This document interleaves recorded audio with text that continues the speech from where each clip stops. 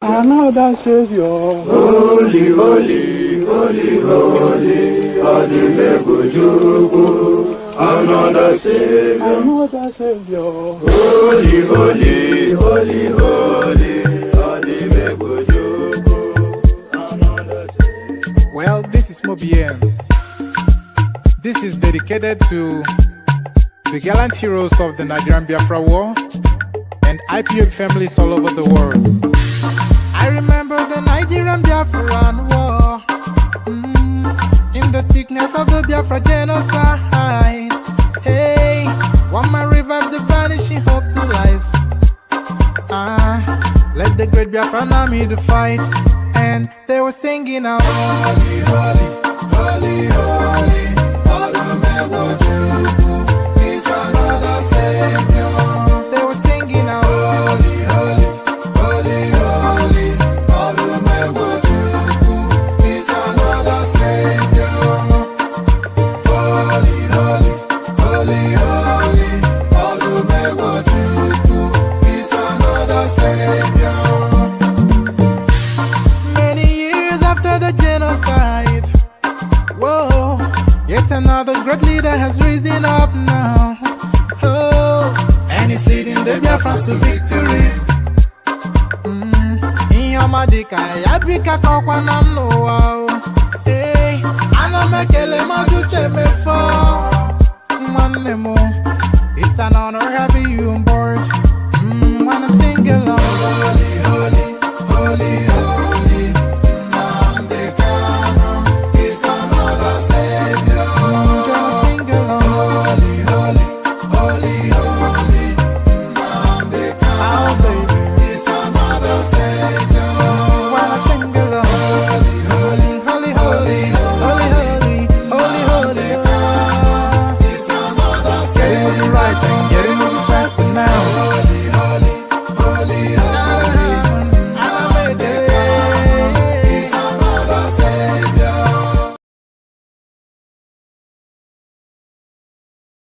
Another Savior. Holy, holy, holy, holy, Adimebujuku. Another Savior. Another Savior. Holy, holy, holy, holy, Adimebujuku. Another Savior. Well, this is Mobien. This is dedicated to the gallant heroes of the Nigerian Biafra War and IPOB families all over the world. I remember the Nigerian Biafran War, in the thickness of the Biafra genocide. Hey, one man revived the vanishing hope to life. Let the great Biafran army to fight, and they were singing out, holy, holy, holy, holy, Olumewojuku is another Savior.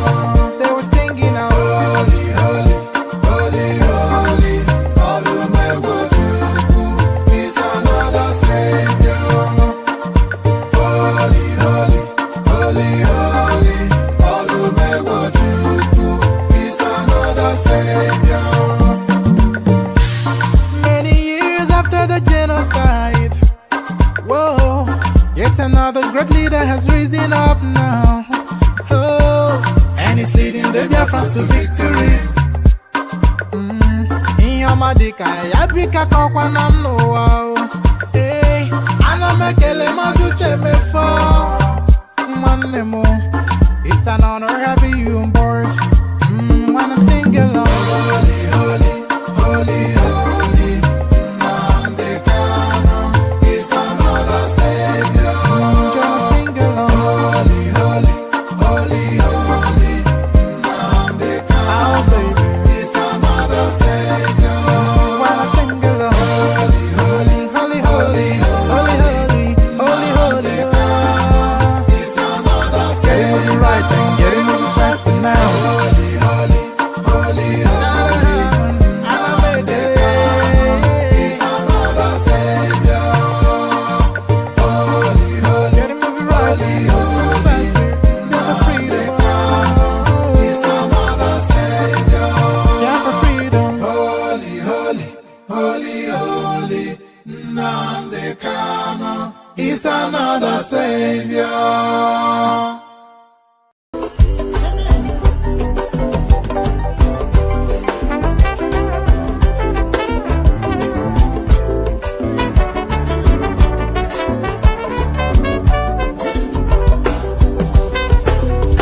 I don't suffer, no be small.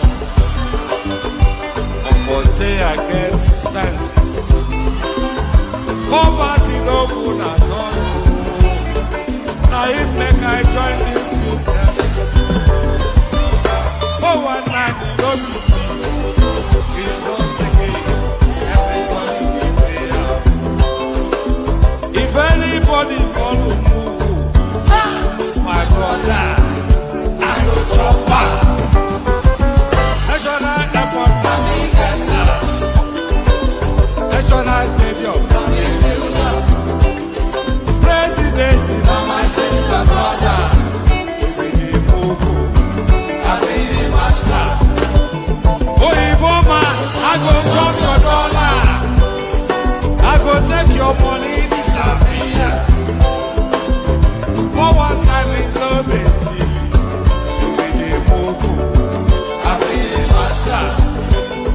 The refinery, navigator, the contract, now you wife.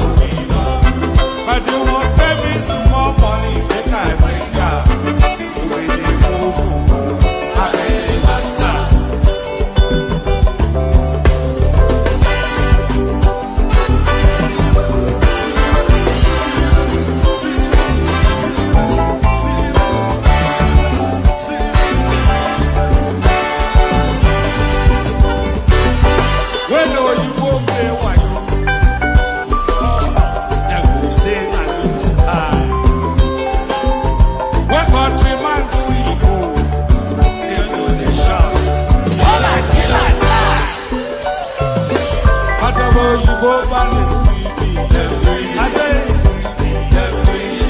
I don't see them fire.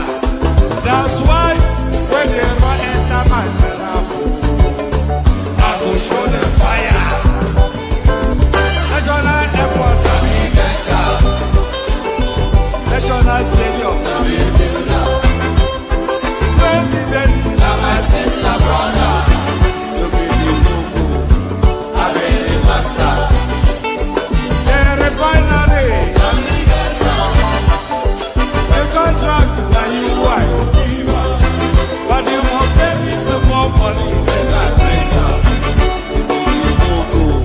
I be the master. Let me be the master.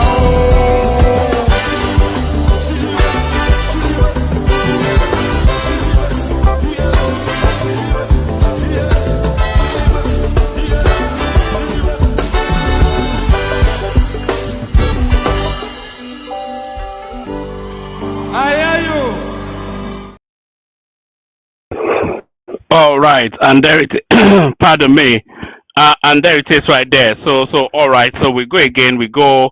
Hopefully, we are able to capture two sessions within this 24 hours as well. Um, so good day to you. Good to be in your company. Of that, good day to you. Hope you are having a gloriously wonderful day so far. Uh, Hope you are having a gloriously wonderful day so far.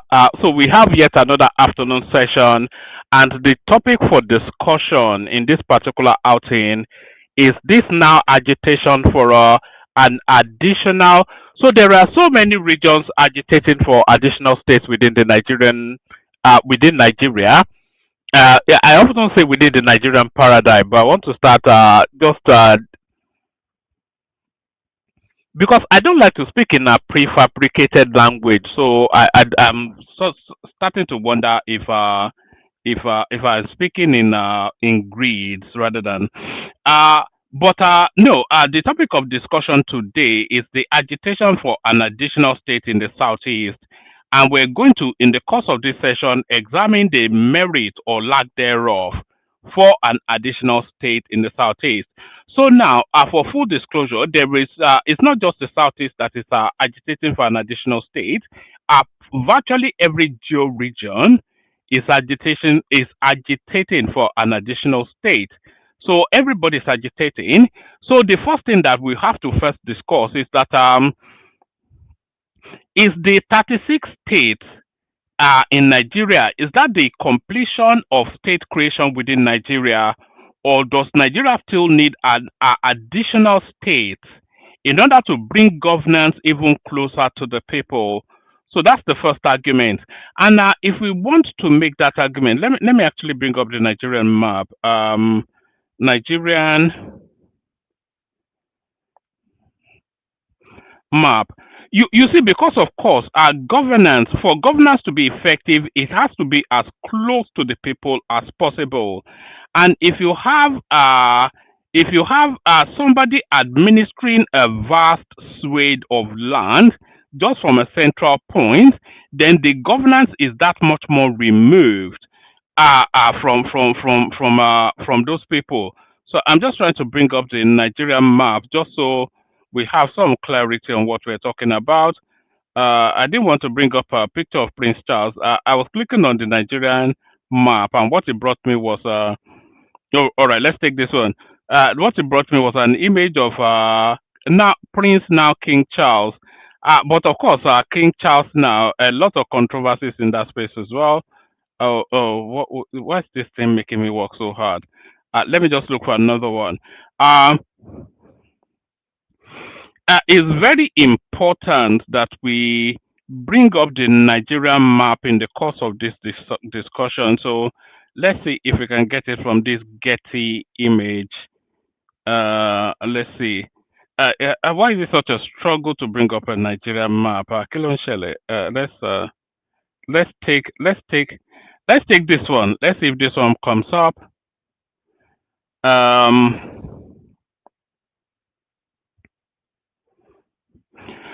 Right. So there's the argument that the 36 states in Nigeria is not yet the completion of state creation in Nigeria. But if it is not the completion of state creation in Nigeria, what additional states do we need, and where should those states be? So that's where the question is. I'm just trying to bring up a Nigerian map. Actually, I'm not quite sure why it's proving so awkward. All right, let's go with this one. All right. So now here is the Nigerian map. Here is the Nigerian map.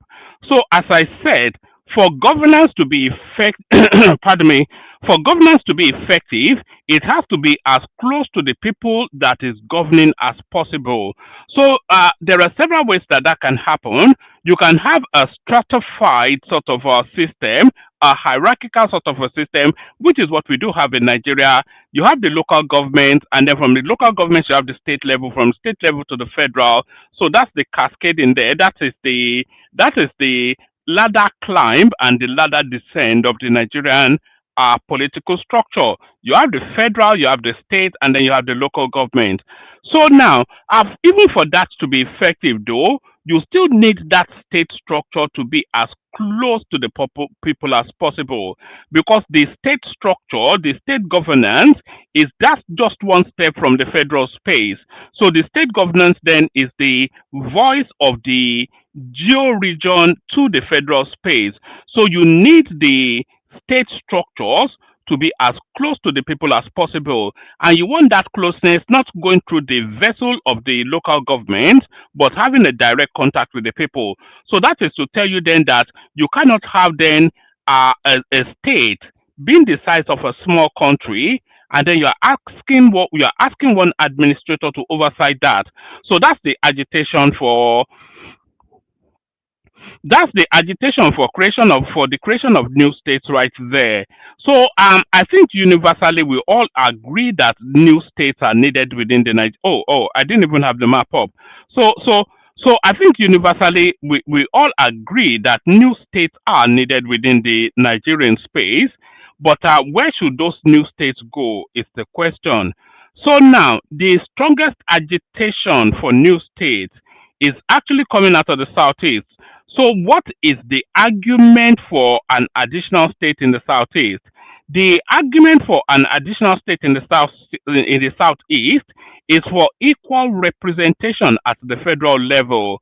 So every other geo region has 6 or more states. It is only really the Southeast that is constrained and confined within 5 states, and that's their strongest argument then for an additional state within the Southeast.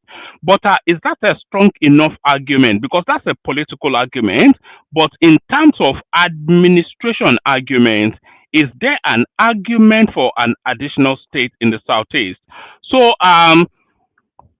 so as I said, if the creation of state, if the primary purpose of the creation of a state is to bring governance closer to the people, then there is no strong argument for an additional state in the southeast, because the southeast is such a small geographical mass that the bigger argument actually is that maybe the southeast actually has too many states, and that is more the stronger argument. The stronger argument is to reduce the Southeast to 2 or 3 states no more than the creation of an additional state. So why am I saying all this? I'm saying this entirely because of the geographical mass, the land mass that the Southeast occupies. Where's all our people? We are not saying anyway. We just carry on irrespective. Um, So I'm saying all this entirely because of the landmass that the southeast occupies. So where's that map? So if you look at this map right here, look at where my cursor is. So where my cursor is right here is the entirety of the southeast. So you have Enugu, you have Ebonyi, you have Anambra, you have Imo, and you have Abia, and that right there is the southeastern part of Nigeria right there. That's the totality of the southeast of Nigeria. So you have Abia right there, which is a tiny little sliver, and then you have Imo right there, which is a tiny little sliver. You have Anambra right there, which is just like a little dot. You have Enugu, which is probably the biggest state in the southeast, and then it's just a tiny little sliver.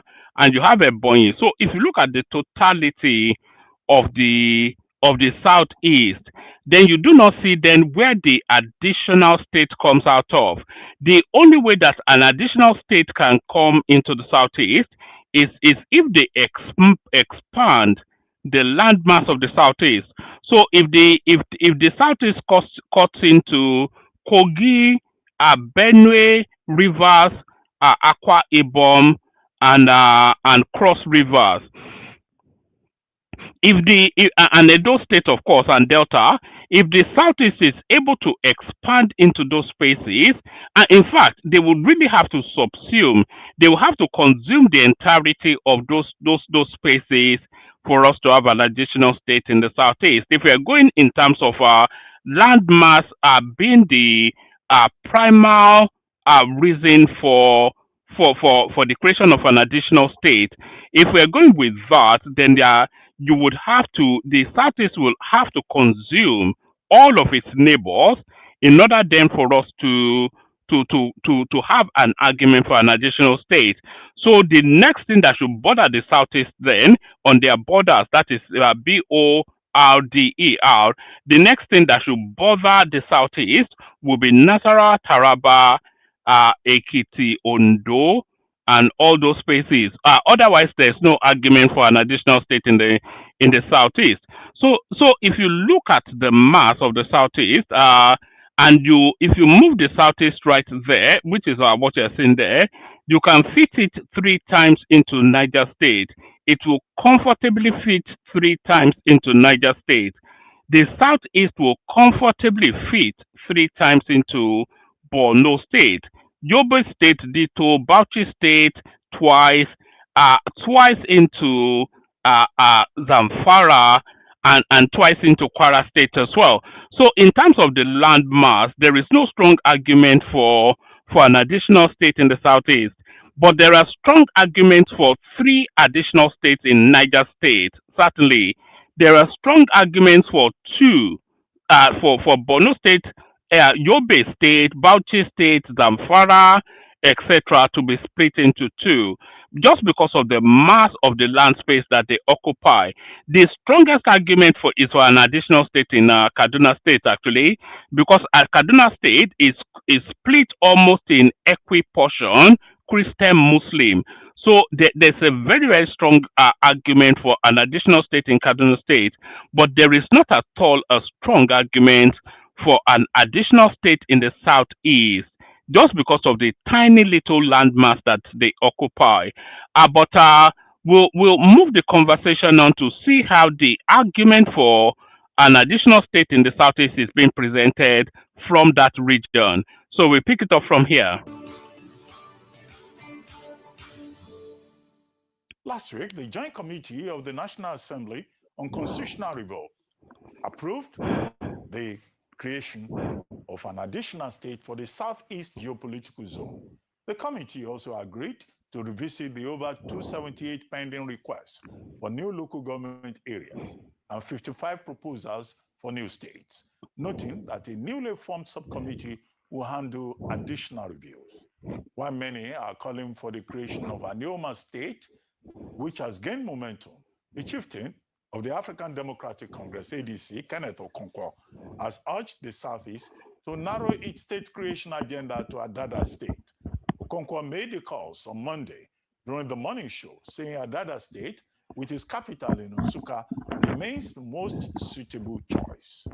Joining us on this show to discuss the National Assembly's approval of the creation of a new state in the Southeast is Kenny Okolubo, Strategic Communications Consultant to the Senate President, Senator Godswill Akpabio. Good morning, Ken Okolubo. Hello. Good morning, Ruben Abati. Thank you for having me. Thank you for joining us. Well, very quickly. Good morning. Thank you for having me. Okay. Thank you for honoring our invitation. State creation. We're arm of the view that we don't need states, additional states, that we need to get these states viable to make sure that they are centers of productivity rather than centers of consumption.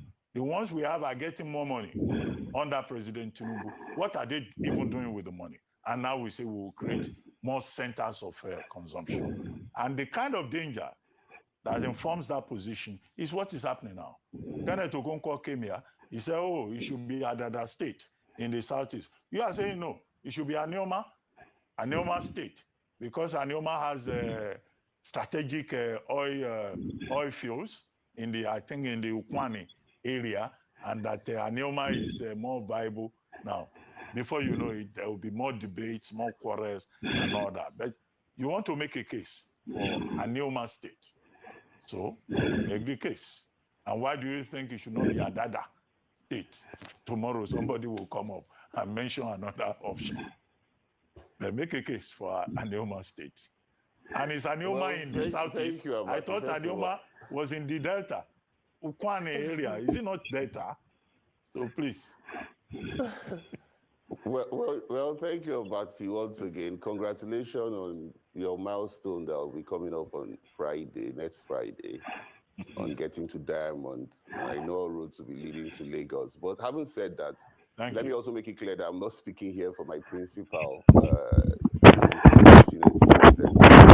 I'm speaking essentially as someone from Anioma State and someone who has a passion for the region. Yes. Sorry, how if he's speaking for someone from a Neoma state, then he's speaking illegally. This is the spokesperson for Godswill Akpabio, by the way, telling us there's no such thing as a Neoma state. So quite what nonsense is Akpabio's? But then of course Akpabio a nonsense person, so his spokesperson has to be a nonsense person too. There's no registration of an Anioma state within the Nigerian Constitution. His principle is the first defender of the Constitution, and this guy is speaking to illegality. Your milestone that will be coming up on Friday, next Friday, on getting to Diamond. I know a road to be leading to Lagos. But having said that, let me also make it clear that I'm not speaking here for my principal, the distinguished Senate President, Godswill Akpabio. I'm speaking essentially as someone from Anioma State and someone who has a passion for the region. Yes, Okwani, which is the local government area I come from, is part of Anioma State. It has 9 local government areas. It has the Ika, it has the Anyocha South, Anyocha North, Oshimili, and that is where the acronym actually came from. When you say Anioma, it's A is for it's for the entire region of the 9 states. When you say we are not from the southeast, you see a lot of our people have gone with that misconception that it's like a one-man show being driven by my Senator Ned Nwoko. I support this because it has been an agitation that has been for 50 years. If you remember very well, someone like you, Ruben, will remember that the Rikife Commission in 1975 that dwelt on the issue of creation of states. Anioma was one of the states that were submitted before the creation of Bendel and every other state, you understand, from Bendel. Before now, we had the Western Igbo. When we had the 3 regions, we had the North, South, and the West. We were classified as the Western Igbo. Then we came to Midwest Igbo. Then we came to Delta Igbo. And Igbo is a corrupted way of pronouncing Igbo. And some of my brothers from the Ndokwa Okwani extraction who tend to fight and say we don't want to be associated with the Igbo. Some live in self-denial. Why do I say this? I was the editor of the book of the history of, that's the book of Ndo Sumili and Okwani, people of the Niger Delta. This book was written by my late father, very Reverend Professor Okolubo. And when this book was written, he didn't publish it before he died. He only published the Christianity aspect. I published that book in 2004. And I was able to read that book back to back as the editor of the book. And I remember very well that the book clearly stated and was confirmed by Professor Baru Ikime, a foremost historian, who says that we are from the Igbo. You know, is all this ridiculous little appellations or credits that this sort of people, who has he just described as a foremost historian? I've never heard of the name of that guy, and I'm pretty sure everybody listening now, they've never. Not only is his father the father of this Fabio spokesperson, his father is an unknown, and his reference point to give validity, to give credibility to whatever little pamphlet that he wrote, describing it as a book, he's unknown as well. Professor of where, from where? You know, it's just a nonsense. But we also have the Edos who of the Niger Delta. This book was written by my late father, very Reverend Professor Okolubo. And nobody, God bless your father and all that, and I know he would have been a great man within whatever tiny little community you come from, but nobody knows I certainly don't know who the F your father is, and I suspect that the entirety of Nigeria does not know who your father is. So whatever comic book he wrote about his own village is for the digestion and the titillation of your space, nothing to do with any constructive or meaningful conversation. When this book was written, he didn't publish it before he died. He only published the Christianity aspect. I published that book in 2004. And I was able to read that book back to back as the editor of the book. And I remember very well that the book clearly stated and was confirmed by Professor Baru Ikime, a foremost historian, who says that we are from the if you've ever heard of that professor, let me put it on. Let me add subtitles so you can get the spelling of the name of that professor. If you've ever heard of this professor that this guy is quoting as a reference to give his book validity, let me know in the comment section. A professor, he might as well have made up that name. Nobody knows of any professor called whatever it is that I just said. He died. He only published the Christianity aspect. I published that book in 2004. And I was able to read that book back to back as the editor of the book. And I remember very well that the book clearly stated and was confirmed by Professor Baru Ikime, a foremost historian, who says that Professor Bar Ikime, if you've ever heard of a professor called Bar Ikime as a historian, as a history specialist, then let us know. Some non-existent professor confirming some comic book that his father wrote is the reasons for the creation of a Anioma state. That's the depth of ridicule that we've plunged to. We are from the Igbo extraction, but we also have the Edos who came to settle, independent settlers. we have the Igalas. But in all, we cannot deny the cultural and linguistic affinity of our people from Ndokwa West and Okwani and Ndokwa East to the. I don't quite understand the argument for this Anioma state, and if you know it, please come into the studio and educate me, or even educate me in the comment section. Are we saying we want to change the name of Edo State to Anioma State? That is the thing. And are we saying that the Benin people should be consumed entirely by the Southeasterners? So, what's the meaning of that Anioma, and which part of? I think that's actually coming out of Edo State. So, is that the total consumption of Edo State by the Southeast? Is that what the agitation is, or are they agitating that they should leave Edo State the way it is, but give it an Igbo name? The Anioma area. Why are we saying Anioma is viable? Ndokwa happens to be the area that has the largest gas reserve in West Africa. We're completely shortchanged when, for example, when I was a commissioner in Delta State, when I had the privilege of serving in Deso Padek, quantum of production was just 9%, which I thought was not fair. The Shekiris had 29%, the Jaws had 27%, the Urubos had 21%, and the Isokos had 14%. And I was further reduced to 4%. I had a colleague who was serving with me. That I had to do 90 projects was because I had to go cap in hand, begging the members of the House of Assembly who were from Anyocha, Oshimili, and Ika to give me the jobs because they were not considered as oil producing. So there are works that were domiciled in my area. That was domiciled in the oil producing area. I took them to my area. That was one of the secrets of my success. So I know what marginalization is, and I know the advantage of us going to Anioma. And don't also forget that in 2006, there was a committee set up by the National Assembly, headed by Iwanyanwu, for there to be creation of state. Anioma was also one of those who was promoted by the late Asaba of Asaba. And so it is not a one-man show as is being connoted. We believe in the project, and I believe by the time the referendum is done, our people would have been educated on the reason why we should have the Anioma in the Southeast, because the Southeast has been said to be a dotted region, a landlocked region. Now, if you create Anioma State, and for example, we also collaborate with ANIM, which has been one of the states that is agitating.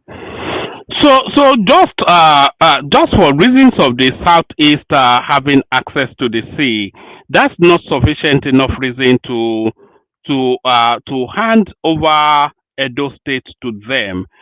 Let me actually show you something before we carry on, because I did a little search earlier on to see just what the landmass is for the different regions in Nigeria. So the Northwest is the largest population, moderate landmass. So the landmass of the Northwest is 216,065 kilometers, square kilometers. Is 216,065 kilometers squared, which is 23% of Nigeria. So that's the Northwest. The Northeast is 280,419 square kilometers, which is 30% of the Nigerian land mass. The North Central is 251,774 square kilometers, which is 27% of the Nigerian land mass. The Southwest is 79,005 square kilometers, which is roughly 8% of the Nigerian land mass. The Southeast is 29,525 square kilometers, which is 3% of the Nigerian land mass. The South is 9% of the Nigerian land mass. So in terms of the Nigerian land mass, the Southeast is by far and a clear distance. The only other space as small as the closest to them in smallness is the Southwest, which is 8% of the Nigerian land mass. So what constitutes now 3% of the Nigerian land mass they're still agitating for an additional state. So that's just the level of ridiculousness that this conversation has gotten to. There is no strong argument.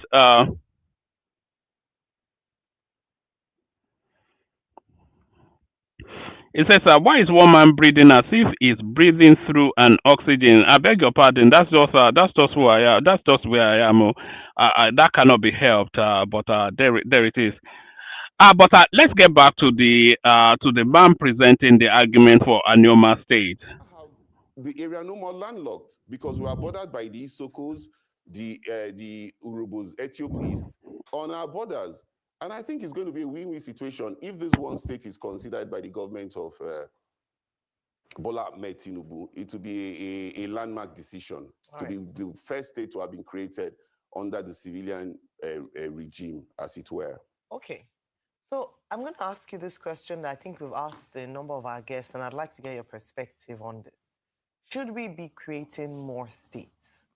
I ask because while I understand the sentiment and the arguments for the creation of Anioma State in the spirit of fairness, if you look at the number of states per geopolitical area, but in a recent report by Budget where we looked at the state of the states, about 28 states in Nigeria are not viable, including the states that have resources. Because I hear you talk about gas deposits.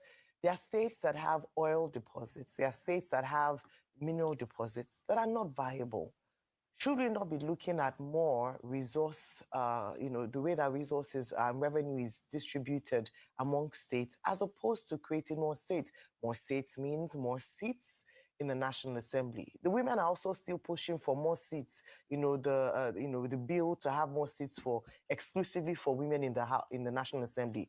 This is money, revenue going into this. Should we be clamoring for more states or looking at other ways to even make the present states more viable and to reduce the cost of governance? Okay, I actually went for that retreat with my senator, Led Nwoko, and one of the things that were canvassed was the issue you have just raised, the viability of the states. Now, a committee has been set up. It's a very important question you have asked. This committee is headed up by Senator Mungunu. He's the chief whip of the Senate. The one for the House of Rep is headed by Honorable Julius. You have Senator Dan Zazdao, you have Senator Ume, you have Senator Dixon, and I think you also have Senator Adiola as part of that committee. Now, what are they supposed to do? They're supposed to put up modalities for which we are going to use in terms of determining which they are going to use in terms of determining which of these states are viable. That is why in the Southeast, Senator Omer is representing the Southeast, and Honorable Miriam Onoha is representing the Southeast in the House of Reps. What I think they should do is to hit the ground running. Why Anioma is particular is because Anioma will be very viable. Anioma already can even take care of itself without even IGRO. We are agrarian and we know how to produce a lot of farm produce apart from our large gas deposit. And you might not know this, Ayo, but we have Energia, we have Pillar, we have Platform, we have Agip, we have Midwestern, we have about 7 upstream companies producing crude oil in Ndokwa land now, and about 4 others in the downstream, which comes to about 11. And so, if terms of viability, I think Anioma stands heads over heels above any state, I dare to say, in the 7 zones or in the 6 zones that the agitation is being made. And the advantages are such that why do you create local governments? It's to bring government nearer the people. And even though the issue of viability is something you must put in the front burner, if the modalities are put into place, I think these 1 states that will be created, after this 1 state is created, then you can look at the viability of the other zones, because it was also said that there should be states for each of the zones, which will make the Southeast 7 states. If it is now eventually approved, every other zone will be 7 states, apart from the Northwest, that will be 8 states. So Anioma is a win-win situation for Anioma if you look at it. And I like us to deepen this debate, maybe outside this forum. And that's why I think Kenneth Okonkwo did not look at it with the empirical facts that were on the table. He spoke about Dada states because that is where he comes from. I know, like Ruben Abati said, everybody wants to be interested in their own zone. But the facts are very clear that in the 7 states that are being touted in the Southeast, Orashi, Aba, Etiti, Adada, Anim, and Anioma, Anioma stands to be most viable. Okay. Okay, I'd like to come in here. You're talking about viability of Anioma and all of that. So you talk about viability, that Anioma has all the infrastructure on ground now. You said it's a fertile land. As we speak, can you tell me the tonnage of food that has been produced in Anioma? Because almost every state in Nigeria is fertile, but we don't see the empirical. Can you tell me That's the a tonnage ludicrous question, actually. How would that? How would he possibly know what that is being produced in Anioma as we speak now? So how will he possibly know? It's just a ridiculous. And this guy has that reputation for asking these ridiculous questions.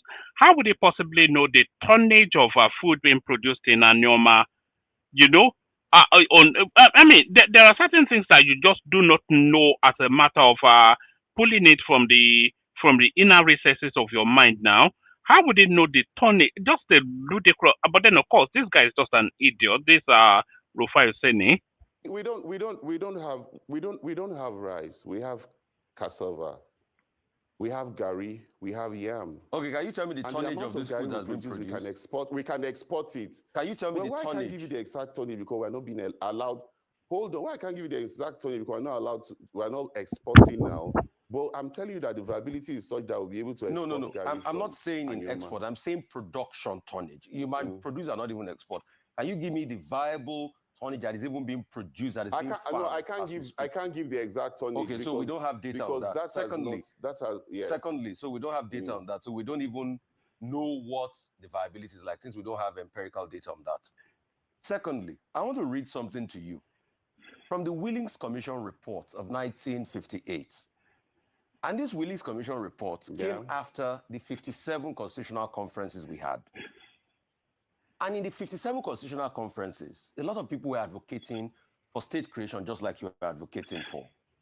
In fact, then they were talking about Calabar, Ogoja, River states, and other states in the country.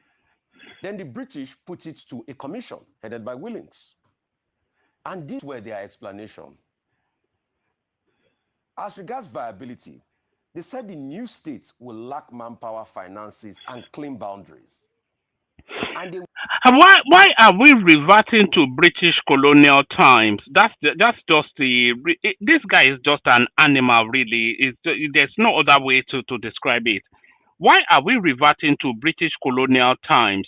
The British colonial times left Nigeria as 3 regions, but as the evolution of time and development continues to make more demands, then those demands then necessitate the creation of additional states.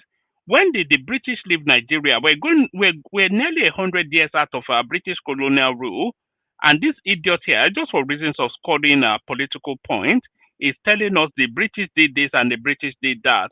What ridiculous! Anyway, I just get a visceral reaction whenever this guy comes on, because he's always looking. How would this guy know the tonnage of food being produced in Anioma? What sort of a ludicrous question is that? When is agitating for a state, the state is clearly agriculturally viable, and the fact that he doesn't have the statistics immediate to hand does not then mean that the state is not agriculturally viable. It is patently, by quantum of the production coming out of that space, agriculturally viable. It's just ridiculous nonsense. We create fresh minorities because the problem you are trying to solve, Ogoja, River states, and other states in the country. Then the British put it to a commission headed by Willings. And these were their explanation. As regards viability, they said the new states will lack manpower, finances, and clean boundaries. And they will create fresh minorities. Because the problem you are trying to solve with the marginalization of the Anioma people will now arise, because people like the Mundokwa, some year down the line, will say, no, why must we be with these other sets of people? Because exactly that was what happened when we had Bendel states. The people in Delta felt, why must we be with the Edo people? They are the ones taking everything. We created Delta State, and Delta State has not solved the problem. The second point from the Willings report in 58, it will create divisiveness. It will create more problems of divisiveness. These were some of the recommendations of the Willings report, and those recommendations are still apt today. State creation will create the need to create more state creation because we have to actually see a bigger level of agitation. What will you say as regards some of the arguments as espoused in the Willings reports? You see, that report, was skewed because the British had divided us with their boundary delineation. For example, Ndoni in Rivers State, Ndoni, they speak pure Kwani. They are brothers, they are sisters, but they were in terms of delineation, it took the Ndoni people from original Delta or Bendel or Ndokwa it should have been on, it took them to Rivers. And you also know that you have the Jaws in six states, just like you also have in our Ndokwa, we have these so-called speaking people in Ndokwa East. What you have said is not far from the truth, but because the British people knew what they were doing, they knew that they brought the issue of divide and rule, which you must agree. They feared that the more independent people became by the creation of states, the more people were going to be vociferous, the more people were going to resist their rule, and so they did not want this to happen. And so if you're taking us back there, then maybe we're going back to what we will not want to remember, which was why you can see that even when the Asaba massacre happened during the Civil War, a lot of people kicked against it because Asaba division had been put to Benin division. Abo had been put to Warri division, to Yoruba side, and they did not want us to have our own identity as it is. But you see, creating fresh minorities would always happen. There is no way maybe you can call it that because I'm from Ndokwa today, I want to be the king on the table when Anioma state is created. Yes, I see where you're coming from, but that should not stop us from saying that we correct this imbalance of the 5 states that the Southeast have had, then we can judge with our Southeast brothers without having to look like we are... All right, so that's the central point right there. The whole point of the exercise is to correct what they perceive to be an injustice that the Southeast only has 5 states. So it's not to do with viability of what the people want. It's just what they want, because the Southeast wants to, they try to see themselves as being equal in measure as a Yoruba person or a Northerner. So if they are to be equal in measure as a Yoruba person or a Northerner, then they feel that entitles them to the base minimum of however many states that those regions have. So I think we have do we have 6 states in the southwest?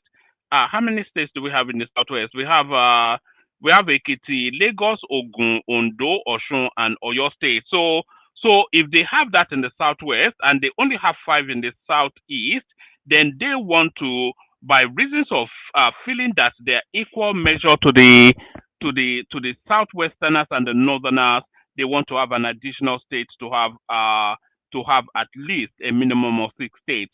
So that's their strongest argument, and that is really where they're coming from. And even this guy from the Creeks, he admits it.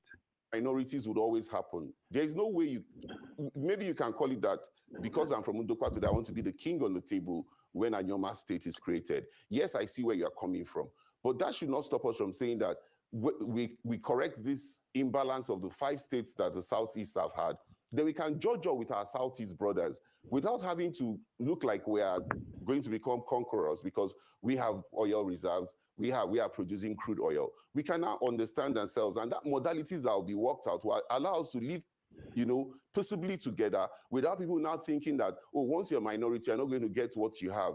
Because I know what you're saying is one of the reasons we're talking about is on the basis of equity. But we are Igbo. Our ancestors are from the Igbo land, right. And you cannot deny that fact that ties right. Anioma to the Southeast. And well, I started by saying new states, yes, I can hear you, will most likely create new problems. Already, as you were talking, yes. Some people have started sending messages. One person says, If a state must be created in the Southeast, it must be Imbise State. One of your Anioma brothers sent a message from London and said, let Okolugbo face the issue. We are not Igbos. We are Anioma. We should just not talk about we coming from Igbo land. And you have repeated it. Another person has also intervened. So you see, new states, new problems. But you say you want Anioma state. Fine. And we thank you for joining us for this conversation and making your case. You didn't say why you don't want Adada State. So before Kenneth Okonkwo comes back. And he because says, Adada State is not as viable as Anioma. Okay. That's why. Okay. I'm sure Kenneth Okonkwo is listening to you. But thank you all the same. All right, so that's the argument for a Neoma state. I'm going to give it only like about a minute or so. If anybody wants to come in to come and speak to this ridiculousness of an additional state in the southeast, then that's the link in the comment section right there. But I will be shutting it down just fairly shortly if nobody turns up. But no, there is no credible reason for an additional state in the southeast. It's just as simple as that. It's a tiny little sliver of a geographical space. We've got Midwest people. So Midwest, are you on board with this narrative of an Anioma state?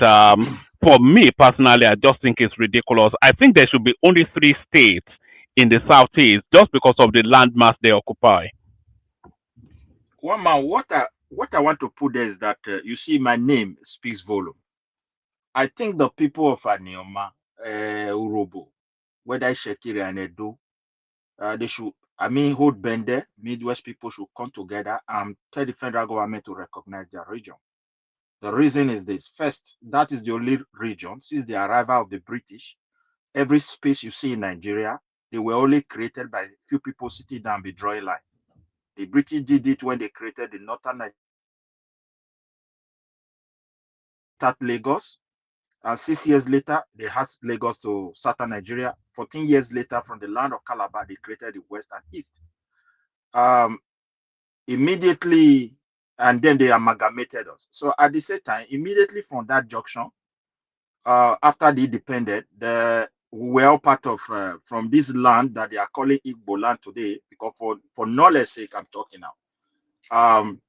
It was part of the western region, and we live with majority of the Yorubas.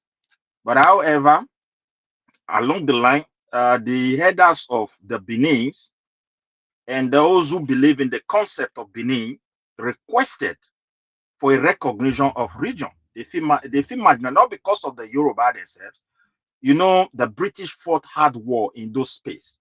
Oba Benin was taken, Nana Shekiri was taken, Jaja Pobo was taken. So a lot of kings as well. So they feel that pain of people occupying their land. So they decided to ask. But however, it did not also settle well with some Yoruba politicians that time. But because of their levels of civilization, even when people have differences, there should be a room for discussion. So they discussed the matter. Everybody understand that they came to agreement to say, so, okay, let's go for a referendum. And that space was carved. That place I'm referring to is bigger than the 5 states of Igbo land. Population otherwise is more than that place. Resources, they are more than. But when they were creating this geopolitical zone, they added to South-South. And that South-South as well, the other part of the South, they were also requesting for a region ready from the eastern part of Nigeria, and the middle belt were also requesting for their own.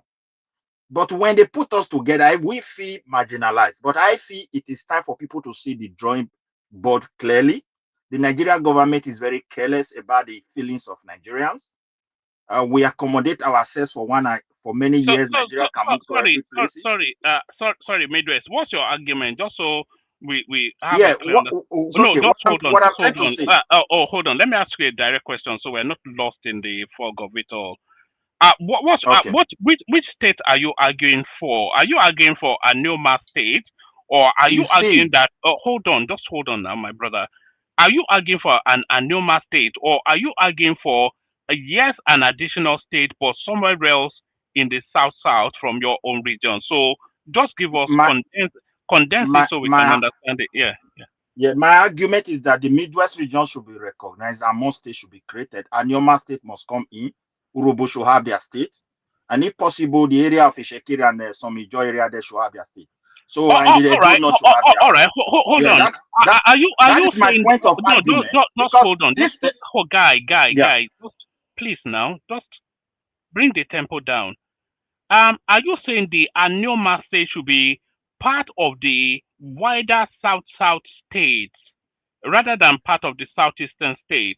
So are you saying Anioma state should be created but as part of the South geo region? Is that what you're saying? no, see what I'm trying to say.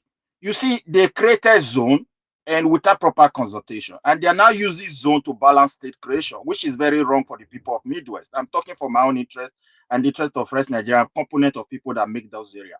I hope our politicians should hear my voice and wake up on their slumbers. The region should be recognized. More states should be created, and Yoma people should have the state they desire. They want states, and everybody want that place to be that is the only place Nigeria government need to revisit, because we need an Anioma state. Urobo should have their state. They have resources. All right. Before you go, just hold on. Wait, let me No. this one before you, Mama. You are just You are just going to take us on a journey. But you go by the name Midwest. Can you tell Yeah. us where the geographical mass is? We have the map on the screen. So what constitutes Midwest in terms of how Nigeria is configured at the moment? Edo State and Delta and some part of Bayelsa to some extent. That is where Midwest is. Right. So that geographically is bigger than the 5 states of Igbo land. Who's supposed to cry for marginalization? Is it not the people of that place? In terms of contribution, that place I mentioned contributes more than every other region as far as Nigeria is concerned. In terms of natural resources, what is in Urobo land alone can take care for those areas. What is in that place they are talking can take care for the whole citizens of that place. What is in the Edo can take care. Why are we in 2 states? It's a question.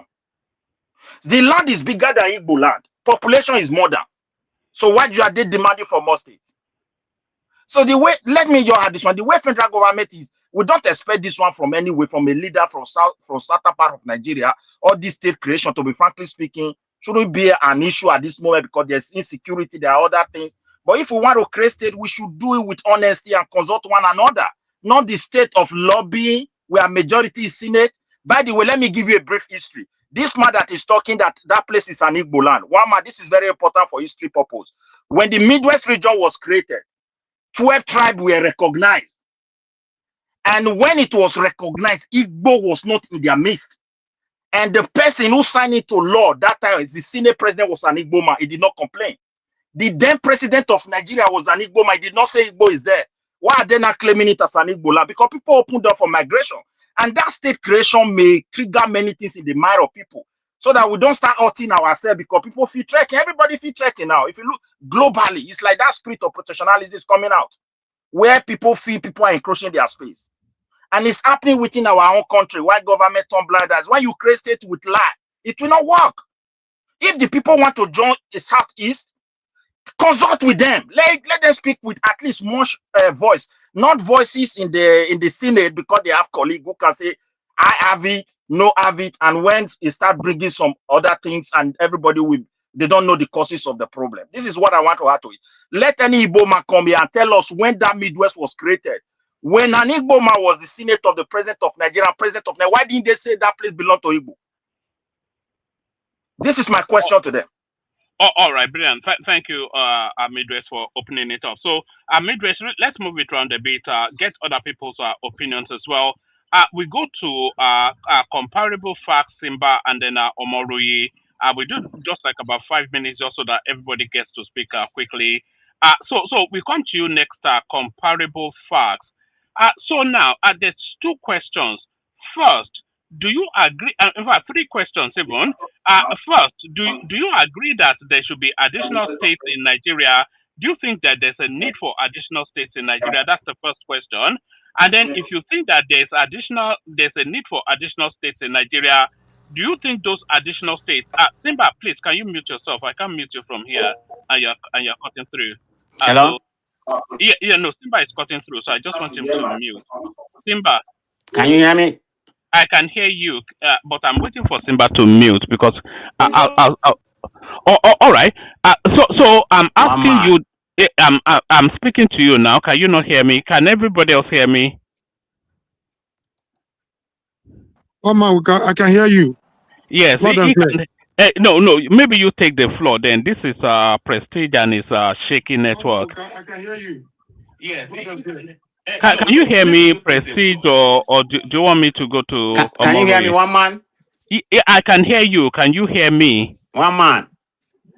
All right. Yeah, I can hear you, but you clearly cannot hear me. So, Omoruyi, you take the floor.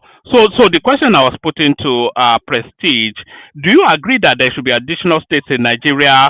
If you do agree, where do you think those states should go? And how strong do you think the argument is for an Anioma state? Yeah, for me,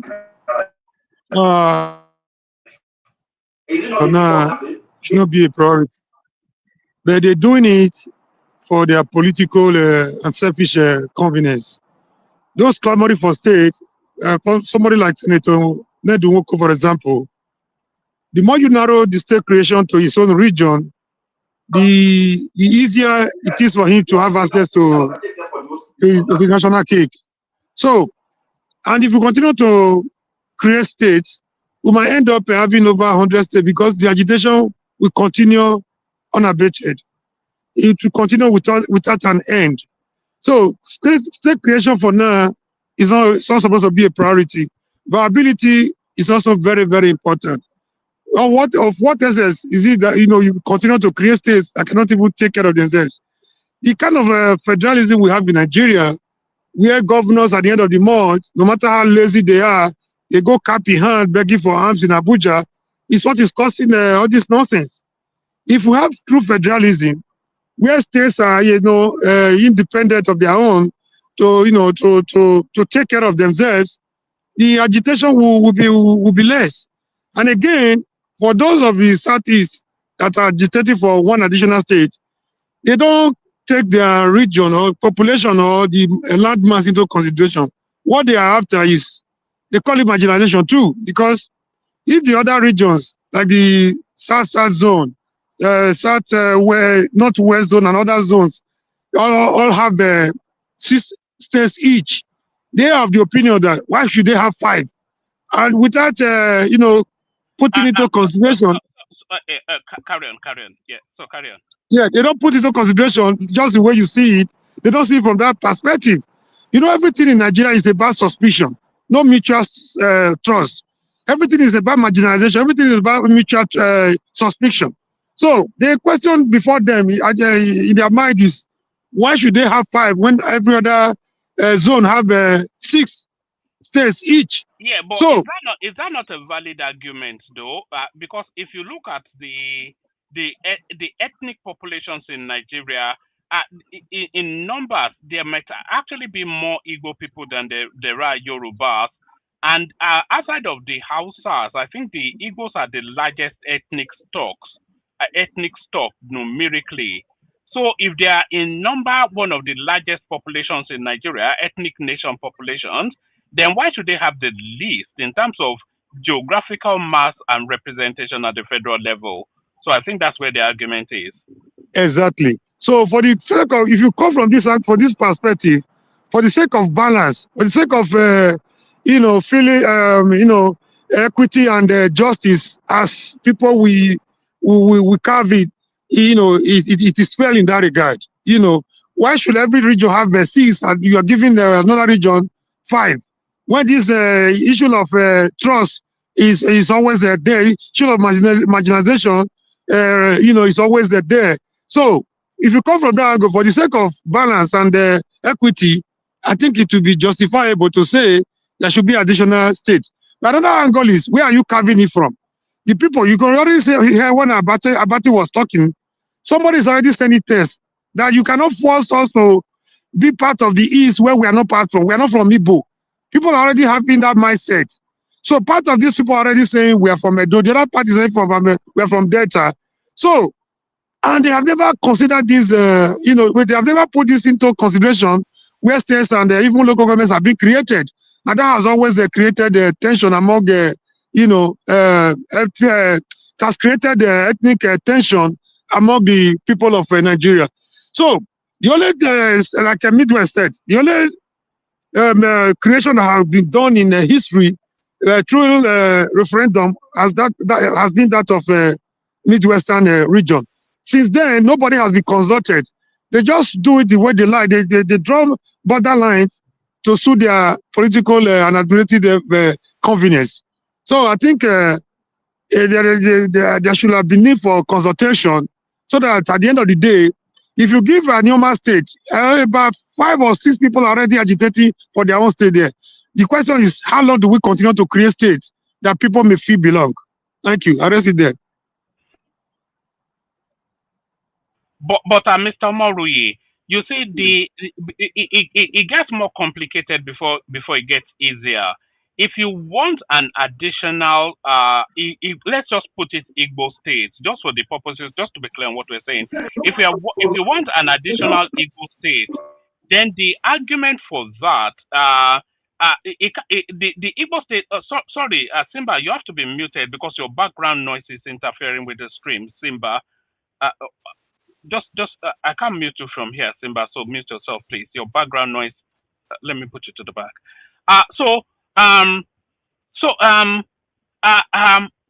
If you want an additional Igbo space, then you have to expand the Igbo region, because if you look at where the Igbos occupy at the moment, it's just a tiny little piece of land. And already those 5 Igbo states already. Sorry, Simba, mute, and then I'll bring you back up, because I can't mute you from here, and your background noise is interfering with the stream. There's already the landmass is already too small for the 5 states. There should only really be 3 states in Igbo land at the moment. For them to get that additional state, then their land area has to expand, and that's where the difficulty comes in, because they have to cut into Akwa Ibom, Rivers, Cross Rivers, Bayelsa Delta, Edo, Kogi, and Benue for them to expand in sufficient enough land mass to justify an additional Igbo state. But then, of course, you can already hear the resistance to that just from the text being sent to Ruben Abati. So where are they going to get the land space from to get that additional Igbo state? Yeah, this analysis makes sense to an extent. But some people, to other people, they feel their land is being encroached into. This was the tension, like somebody mentioned, was it Rufai or Abati? This was the same problem they had during when the Bender state was created. Those from the Benin side of it, the Conrad those states were more influential politically and otherwise.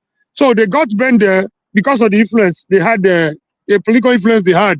So our Delta brothers were agitating that everything was concentrated in Benin City. So they clamored, to get their own state. At the end of the day, it was created. Today we have Delta. And part of this Delta, we also have a Delta Igbo, the Aniomas and those from Agbo, Hazis and all that.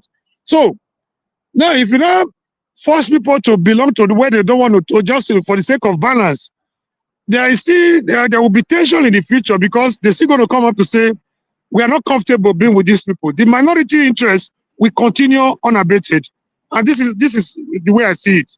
For balance, yes, there is need for at least for them to have another state to make it 6, so that they will feel sense of belonging, and this clamor for complaint of marginalization will be reduced at least to an extent. It's not going to eradicate it completely. That will make sense in that regard.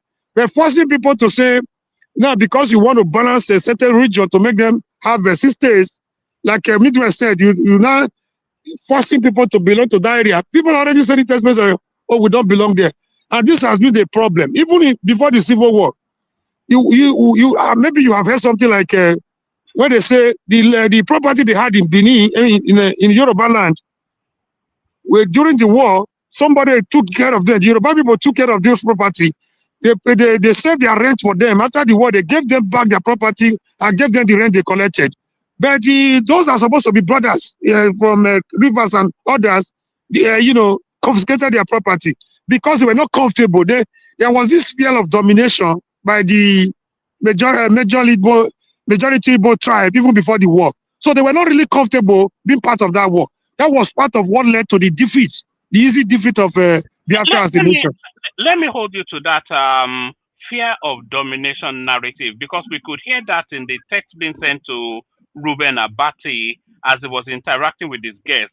And those texts being sent to Ruben Abati, it echoes a wider resistance narrative within that particular topic of discourse, an additional southeastern states. You hear that from the Iquiris as well, that they don't want to be any part of it because they don't consider themselves to be Igbos.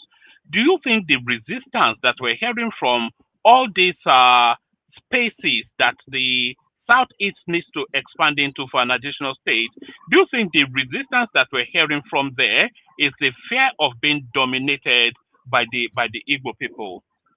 Exactly. And it has always been there. And again, to take it further, that was the biggest mistake, one of the biggest mistakes the Kanu made.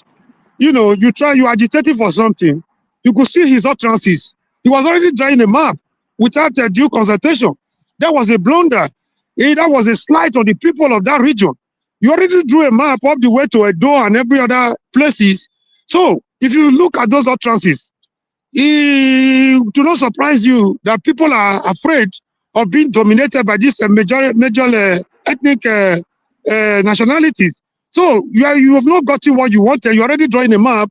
You try to take it by force, either by hook, line, and sinker, irrespective of how the people feel. It's not done that way. People will always want to agitate, but they will feel more comfortable, at least to an extent that, we are part of this discussion. You can't force people to belong to where they don't want to belong. The agitation will remain. Like I said, I don't know where it's going to end. The fear has always been there, even before the Civil War. After the Civil War, it's going to remain there. So state creation, by my own calculation, in terms of ability, is not what we need right now. But for the sake of balance and political convenience, I think there's need for another state for Eastern region. Thank you. All right, brilliant. Thank you. Stay with us, Omori. Let's go from you to Mano Prestige. So now Prestige. No, this agitation now for an additional southeastern state is a very complex agitation. If you look at the southeast as it's composed at the moment, it's just a tiny little spot within the Nigerian space. So for there to be an additional state within the southeast, the landmass has to expand, and that is where the difficulty comes in. And then there's even stronger arguments for additional states in other regions ahead of the southeast. If you look at places like where's the map? If you look at places like Niger State, for instance, or Borno State, or Bauchi State, Kwara, Oyo, etc., just in terms of the sheer volume of their land mass, then you will say that there's more of an argument for additional states there. The southeast, as it's composed at the moment, only constitutes about 3% of the Nigerian overall land mass. So this agitation for additional states in the southeast, is this an argument for more representation? Is this for better governance for the people? And is there any viability to it? And is there a more credible argument for more states in other regions outside of southeast? Give us about 5 minutes, Prestige, and then we're going to Simba. All right. Good morning. From where I'm coming from, afternoon, one man. I don't know if you saw my it's on my post. I call it it's smarty pants or know it all. You don't even know where this state is being extraction, but I don't know if you're playing game that is being extracted from Delta State, not from Edo State, according to your narrative earlier. So that's why that's why I said let me bust your bubble and call you smarty pants, which I did. But anyway, I like to mess with you. But having said that, very good question that he posed.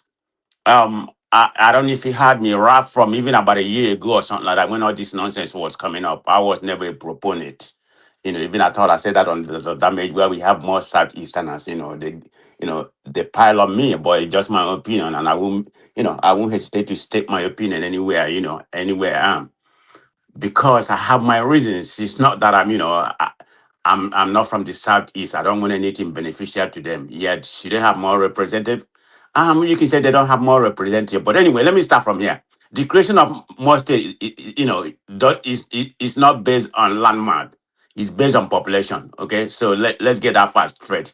Just because Niger State, they have the highest landmark, so you decided to create one more, two more states. If we are going by that narrative, they probably should have about four more states. With how many population? Like about 1,000 for one state. It's not how state is being structured. It's based on population. So put the landmark, thing aside. So you asked me a question. No, I'm not in favor of this, but I can see their point of view. Okay, in terms of what that would do to that region. Let's just assume, everybody agrees. Some people may not agree within that region. You know, um, Politically, yeah, there's a greater representative. That's a political leverage. Development and resources control. Yes, that's another benefit. Cultural affirmation and unity among your ethnic people. That's a plus. Strategic position in terms of Nigerian federal structure. Yeah, that benefit the Southeast if they decided to align with them. But there's a lot of cautionary tale, in my opinion. Creation of more state is not viable. That's not what we need in Nigeria at this present time. Why am I saying this? Okay, let's assume, the consensus, is being adopted, you created a normal state. There are some people in particular Johannesburg, from what I read, they are not really endorsing it because they feel like they are not consulted. This is definitely true. And if you look at the ultra, Anioma dynamic, even within itself, you have some people within that side, like Dr. Bati just said, people are testing him or something like that. It may be minority. I think the people that I know, definitely, they are called, I think, Ndokwa Apuani. They say, no, we don't want to be compared to be in that, to be in that zone or whatever. If that's going to be, let's have our own state. They are like in thousands. So they don't want to be with them. So you can't just force people who don't want to be with you to be with you. That's not the way it was. And you have to look at this, look at some of the state we have right now. It's not so they can't even afford to sustain themselves, and you want to create more state. The cost and execution how can you can't even deliver infrastructure, governance or development, and you're asking for more state. It doesn't make any sense. And there's some federal. Prestige. There's the argument that the creation of of additional states actually brings governance closer to the people, and But therefore, that selfishness, one man, come on now. I think you are wiser than that. no, no. How is that selfish? If your state It's house is people like closer Nate to Nwoko that wants to be a governor. It's a selfishness because that's going to create more bureaucracy. It's going to create more representative governorship or something like that. It's the greediness of the politicians. Yes, it's selfishness. That's what it is. Look at it in that way because I'm not saying Nate Nwoko is going to be governor of Anioma State, but he's going to benefit and he's going to create more representative senator and all that kind of things. The same thing we have they don't even care for the people they govern. It's about their own belly, what benefit them. No, I'm just trying to be loud about how I feel. It doesn't make any sense. Okay? It does not make any sense. I don't see any benefit. And moreover, you are asking for creation of more state. How about people with larger population? Let's just use one state. Yeah, or you're not your man. That's why I'm not picking on you. Yeah, from Oyo. Forget about the landmass, which is not my opinion. I'm basing on population. And or your state is probably in population wise bigger than two states in the southeast or whatever their state they want to. So they're gonna ask for more state. And they have the right, based on population to get more state. Then you are diluting, your purpose because you want more representative, state representative and other structure you want to get. That dilute your argument because if you create another state from, let's just assume, or your state, maybe somewhere in the north too, maybe Kano or whatever, then your representative, you wish you are representative, okay, let's assume you is, you decided to get additional, let's just say about 15 more representative. or your state is going to create. They're gonna give them 15 more representative or 20 because they're bigger. Maybe somewhere in the north. So what is the purpose of you asking for more representative? Because so you can have more, you can benefit more from the federal area. Prestige, let's add a bit of data to the conversation that we're having. Okay. Just the demography of the Nigerian population. The Hausas, as I think we all already know, they constitute the majority of Nigerians. They're Are you 29. sure? Well, Okay. that's what the data says. Okay. The Hausas are 67 million in Nigeria, 29% of the population. The Yorubas, 47 million, 21% of the population. The Igbos, 38 million, 17% of the population. The Fulanis, that they are 28 million, 12% of the population. And then the thieves, they are 6 million, 2.5 are the Kanuris, where our friend Hassan comes from, 5.5 billion are 2.4%. Ibibios, Ijos, Nupes, Guaris, Idoma, Ibira, Urobo, Ishekiri, and the Efik, who are less than 1 million in population. So that's the rough demographic breakdown of Nigeria.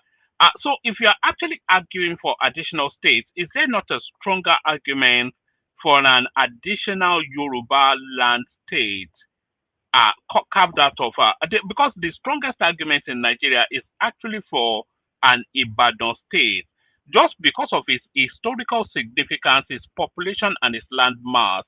So, is there not a stronger argument for an Ibadan state than there is for an Anioma state?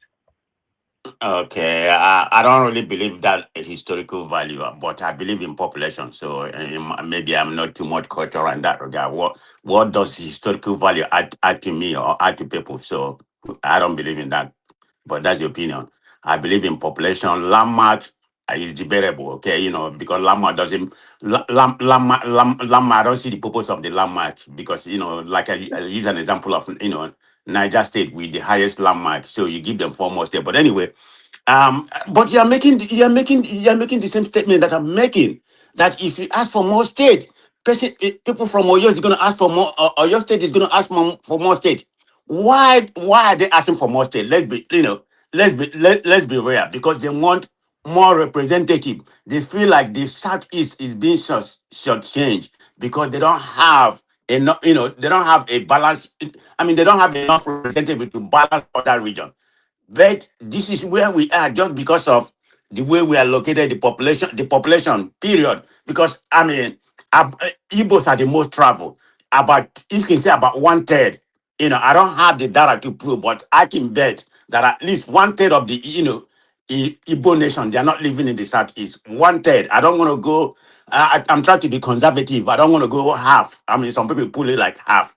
Are living in other state, northwest, and other kind of things. So you have to be based on population. What we have in the southeast, we are in terms of population wise, we are smaller than other regions. Just because our people tend to migrate to other people, that kind of dilute, our population that way. It's not that we are not big, like you just properly stated. We are the third largest state. I mean, we are the third largest, a population, in terms of population wise, not by much that all other ones are bigger than us, but we should be able to get more state. If most of our people are living in the south, or maybe some other people migrated to the southeast, but it's not a lot of people outside the southeast that live in the southeast. So that's defeat their purpose. To be frankly, I'm not in favor of creation of state. Let's just make it. I mean, I can give you, point by point why I'm against it, but it's All right. strictly my own opinion. Yeah, you can give us point by point, but let's move it around first. Everybody speaks, and then we open it up to the wider nuance that you want to introduce. So we open it up, take it in the direction of Simba. So Simba is a very complex one. I for one understand the argument for an additional southeastern state because there's underrepresentation at the federal level, and with that underrepresentation, it gives them lesser access to the to the fat of the land in Nigeria, to put it in that sort of a manner. So I can somewhat see that argument that for an ethnic nation of the size of the southeast to have the least amount of states. So I can understand that argument, but in terms of the geographical landmass, I cannot understand that argument. And I can understand also that equal argument coming out of that region as well. I'm citing Ibadan as possible a stronger argument for an Anioma state. But they continue to push this narrative of Anioma state, and it looks as though the parliament is starting to listen to it. But do you buy into that argument that there should be an Anioma state, Simba? I don't buy to the argument of creation of any state in any part of Nigeria. Talk less of even saying that we should have an Anioma state. And one man. Simba Dotilona.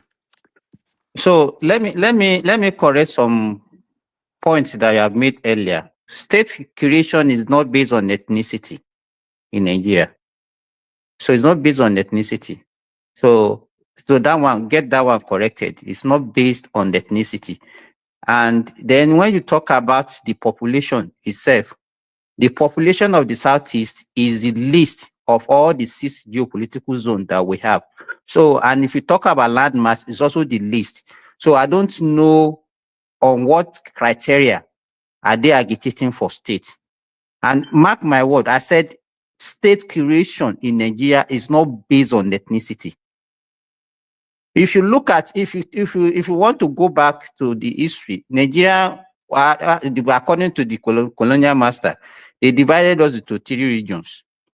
And if you look at the southern region, that time, which comprises of the western region and the eastern region, look at those 2 regions. How many states have come out from the western region and how many states have come out from the eastern region? Forget about Igbo. Because as I said earlier, it's not based on ethnicity. So if you look at that block of eastern region, they have more states in that region now than even the old western region. So, the problem that we have is that our political elite always think that dividing us more will actually solve our problem, which is actually what I feel is that it's creating more problem. Because you are earlier attacking Rufai, he made a strong statement, say, by dividing us more, we create new minorities. And that is what is happening. Look at the old Midwestern region. The Midwestern region that comprises only one state, only Midwestern region that time. They broke it down when the Delta people were clamoring for states. They broke it down to Delta. The same Delta people now are now clamoring for another state. Has it solved the problem? Because within this same Anioma state, we still have minorities that will start agitating later in life. Sorry, Simba, let me ask you a question. Do you think the Southeasterners are underrepresented at the federal level? And if you do, then how do you think that should be addressed? The issue that I'm telling you is not about the representation in Nigeria. Is not based on ethnicity. It's not based on ethnicity, and we are making that mistake. It's not based on ethnicity. Okay, if you are talking about, who represented the Gala people here? Who represented the Nupe people in the National Assembly? Who represented the Thief, the Jukuns, the Jos? The problem that we are making is that we always think that Nigeria comprises of only 3 ethnic groups, which is Yoruba, Igbos, and Hausa. That is the mistake we are making. The representation in Nigeria, whether by state creation or representation in our national discourse, is not based on ethnicity.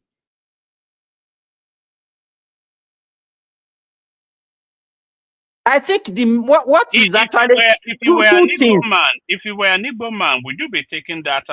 Because I know that you are chest out very proud Yoruba man. If you were a chest out very proud Igbo man, and you have this mass of population, and you are the least represented of the major groups at the parliamentary presidential level, would you not feel somewhat aggrieved that you are not represented sufficiently? Woman, as I said earlier. Okay, let me ask you now. The Hausas in Nigeria, are they marginalized or not? How many Hausas can you say is in the National Assembly in terms of representation? A lot. Hausa land is No, okay. Kano, As Kaduna, any Sokoto, Hausa Zamfara, man become president in that country? Well, I don't think so. No. So by the time we start bringing everything down to ethnic origin, we will be creating more problem for ourselves because we are multi-ethnic nation, over 300 and something ethnic group. How do you want to resolve that, woman? For the fact that my ethnic group is 1 million, another one is 15 million, does that make me a less Nigerian? But by the time we are narrow everything down to ethnicity, that is why we are causing more problem. Okay, let me give you, for example, now. Look at in terms of land mass, Lagos. What is the population of Lagos?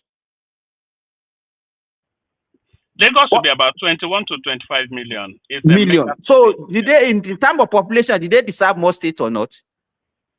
They don't have the land mass now. That's it's okay. So land mass now, you remove land mass now, but in terms of population, they are qualified. Is Southeast East, the Southeast, are they in terms of land mass? Are they qualified to have more states? No, that's why they are trying to cut into Edo State and River State. So they need to expand that land mass. Okay, what is the basis of creation of more states? Is it not to solve problem? The problem that we think we have. To bring agitation for state has been there right from the inception of the country, and people they will not stop agitating until the end of that country. And we have known, not only in Nigeria, people seceding, it doesn't improve their laws. I think what we should be looking at, okay, how can we improve? I think if we have good governance in Nigeria, all this agitation will be less. But be creating more states for the benefit of the politicians, for the few elites, is to mean we are creating more problem. We gave example. Look at this data. This data that this problem is emanating from now. They were agitating. When they were Midwest, everybody was agitating together. Immediately they give them data. They started agitating within themselves. Do you think that if they give them a Anioma state, it will solve the problem? And we always come back here discussing, making excuses for another, giving other reasons for creation of another state.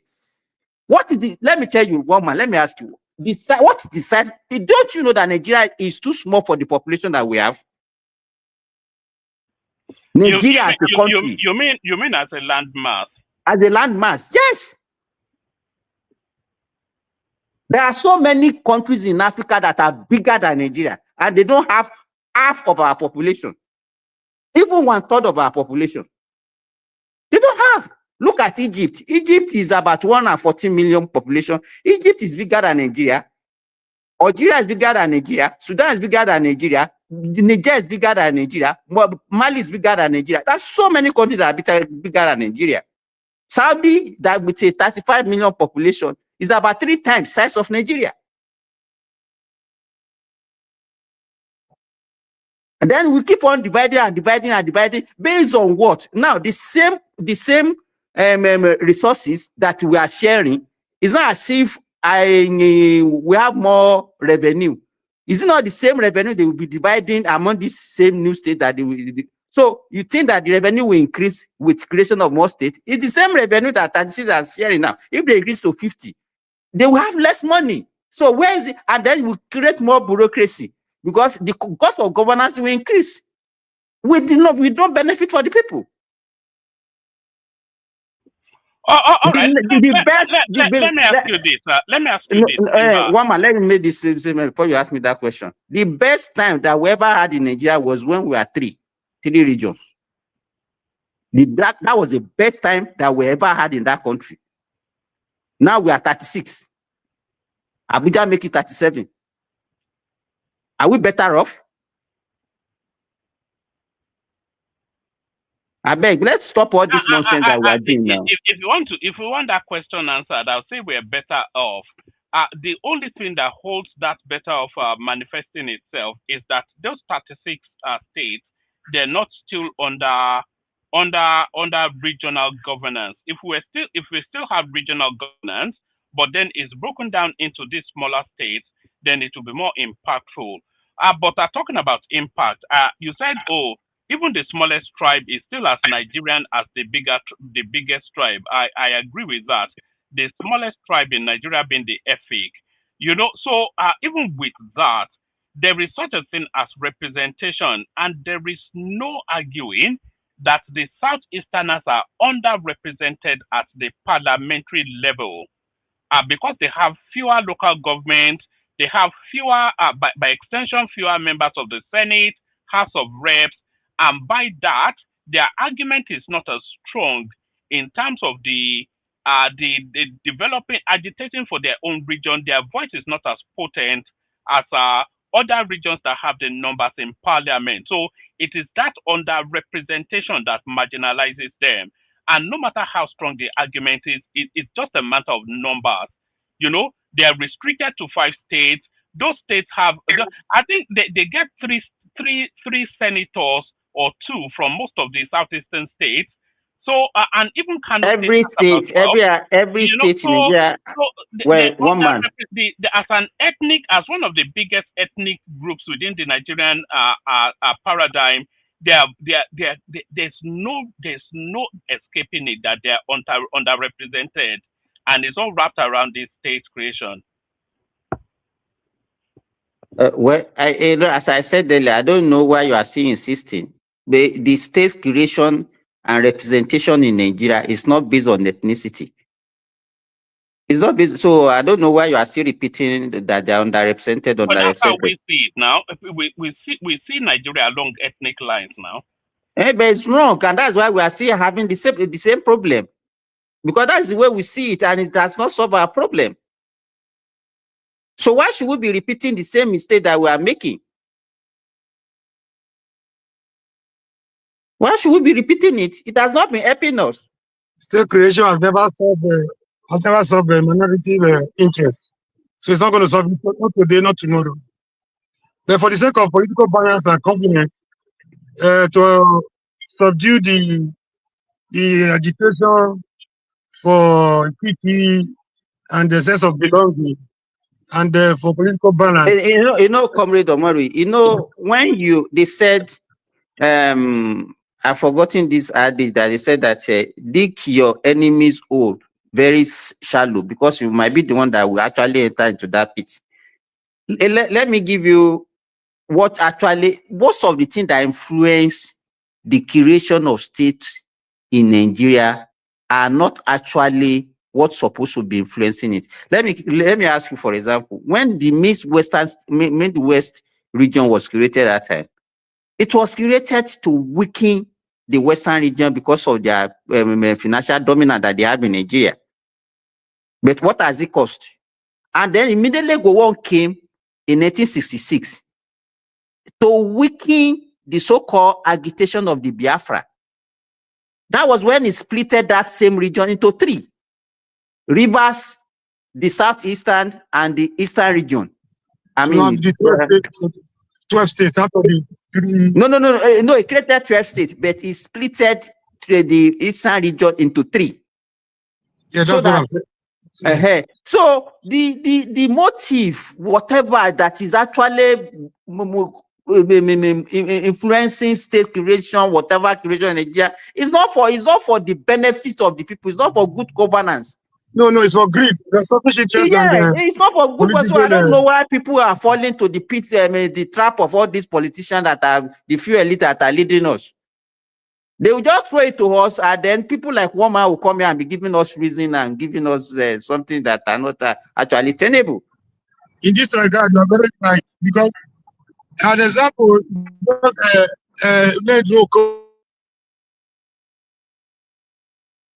to get what he wants because he knows governorship will be closer to him.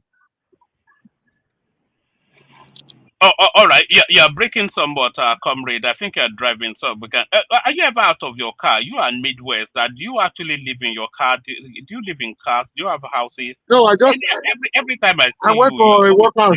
I'm going back to my place. All right. I just went for a workout. All right, Bilan. Simba, let's bring AY into the conversation because I'm still insistent that there's an argument for an additional southeastern state, but but for that argument to really hold, the southeast has to expand in landmass, and that's where the difficulty is. So it's Anioma state again, AY, and the southeasterners are insistent. Do you have any sympathy for the creation of that additional state? Yeah, good morning, everyone. Good morning, Good one morning man. to you. Good morning. One man, I don't know you can be fair. Today is the first time I'm hearing you are trying to I be think the fair Southern to Israel will be very everybody. careful. Even if they are doing anything, they will be careful because they don't trust this Mm. group. Yeah, If one man is supporting it. one man, even my local government, we need a state to tell your chairman. The thing is, what is actually true this morning, I think, to be honest, everybody that has spoken on this issue, they are kind of right. Simba argument is valid, Morui argument valid, Woma argument is valid. In all honesty, today, that's the way I'm going to look at it. But here is what I'm going to add, right? Why I say Simba argument is valid is you look at it, what is the main reason for creating additional states in Nigeria? It's not really for the benefit of the people somehow. It's not for development. It's not for economic viability. All these ones, they are all defeated, right? Then you look at it from the point of one man. Definitely, the South is supposed to have one additional state for balancing. But the question is asking again is a very serious question. You look at the large mass of the Southeasterners. So now the question is, are they going to take land from other regions? The region they want to take land from, are they willing to give up their land? So those are very serious questions, right? And if you really look at it, right, to be honest, if we live in a civilized country, what we are supposed to do, one, I think there should be what's it called? A kind of like a vote in that area to show like Referendum.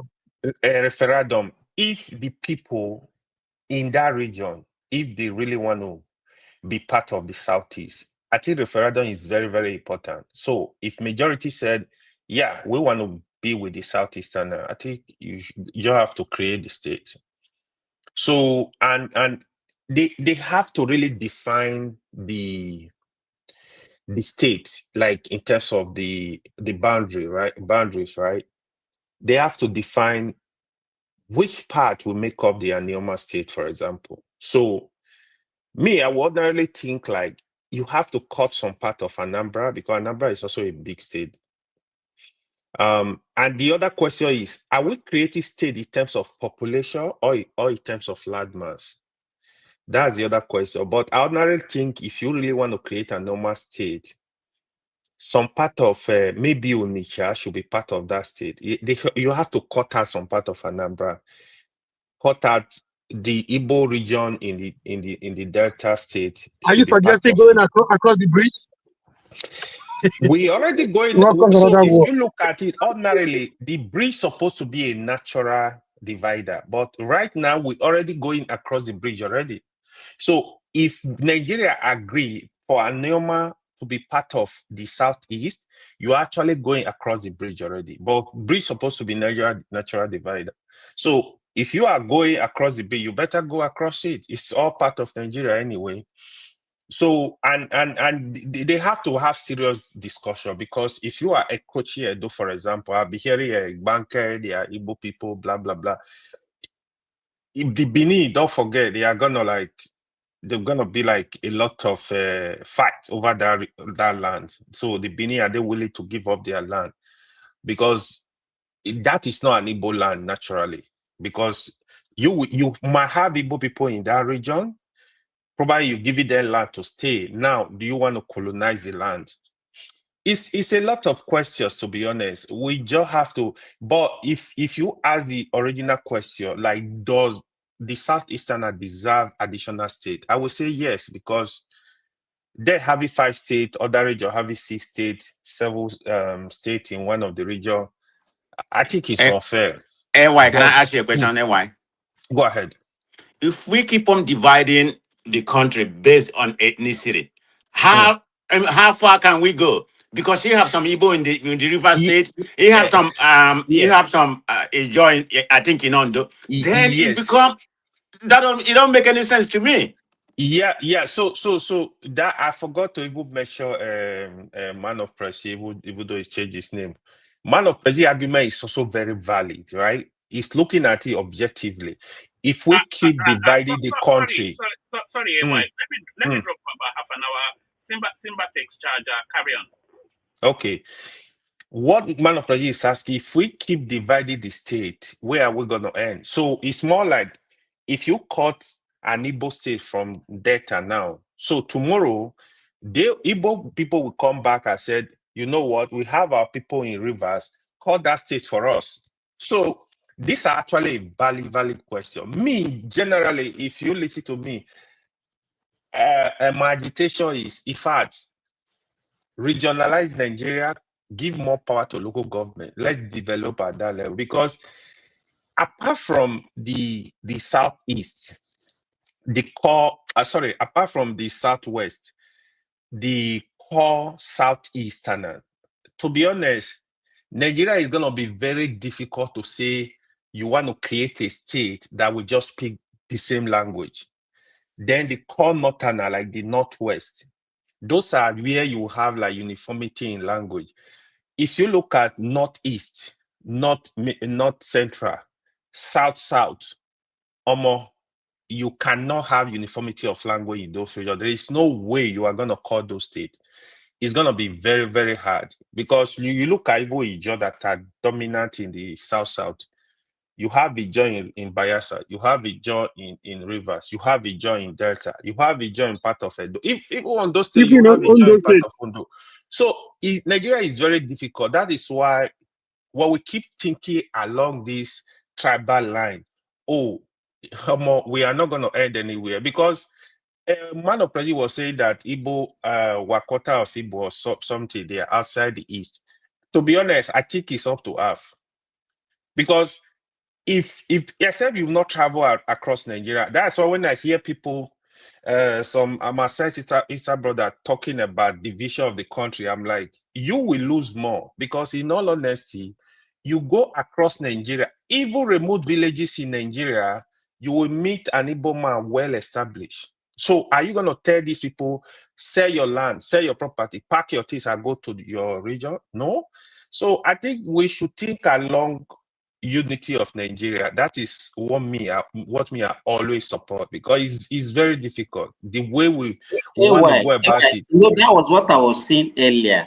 That creation of states in Nigeria is not based on ethnicity. Yeah. Our representation, even in the National Assembly and whatever we do, is not based on ethnicity. If you are bringing it, okay, let me give you for example now. How do you take care of the Yorubas in Edo? How do you take care of Yorubas in Kogi? How do you take care of Yorubas in Kwara?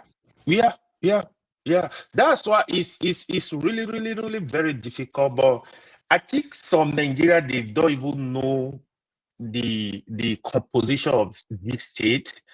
That's why you hear us speaking like, even the northern, now you think ordinarily you would think, oh, everybody is Hausa, everybody. No way.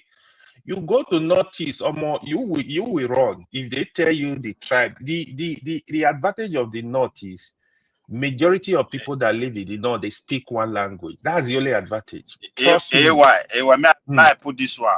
In Nasarawa State, I call some I call that man Hausa, the kind of slap where that man be throw for me. Now God save me, Safi Doja. I don't believe my eyes. Let me tell you, he was so annoyed. Yes, now it's more brutal than you think. You know, people are not ready to learn in all this platform. I will give you an example. If you Kanuri man, announcer man will come and look for the daughter in marriage. The moment you see your announcer man, he says it's not give it to you. There are some Kanuri family that will never allow you to marry after Kanuri. It's as bad. but people don't really understand this stuff. So I still feel if we look for a way to work together as one country, it's gonna benefit everybody more. People, in fact, Nigeria is really too small for you to be divided into pieces, But what do I know? When you say this in man of president, no. If I go to the damage now, you say this, they will go after you. So it's really difficult to discuss with Nigeria. It's very difficult, but Well, hope let me is even get ask better. you. Let me ask you this way. Which, if you want to, let us even go to north. Which states belongs to the Hausas? So the Hausa Fulani, to be honest, at this point, anybody, you cannot separate them. Because You know those what I'm states, saying? Let me tell you. One man he was asking ChatGPT that which state belongs to the Hausas. He mentioned Kwara, mentioned Kogi. Kogi Akwarate. So that's what I'm saying, right? So nearly all the states in the north will be mentioned, and some people cannot be using that argument. Meanwhile, when you get to those states, you might not even see any Hausa. Look at it now. Look at the danger. Look at the danger. Let's assume you don't know Kwara, you don't know Kogi. Let's say it's a Nigerian that is born abroad. He's looking at the information on ChatGPT. Oh, yeah, Kwara is Hausa. You will take that argument and be arguing for nothing. Whereas the population of Hausa in Kwara they are actually minority. So they don't even exist. They are just there like exist. Yeah. There is no town that will say, okay, this town belongs to Hausa. Yeah, I agree with you. So, like what Man of President was also saying, right? So the fight you see, Ned is fighting. I love Ned. Ned is one person I think when I listen to him speak, it make a lot of sense on issues. But it's just greed, it's just selfish interest. So now Ned want create an Anioma say I will be the first governor. He will put in the money, will make sure he's gonna be much closer to the government. So they are fighting for their own interest. This is just the honest truth. It's not that they are fighting for the people. Maybe you create the state now. We want to really develop this state, turn it to one mini London so that my people can get job, my people can have security. That's not what they are thinking. Their whole thinking is political calculation. Create this state. I'm at the forefront. I will make sure I'm going to be the first governor. They just that's the greed, but we have a long way to go in terms of all this division. Thank you. Look, we don't. Sorry for me to comment. We don't have a long way to go. We just need to say it how it is. Okay, you people need to be told how it is, and then regardless of whose emotion is being hurt, like you have to look at people in the face and explain situations to them. The problem why this is getting to where it is now is one. You have certain element in the media that is sympathetic to what quote unquote call marginalization, which does not exist. And when that narrative is being perpetrated across certain element in the media, in the mainstream media, it starts to seem as if that is the right situation. That is true, which is not true. Because if you look at the Southeast, I've had this argument on a different platform, and the other one of those guys was calling me anti-Igbo, Igbophobia, and all of those nonsensical name calling, which I didn't give a damn anyway. So when it comes to representation, the Southeast has more representation, government representation than any other region in Nigeria. So how do you mean, right? When a place that is 29,000 square kilometer, almost the same size of Oyo State, almost the same size, only 1,000. So sorry, Progressive. That's the question you need to ask to say, are we creating this state in terms of landmass or in terms of the people? In terms of the people, Southeast have the number. Whether people or landmass. In terms of people, they have the No, number. whether hold on one second. Whether people or landmass, right? So we can make the argument both ways now. Let's make the argument both ways. Say the people, if you are going to create more state for based on the number of the people there, then you have to go to Lagos State and divide Lagos State into 4 states based on the population in Lagos State. So is that the argument? Is that the conversation we are willing to have? based on population. Yeah, And I get your so point. so Yeah, if we are going, valid. whichever way you want to have the conversation, we can have it both ways. If you say, oh, because of population, okay, let's go to Lagos State, then I will divide Lagos into 4. Why not? It's almost the same population as the entire Southeast. So we can divide Lagos. Okay, we even divide it into 3 because it's over 20 million people. So we cannot continue to have that conversation. We have the conversation based on the land mass.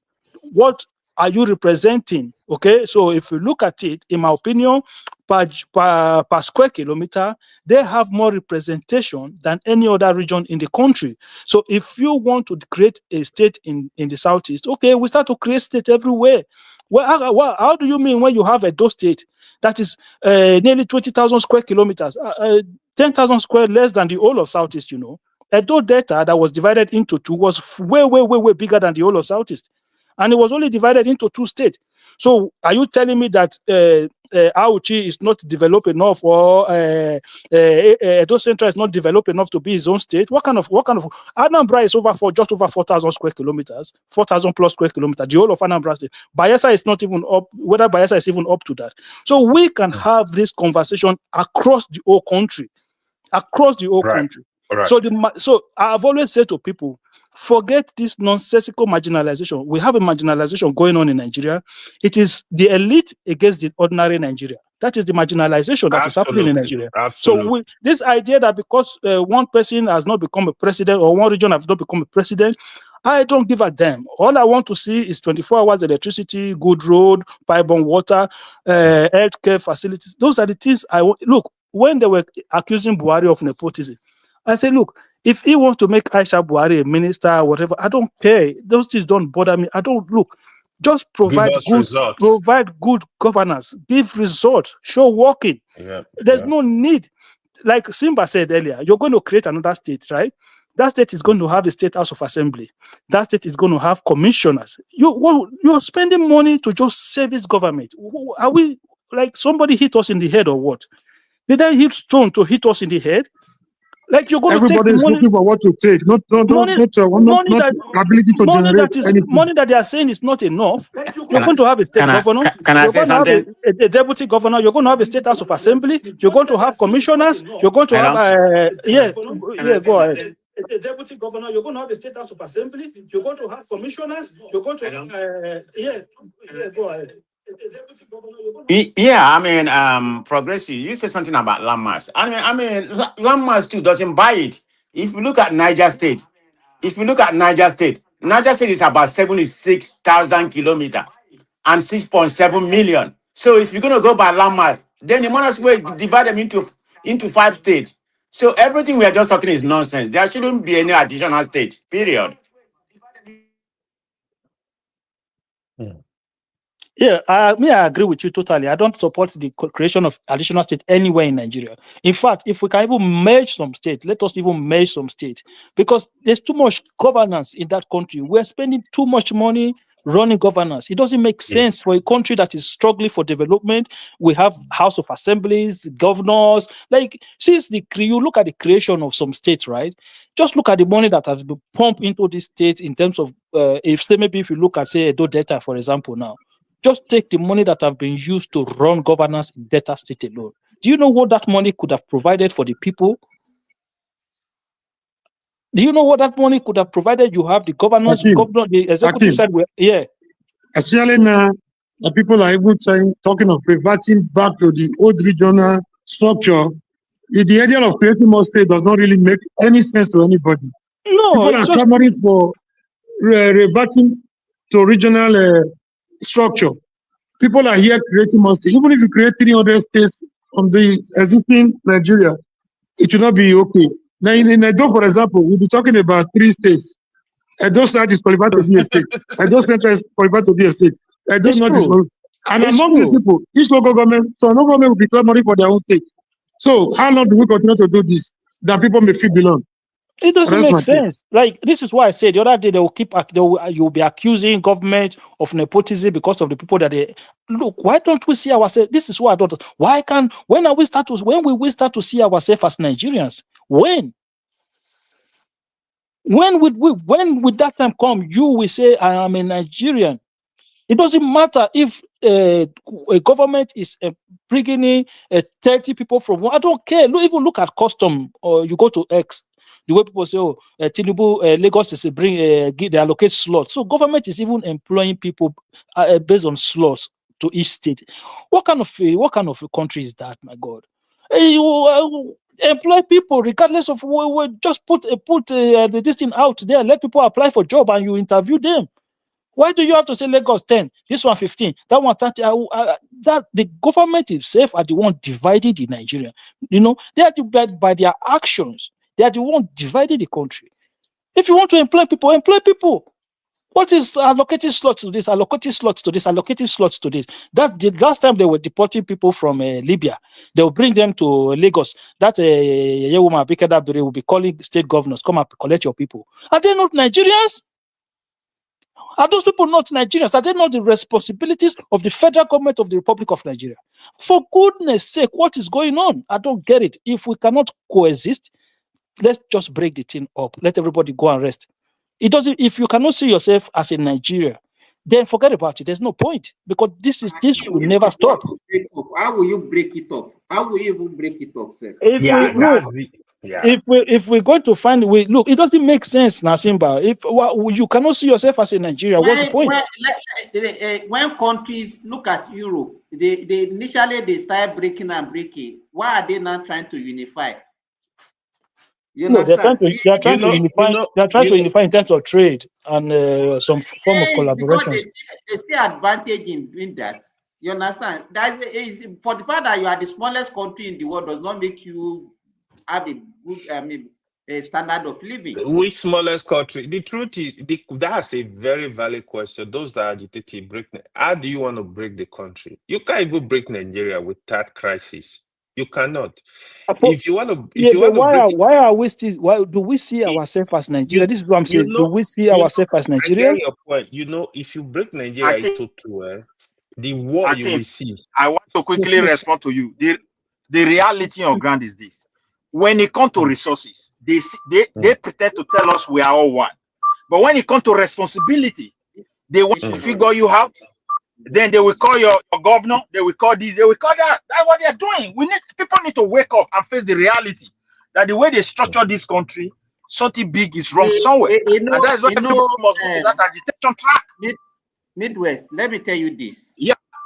If we don't shift our attention away from these natural resources, because I have oil or because I have gold in my state, so everybody started say, okay, I have to control my resources. Let me tell you that resources that you are looking at, people are making more money from things that you are not even. How much Ghana that has gold? How much is Ghana making from gold? What we are making from oil, the whole oil of Nigeria, is not more. It's not up to what Thailand is making from rice. So if this fixation, it's good that we all the resources. Simba, listen. Nigeria is not an oil producing 1.6 million barrel per day. That's not an oil producing nation. Let us just throw that one aside. Let's just throw that one aside. People are so pissed. Let's just throw that one aside. What are you talking about? Let me respond to Simba a little bit. Simba, look, when you talk of human resources, that is the greatest one. But you can't tap into human resources without investment. That is just the truth. Nations that did it, they are enjoying it today.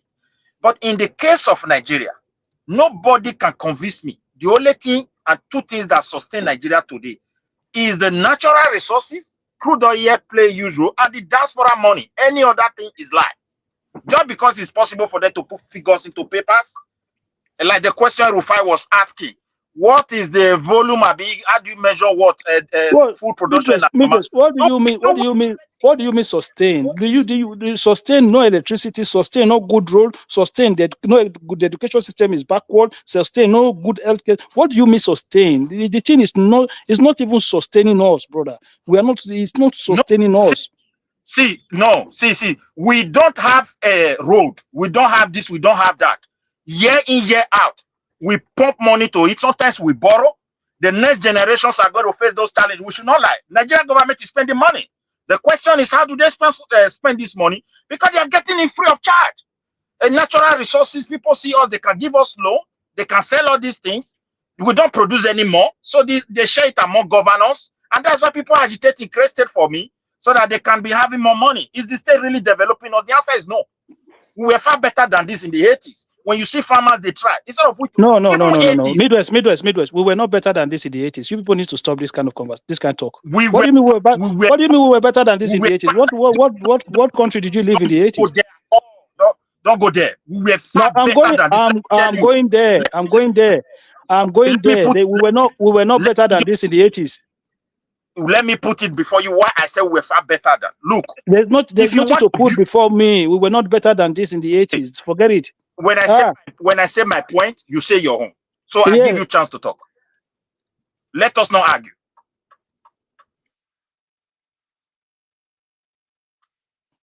Yeah, you say your point. They're listening to you. See, I want you to say what you want to say. Look, so the thing that really so you want to tell me? You want to tell me? Wait now. No, you want to tell me now that the time when your TV will open at 4 o'clock and closes at 12 o'clock in the night, the time where you hold on now, let me finish. Hold on, let me finish. Listen, the time when only one person. Hold on. The time when only one person in your street. I gave you the floor. The time when it was only one person. The time when it was only one person in your street that can afford the television. See, give you the floor. Just say what you want to say. That make it clear that the 80s I'm going to say just it now. Talk. I listen to you. So the time when it was just one person in your street that can that have a television, whereby you have to everybody has to go and hide, look for a way to snip and watch TV. The time whereby it's maybe one or two people in your street that can afford to have a car. The time when it was you used to make chairs, you make your own chairs and take to primary schools. Most of the time, the school's environment are rubbish. Right? The time whereby all those times they were talking about this one, they're talking about kidnapping. I remember when I was in primary school, there were I don't know if you remember in Benin, there was what you call bomo. It was rainy day, and I remember when my mom wants to go to the market, she will lock us inside the house, not in the compound, inside the house and go to the market. We will be inside our own house until my mom come back from the market. So what are you talking about? Upward mobility, when people will tell us, oh, it was 5 naira to the dollar at the time, or 1 naira to $1. How many of you saw the dollar in your eyes at that time? How many of your people can afford to buy land, let alone build houses in the time? So what are we talking about? Nigeria was not better. Look, I've never experienced a better Nigeria. Let's put it that way. For me as a person, I don't care what anybody say. If you go to Nigeria today, you have more tar road than you had then. That is a fact. You have more electricity today than you had then. That is a fact. You have more people who can afford things today that they could afford that then. That is a fact. Midwest, you from Edo State, you remember when people were eating Igbo? If you tell me you cannot remember when people were eating Igbo, then it means that you don't want to be honest. Eating Igbo, Isage Lama, and all of those things, it's not wealth, those were the time of extreme poverty on the land. So people need to stop all this nonsensical conversation about Nigeria is worse today. Come on, man. What are we doing here? You make so many valuable points, but I want to correct something. Look, my brother, when you say people have opportunity, I'm talking about opportunity to develop. One, those days, the kind of spoilness or criminality tendency that we have today, it was not as high at this level. And we were not opportune again also to be exposed by traveling the way we have traveled. Now we have traveled, we have learned so much, but when you want to go back to your country, you are afraid not to lose that your hard-earned money when you put it to investment, because the people you are going to employ, they don't have regard for God, they don't have regard for no law, they are not even afraid. Those 80s, when your father talk to you, son, don't do, you want to do it. A family that doesn't know you, when they say, son, they don't behave like that, they will be telling the same thing your father told you, and you will not be confused. This time around, whatever you like, they allow you to do. So on the other words, you talk about television, this one, that one you mentioned. My dear brother, you are very wrong. Those 80s, these people, some families in Europe don't even have television. And as we speak today, 80% of European 90 cannot buy cars. All the cars you see in the road, are owned by bank. So what are you talking about? So my what dear are you brother, so put what that. is your point? What is your point So now? my point, I'm just responding to you that why that 80s were far better than. Then if what I saw in my own village, in my own town, with the brain I have in agriculture today, I can go back and change the life of the people and change mine very easily.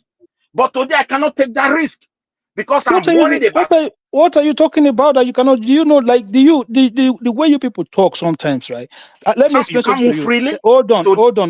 For As I speak to you now, I still have uncle right now. As I speak to you, as I spoke to him yesterday, who is a cocoa farmer, right? He's bought 2 houses in the past 2 years. What is wrong? What are you guys talking about? In Nigeria, there. You know, Akim, people Last like time he even told me. Last time I wanted to go to Spain, he told me he wanted to send me money to buy him a car, to send him a car. What are you talking about? He lives in the farm. He lives in the farm. Listen. Those ones, listen. Nigerians are still trying. I Well, don't measure. listen, let's forget this conversation. I don't measure. Can I come in? My argument is not based on opportunity of cars that people drive in Hello? Nigeria today, or the car they were driving then. Because after all, where we are coming from is the brain. Nigeria have the brain now. They are more exposed to transfer this brain into the reality of production. Yeah, but I'm saying it is not. It was not better. It was not better then. I've just told you it was not better then. I don't know what you select as better. You I've talk of told television. you. The people you are No, running to I'm their talking. houses in Europe today, they Hold also on. have television in the 80s. Hold on, Midwest. Hold on now. The Spain you mentioned, make I correct you, 80s. Spanish they use boat to take go the fresh water, so they fetch for our country. Oh, let's assume that is the case. Let's assume that is the case. But we are comparing Nigeria of that time and Nigeria of today. That is what we are comparing now. Nigeria of that time, people use sawdust to cook. You know, remember you yourself. You go saw me now. You go saw me. Go fetch sawdust. Right? I'm not talking about. I'm not talking about whether they use sawdust. I am talking about opportunity. So what do you mean Nigeria is? So what is the opportunity you're talking about now? We are just in a different page. You don't understand me. I am talking about the opportunity we are wasting today because of what is going on. Is it not because of state we enter this agreement? No, you said it was better then. You said it was better then. You said it was better then. In comparison, how is it better? How is it better then? This is what I'm presenting. Don't question me again. Let me just express. I give you time. You are confusing me. It's not good. You listen to somebody. It's better. So then we were not too rich, just as European and everywhere we are running to, they are not rich. But the opportunity to develop just the way they have developed themselves, we had it in 80 compared to today. Today, we don't know where the country lies on. One person is trying to put good policy, more than 100 people is standing to destroy because of their selfish interest. In the 80s, so, what opportunity do we have that time that you are talking about? See, the first opportunity we have, the security of that time and today, you can never compare them. Are we able to make listen now. Of that opportunity you have now? Let me list it for you. Listen, I'll talk about security. You can respond later. When you look at the land today, that time the farming, the land for agriculture, even Edo and Delta and everywhere, the way they have destroyed the environment through oil and everything, pollution, down to Ijo land, people can farm. And if me and you invest in farming, we will rescue our community and our youth. This is the development they are talking about.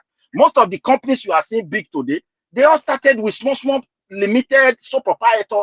With few years, they develop it to be something big. You cannot. These are the opportunity I'm putting before you. You can't just be pretending. You are inside. You are in outside the country. And you're pretending Nigeria is where, and everybody is lining up to run away. Simba, let me speak to him again. I'm going to speak to him. He's from those states. I'm sure he knows Benin very well. Okay, so you talk about insecurity, right? Okay, let's go. Let's even go in that area. First of all, make sure the area of Bomo. That was one. Armed robbery. If you know, you say I should give you time now. Secure, what are you doing in Europe? Can't you secure you said I should give you time now. I gave you time. So armed robbery. In you yourself, you are a Benin. You're going to tell me that it was safe in Benin in terms of armed robbery back then. I want you to open your mouth and genuinely tell me that. And if you tell me that, I will know that you left your village and you went to Lagos. You never passed through. You never lived in Benin. If you open your mouth here and tell me that it was safe in Benin then, when it comes to issues of armed robbery. When robbers will chase a vehicle coming from Lagos all the way from Ofosu, or all the way from Ofosu or Osu, all the way to Yaro, they will chase them. I was in Tezame Junction one day when this thing happened, and armed robber was shooting gun following buses that were coming from Lagos. Look, we've all experienced. Maybe some of you grew up in the GRA in Benin, and then you live in different lives. Can I correct something you are saying? Yeah. Please, people are moving forward. We should not be looking backward. Yeah, but we cannot say it was better then. Yeah, let me land my point, please. The point Midwest is making is there is high rate of insecurity in the land. So people it's just the way you have somebody that is enjoying his cocoa farm. I can count thousands of people that have abandoned their farm. They can, we used to sleep in the farm back in the days. We go to farm and spend like a week. We'll be there. Mr. Mori, my uncle Titole still spend most of the time in the farm. He still spend most of the time in the farm. Can you just let me land this point? I'm not against anybody. I'm trying to strike a balance. When people are going to Midwest, please, we are not quarreling. When people are going to place their flag in the move, when they go into space, we are talking about back in the days when Aneni was terrorizing Benin. It doesn't make sense. We were talking about if we are better off now. I did not even mention Aneni, No, I understand. I just gave an example of that. When people armed robbers could chase people from Ofosu all the way to Benin City. I mean, are we going backward or we are going forward? Yeah, we're not going backward. I'm asking the question. How we try to how is it better then? How is it better? In what area was it better then? You're talking of armed robbers. You're talking of armed robbers, right? In terms of everything, how was it better then? It was not better. Maybe for you it was better. For me, it was not better. In terms of security of lives and property, he just told you, people cannot live in their farm. People have abandoned their farm. People cannot even sleep in their houses with their two eyes closed. This is not a conventional war. Villages have been taken over. To compare that one to armed robbery back in the days, please let's be objective. So I'm making my own submission based on my own personal experience. Okay, so the point Midwest is making is also very valid. There is high rate of insecurity in the land. If you the problem with Midwest is that he always look for a way to move the goalpost. Okay, and I'm still even challenging him on that issue of insecurity, even though I know that we have insecurity challenges today. But I'm talking about in terms of personal lifestyle, upward mobility. Today, I'm saying it is fact that it was not better anytime in the 80s or in the 90s than it is today. You cannot make that convincing conversation with me. I was a businessman in Nigeria. I will come from Cotonou. I'll get to Lagos at about 9, 10, 11, 12 midnight. Sometimes I will take off from Lagos around 1, 2 a.m. By the next morning, 5:30, 6 a.m., I'm in my village. People will be wondering, you didn't travel again? Because I want to meet my customers. I will sell and go back that same day. I will, drop whatever I want to drop. Because you was entering those buses that were having soldier men inside the bus. Those God is good and the buses. That is what he was entering. Simbad, can you give me a chance to come in and make my own travel point? With me. You cannot tell me how I traveled. Another one, I will load my goods from my village. I will load my goods. We will convey goods from every locality to a particular spot, 2 or 3 spots. We will load with trailers from there. Sometimes the trailer will start taking off from 12, 1, 3 to Can Delta. you hear me, Simbad?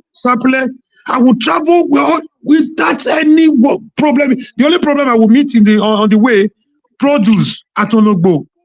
Produce somewhere, if you follow Abraka, produce somewhere around Abraka. That's the only thing. I already prepare my money. I'll give to them. Mr. Mori, not robbery, not harassment. Let's be honest here, bro. Mr.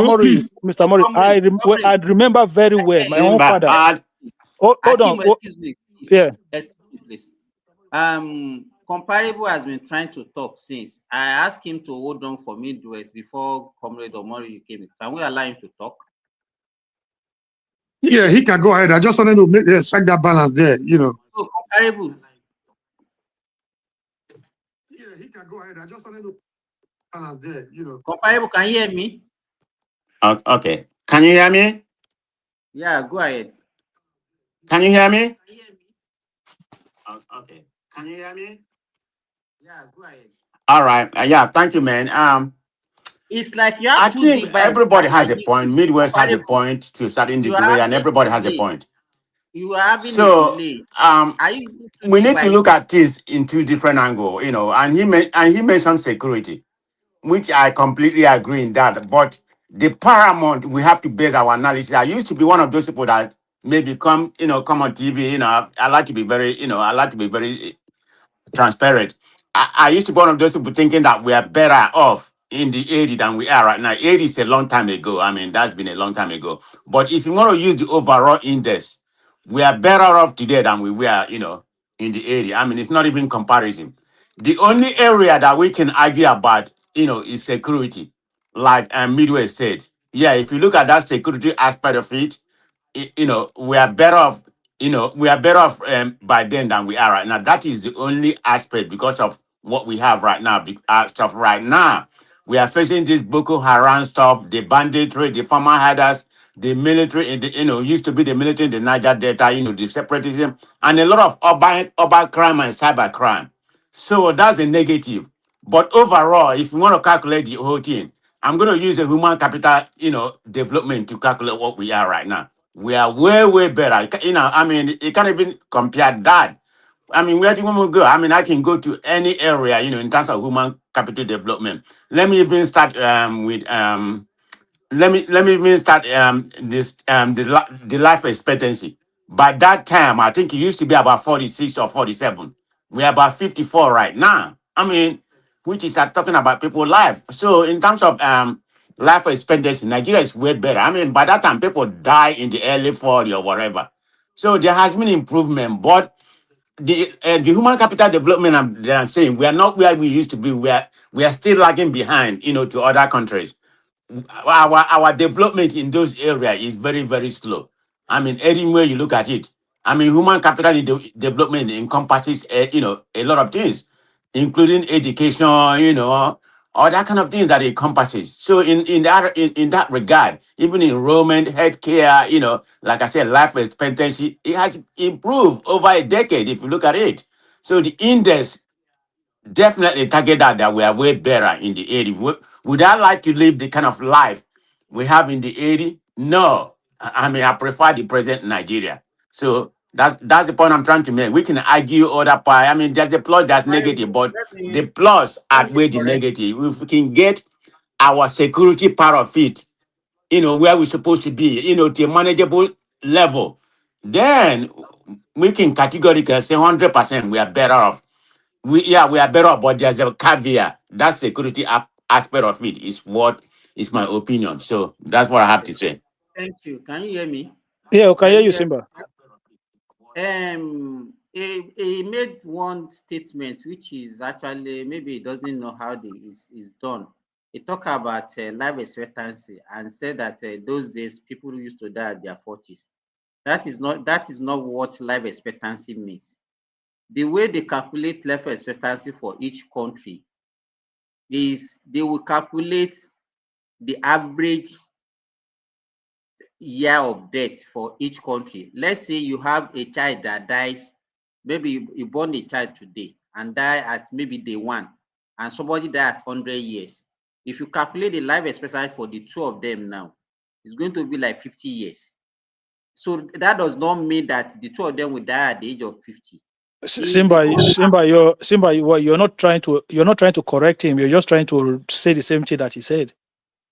No, what I'm saying, you don't understand what I'm saying. You have two people living in the same country. One died at day one of his life, day one. Another one died at 100 years of age. If you calculate the average life expectancy for the two of them, it's going to be 50 years. Do you understand? So that does not mean the two of them will die at the age of, one will die at the age of 100, and the other one die at the age of 1. Simba, why do you guys like to complicate things sometimes, man? Why are you trying to explain this now? what I'm saying, you don't okay, because he is saying that people die at the age of 40 because No. It's telling you that the average life expectancy back then was 40 something, and today is 50 something. So there are lots of things you can take into consideration to calculate that. But he is not making that case. He's just telling you what the number is then and what the number is today. That's all. Okay, no problem. What are we trying to explain again in that situation? So Simba, I want to quickly respond to something, right? So you know that in those times, right? The banking system was not the way it is today. People carry money a lot when they travel and in their houses. So you have a different kind of crime at that time. Somebody just tried to show that he's a doctor. That's all he's doing. Lord, I know. So you have a different kind of crime at that time. So it means that those people have cash in them. So when they get attacked, then they ask them for money. Your money, even if you are traveling on the road, I know people always carry money along. So since the improvement in technology and the banking system, people don't carry cash anymore. So you can see that crime have shifted from direct confrontation of collecting money from people to taking people and demanding money in return for those people. So it's just a switch in the pattern of crime. It's not that it is worse today. No. Before, Simba, I know my own father, when I was growing up back then, my dad took Edo line, was going for some contract job in Delta State. That Edo line was attacked on that Warri road. Only God saved him that he was able to get home alive. The car somersaulted like 3 times. The man ended up in hospital. I know the armed robber did not even do anything. They go there, unado, where your money. They took all their bags from them. Every single one of them in that Edo line vehicle. They took every single one of them their bag from them. So then I have one uncle, very close family relative that he was a driver, this bus driver that drive from Benin to Owo, all those Benin to Owo, all those areas. So that man got shot on his neck. It was God saved him for more than 2 years. He couldn't go do anything. In his throat, that was where armed robber shot him when they were trying to stop him, and he tried to escape with his passenger, and they shot at him. So I have seen this thing affect people who were directly the kind of crime that we have now is more of a high profile crime who were directly close to me. And not look from the area where I grew up, right? I have people that I grew up with that were killed for armed robbery. People that I know very well. Yeah, I can hear you. I said, can we say that the type of crime that we have now is more high profile than what we used to have before? It is more high profile, and it's just a switch in pattern of crime. That is what is happening. I'm not saying it's a good thing. I wish we don't have them, but I don't want somebody to tell me that because I grew up in an environment where I saw this. That people are safer those days than now. Yeah, you can make that case as well, that people are safer in those days than now. Based on what? I think that was the point Mido was trying to make. Yeah, but based on what? Based on you say, I say. What is the statistics? The likelihood that you can travel safely those days. No, because there was no social media those days. I mean, look, the problem we have today is that every little thing that happens. You know why I'm saying this? Wait now, Akim. I was in Edo State in the late 90s. Progressive. You make it sound like it's relative. It's not. It's not really relative. The fact are there. The data is there to back up. Because by that time, people can walk from one place to other. You know, people walk in the street. I mean, just the whole dynamic is not the same. You know, compared to right now. Of course, you can make the argument, but you cannot longer walk on the street because you are now part of the elite. Say that, we understand. Listen, when I was growing up, right, 2:00 in the night, me and my friends, after we finish doing whatever we are doing, we'll walk from my place to Yaro, want to go. I'm talking 2 a.m. at night. So, but those people, the elite of the system at the time, could not try that. They won't. They will not try it. It's the same thing. You now have money. You are more security conscious. You still have people in your place who Akin, they're will not think, even you still have, kidnapping big men today. They are kidnapping ordinary people. Look at the yeah, girl but that was kidnapped in Edo State. Was that Mr. Mori, Mr. a child Mori, of an elite? were they not robbing ordinary people then? You contradict yourself by saying this. If you Were started they by not saying robbing ordinary people there were then? pockets of robbery here and there, but not What this do you mean pocket mass. of robbery? What do you mean pocket of robbery here and there? It was like, look, they killed There a has young always been child. robbery.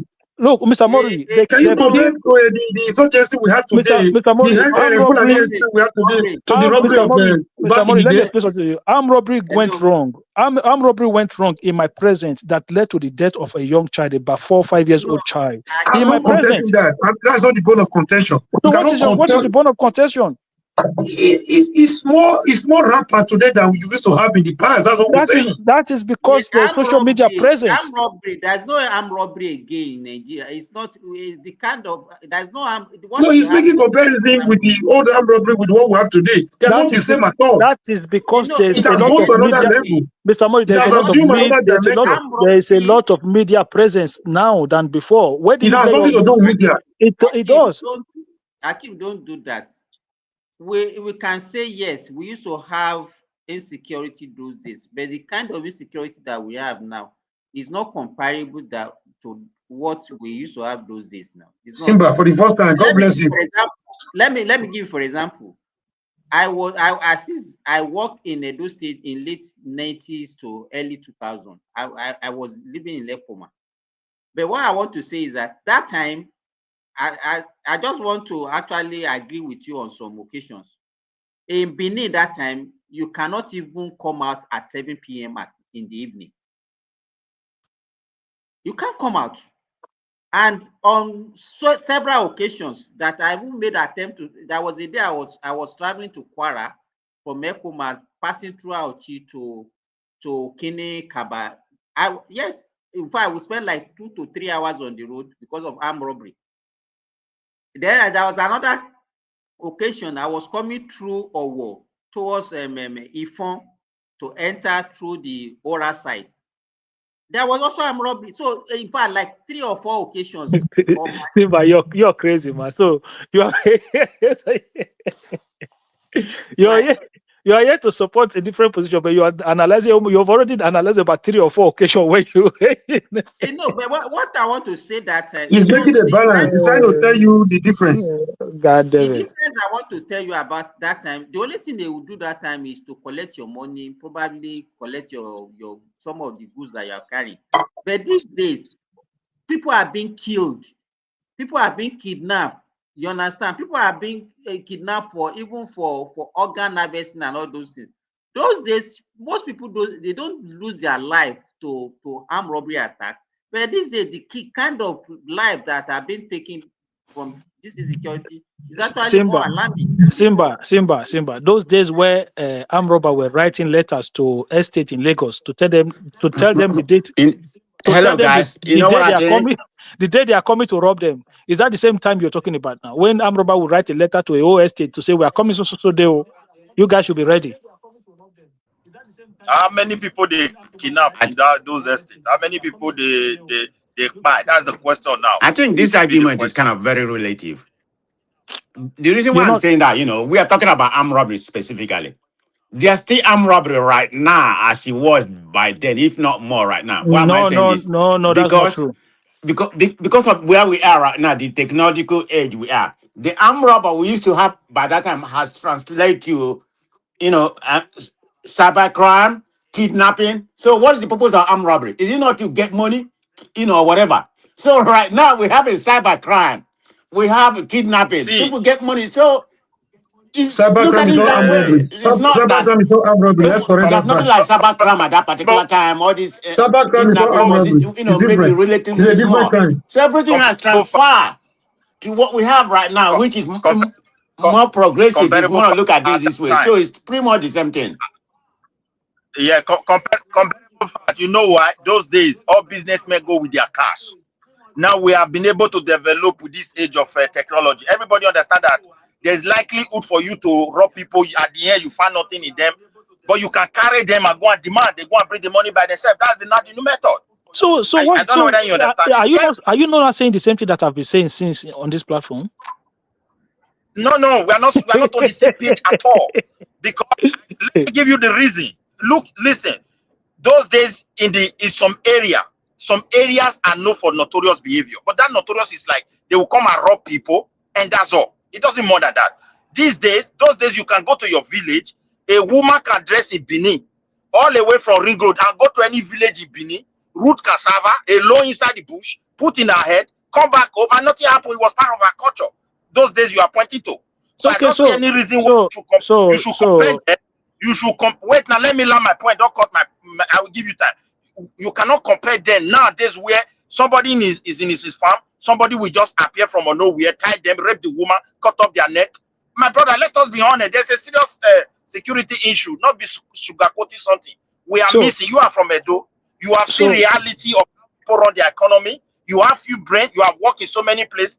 When you want to take it home, you need resources. My resources is hardworking resources. I'm not a politician who are multi-millionaire overnight. They don't have history of business. They don't have history of wealth in their family. So if I work for my money, I have to think my children are also growing here.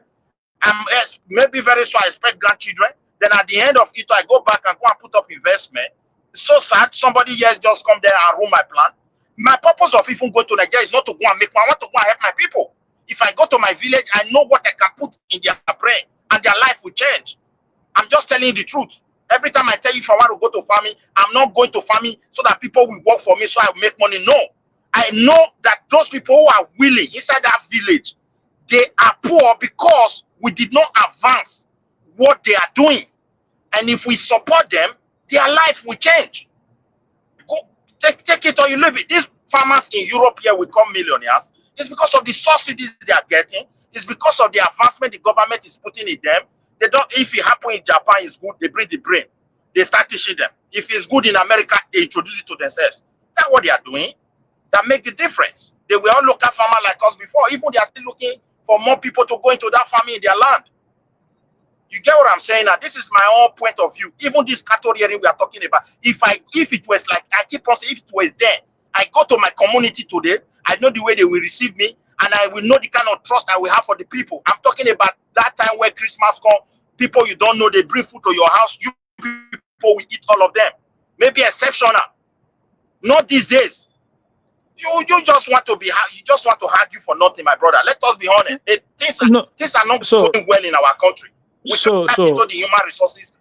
Things are not. Listen, Midwest. You see, if all of us that are on this platform, if we never left Nigeria, that we stayed in Nigeria, right? So, would we have the same conversation that we're having today?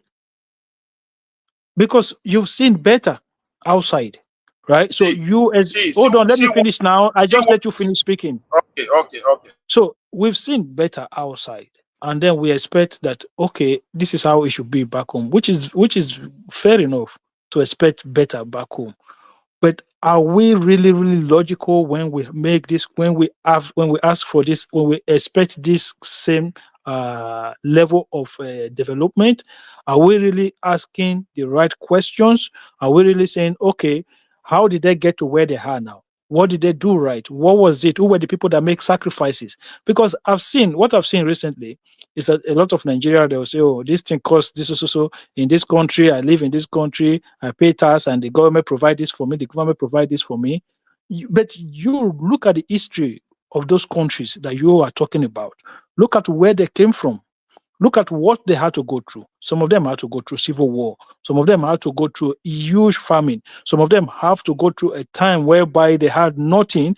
The people work in coal mine. They did a lot of hard job, paying high taxes to the government, had no access to healthcare or good education. A lot of these people that built these nations, some of them did not even go to school. They didn't even have education. They just work in coal mine, work in factories, work in a lot of hard job, and they still pay high, heavy taxes to the government. Which generation of Nigeria have made sacrifices for the betterment of Nigeria? Not a single one. I've never seen a generation of Nigeria that have made sacrifices for the better of Nigeria. Is one-sided. Which responsible government in Nigeria has made conscientious effort to do the needful that will encourage people to even pay the tax?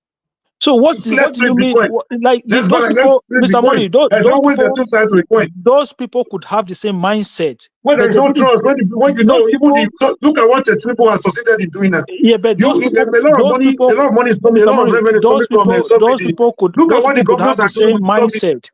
So Look at what they are doing. Look at the way hold on. they mismanage the money. So Hold on one who sec. will trust such a governor to go pay more tax? Mr. Mori, hold on one second. Pre-1999 to today, right? Were there any train line in Lagos? Any railway line in Lagos? There was. Where? There was a locomotive train. All those locomotives. line. I'm talking. So, have you not seen improvement, huge, gigantic improvement in Lagos State since 1999? I'm not disputing that. You just made that. So what are you then disputing when you you say you were don't blaming trust the the people government? for not making sacrifice to make the nation great. Of No matter course. the effort of the people, it takes the government. It takes the government as a policy, director, as a no matter the effort, the government has to be responsible to harness the effort of the people, both private and public effort to make a better nation. Yeah, but you cannot keep questioning when you have not played your part. You played your part, then you question. Which part, my part, are you talking about now? Are you reducing it to a personal attack or No, I'm individual? talking about which generation of Nigeria have made sacrifices for the betterment of Nigeria before we question government. We've never done anything. So, do you think people would not really want to do anything if there are no laws and policies formulation that will compel them to do that? Do you think everybody will not be an armed robber if not for laws and not order in society? You think people would not really want to wake up and go work? Why do you think people in Nigeria will feel lazy when they go abroad? Everybody will almost succeed because no free. The only thing you don't pay for in abroad is the air you breathe in. So people will be, because of the policies in place, because of the laws and laws that are in place, you're not waiting for nobody. You have to pay your bills. The phone you are using right there. Whether you want it to have your phone, whether you like it or not, they take your money even before you can make any. You can use it. They take your money from the source. Your house rent. Between 1st and the 4th of the month, if you are not paying your rent, you'll be kicked out of the house. You know, these are the structured environments. People will be forced to obey the rules and regulations in that environment. They have no option. So this was what somebody suggested yesterday. It was even you, and I subscribe to that because I made the same suggestion about 2 months ago. Like the subsidy removal was a good thing. I was of the opinion that if it would have been channeled about a specific, developmental project like education, for example, free education or whatever you can call it, free healthcare or whatever. You suggested a free transport, government intervention through subsidizing public transportation. That was a very good one. But the money is coming. The president is giving it to the governors. The governors are having a free. They are smiling to the bank. They're having a free, having more parties, more girlfriends, having more wives to their wives. Your governor and Midwest governor is this among them. They have hype men. Follow them everywhere. I'm not exonerating anyone. Like the suggestion you made that day. If a governor, if the president, as bold as he is, and all of them respect him a lot, if we could come up with a matter of policy, like a matter of policy, like, okay, now that you're getting more, ×3, ×4, ×2 of what you were getting before, I want this thing to trickle down to the masses, to the critical number of masses to benefit from this subsidy. From this more revenue you are getting. So, by way of policy formulation, I want you all to do this, do this, and do this. As a more way of policy direction, a way of policy document that will compel the governors to do the need so that it can trickle down to the masses. That was a brilliant explanation from you. So nobody will want to work ordinarily. Everybody will have been lazy. Go to socialist economy. Look. I have a friend in Belgium that was telling me when he got to Belgium, everybody was not willing to work because of the freebies coming from government. But he was not from that environment because they don't want to pay cash. The more you make, the more you're likely to pay. So nobody want to work to that extent to be able to return more to the government. But he came from a different capitalist environment. So he was hustling like like as if there's no tomorrow. People were like, hey, are you okay? Belgium is not a socialist state. Come on, man. No, I'm not saying completely socialist. I'm telling you what he told me.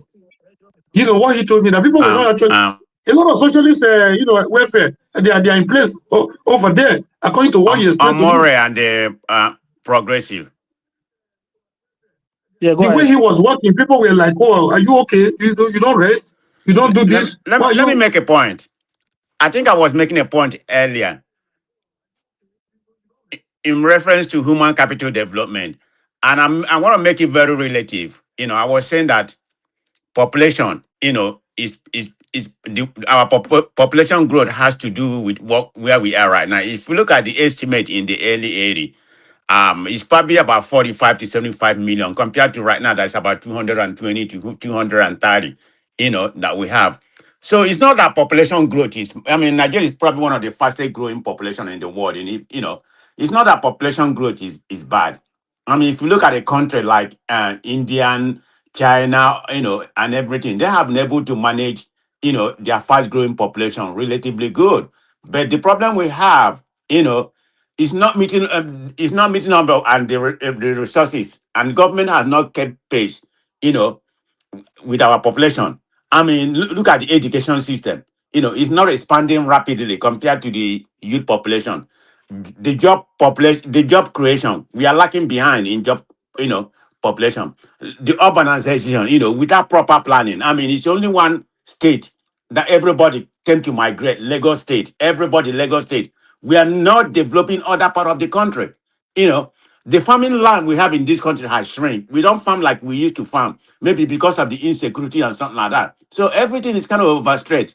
That's the problem we're having. We need to connect the dot, and do the right thing. We're not doing it right. Even at all, I can talk about the school size. It hasn't expanded. So that's kind of weaken the human capital, development. Job creation, like I said, is not as it hasn't expanded like the population is expanding. And probably the highest flashpoint, like you say, is the security aspect of it. Our security force, has not expanded. We haven't, we like, I think it's Tina that used to talk about security. The security that we have right now is being overstressed. We need more security, and the infrastructure, has not really rapidly, grown to match the population. So those are some of the problem I think we're having. We need to look into those steps, and dig deeper into in order to manage, the population growth we have in with terms of everything is this, investment, capital, job development, and governance.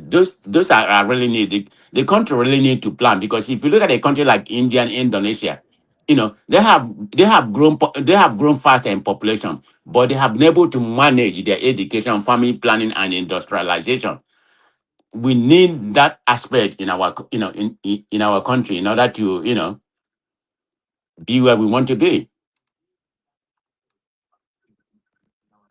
Are you guys hearing me at all? Comparable fact, you hear me? I'm original here. We can hear you. We can hear you, Midwest. Go ahead. Okay. Let me respond to this. Yeah, I can hear you. Yeah, the problem we have in Nigeria, you see this foundation of state creation. That's why we started this discussion. It has crippled the progress of the country, and it's still going to create more problems. Because the way they structure it, all this take the whole money to central, share it to state governors, and some people will say, go and hold your governor. How will I hold my governor? Demonstration?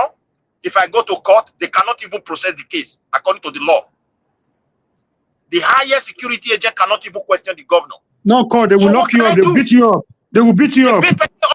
And don't Shiny will beat you up. They will beat you up, nothing will happen. They will switch to the president party and everything end up there. Midwest, hold on. But this is not the first time you'll be saying this. So what is your point now? You say, okay, everybody, wait. Let me put my question to you. You said, okay, everybody will put the money to the center and then they will share it. Then they will now be asking the state. Okay, if you are because I know that where you are going is control of resource control. By the time you are controlling the only way to develop people. That is the only way to develop people. Yes, that is the only way. the same people that you cannot challenge when they are sharing the money, will you be able to challenge them when they are the one in charge of your resources? Yes, let me tell you why. It will now be clear to the people where the problem lies. As it is today, when you push to the governor, they will start exposing the federal. After all, the percentage you are giving us is too small. When you put pressure to the president, say, go and ask your governor, is it not happening today? The people don't really know the person to hold accountable. If I knew very well that my governor is the one that have to generate money, finance my healthcare, and the source of generating that money is there. Are you trying to say that people don't know that the resources are in the hands of I mean, money is in the hand of the state governors now? Are you saying that they don't know? See, people know that the governor has the money. But the thing is this, it is easy for the governor to tell them that the resources is small. Have they made that attempt of challenging their governors? Have they made it, or you are just giving excuses for not? There is not even space to challenge. I don't know what you meant by challenge. Should you go and buy See, how do they make their attempt? You know, Comrade Omoru, the question I'm asking him, because he is saying that by the time they are controlling their resources, the people will be able to challenge them. So if you don't have the will to challenge them, we'll be able to challenge. When the will is always there. The will is always there, but it's always thwarted. Who cares about your will? You are talking about you are not from Nigeria. Who cares about your will? Which kind of will? The will you cannot challenge now. Wait now. If we cannot challenge now, will you be able to challenge then? See, Miss Simba, I've been beaten up in a meeting for challenging a political leader. It's not as if I was insulting him. Listen to my question. If you cannot challenge now, by the time they are the one controlling resources, will you be able to challenge that impediment? That environment is structured for them to. It's like you give it them to. It's like a gift to them. A security vote, for example. How do you question person? How you explain his security vote, for example? You don't understand my question. My question is for you, comrade. Listen to my question very well. The security, whatever impediment that you have today, will it be removed by the time they are the one controlling the resources? With proper legislation, with proper policy, with proper structure, they will not. You block the loopholes that enable them, that make it look like their birthright to corrupt, to be corrupted. That's not the question I'm asking. You make it impossible for them. Other than that, the people have no say. Simba, let me add to it for you. I said you are here to deceive ourselves. Simba, look at the problem. If the states are generating money, you know the whole money is not for them. Definitely, the federal will say, for example, I need 50% because some place are poor. In that place, if the federal they perceived that people are cheating the government, they're going to fuck their ass up. I'm telling you the truth. But the problem is this, because it goes to the central direct, everybody believes they are the one in charge of it. Why you cannot, even when you, that is what I'm trying to, the government will start sealing those loopholes. Any money you are moving in Nigeria, where we talk of stealing this one, that one, if without civil servant, you can't even steal the government money, to be honest. At least to last percentage, you cannot. So, okay, but if those civil servants are being connected to a system that put them on check, whereby when you send one file, it's going to more than 10 institutions, then how can you steal? So, in that case, the federal will always be waiting for their percentage. This is how it's done in everywhere where I live. All the commune are not the same, which is like a state. Because state is not created, or commune is not created where I live on population. It's based on historical affiliation to land. That is how they design everywhere. And they started building trust. This one way some people go gather, they create state, they do everything. They are creating confusion. So here, all community are not equal. Germany, where you the year, now Bayern Munich, now I carry the whole German up. This way, the way they hear, where they are the small land, people will come from America and I lift her up. Now, so every country be. So that central create a balance for everybody, enable the government to say, this is our policy for a country. We need a social welfare. Everybody must enjoy healthcare, but every region must pay for it. The weaker region, there is a way the government support them. And again, they try to put more what is it called? Attract more investors to that area as well. Like American companies called, okay, the cheapest land is for you is that area. They want to take some there. I don't know whether you understand. Then they start advertising. If you work there, some place in Sweden there, we pay 35% to where I live. Some people are paying 15%. Some place they have to ship population to there. The government have to subsidize it. So because everything go to central, the state don't know exactly what the federal is getting. Whatever they give to them, they still suspect that the organ is eating everything. And when you put pressure, like Tinubu said, governors or governor, not they try. You see the way they try to rubbish it. When you go to the governor, they start saying how many percentage they're giving up 10%. They took the rest. What are they doing in my place? And you get what I'm saying? The current This is the situation state is of the like confusion. it's like It's just like two arm robber. The other one is stealing, protecting the other. The other one is stealing. Midwest, 1 minute. The current system, the current structure is like putting a cat and a fish in the same room and expecting the cat not to eat the fish. When there are no traps, when there is no impediment, when there is no denial of access to the fish. What the people do not have voice to speak in Nigeria. You know it.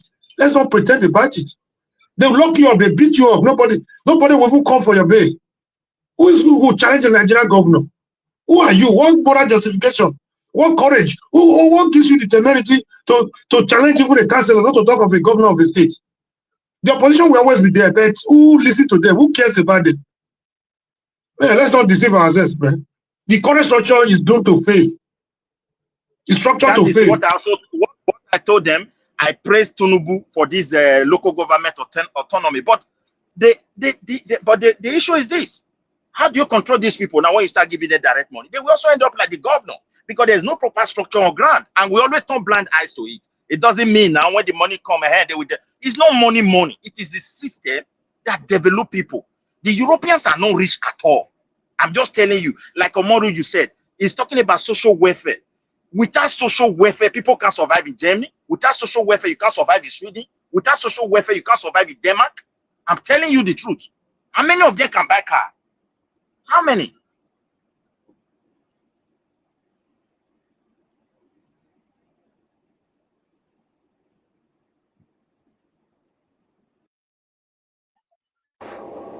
Are you guys hearing me?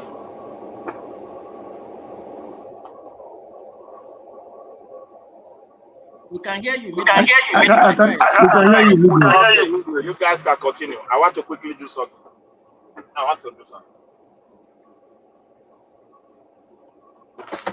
Comrade.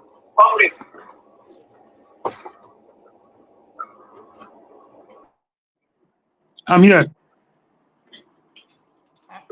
I think what you are saying is exactly different from what Midwest is saying. We are saying the same thing, about the same thing. So you think that the people that you cannot challenge now, by the time they have more resources, you'll be able to challenge them. Is that? We are saying it's not about. Are you saying it? What challenge do you mean? Protest, taking them to court, suing them. Is that what you're saying? We are saying in a nutshell, myself, Midwest and I. The point we are trying to make is there should be. It should be a matter of law and order. It should be a matter of policy. That for security, for example, you give somebody a security vote, for example, without any mechanism for feedback on how the money is being utilized. Is that not a Christmas bonus for that person? Now you increasing allocation to states without a corresponding checks and balance or accountability policy in place. It doesn't matter how they spend the money. You give them. They come to Abuja. The president is doing his best. He's giving them. I don't know. See, Simba, are you saying because people cannot challenge the governor now, they should do whatever they like? We should allow the central to control everything. Now, the point we are missing here is this: we can as well get a dictator. America has their own dictator today. Let's assume that they don't have the structure in place to put Donald Trump in check. I'm sorry, maybe we will be having the German situation at hand now, if you know what I mean. So the thing is, the fact that the court in America and the institutional framework keep putting this guy in check, that is why America it is today, because Trump will just wake up and look at, okay, those people that look like they are not part of our skin, let us just dump them to Africa. If you see what Trump has been doing now, that you even deport citizens of other country to Ghana. That Ghana and their president should be ashamed of themselves anyway for that thing. Now look at that situation now. If you don't move away from this system we have in Nigeria that give Abuja the unnecessary power. Now I keep saying we have to thank Saraki for what he did. I resisted Buhari that time. Every nook and cranny of Nigeria will have become a Ruga. You understand? They will give excuse. So you must have to know how to live with your neighbor. They will just go come and put people within your space. So we don't want that kind of structure that will make Abuja overload everyone. The type of structure we have is this: whether the governors will abuse or will not abuse, it's not even the situation now. How can we checkmate? Should even be the point of discussion.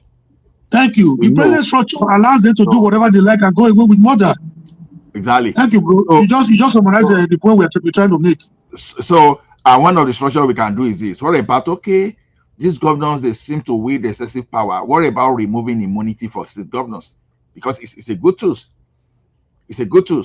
You remove immunity. If you need to remove a governor that is misbehaving, that is not allowing the member of the assembly to sit high, you understand?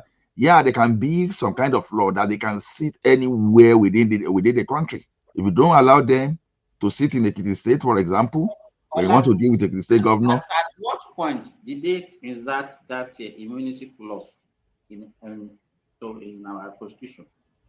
1999 constitution now. That's what did that rubbish. You understand? So what actually led to it?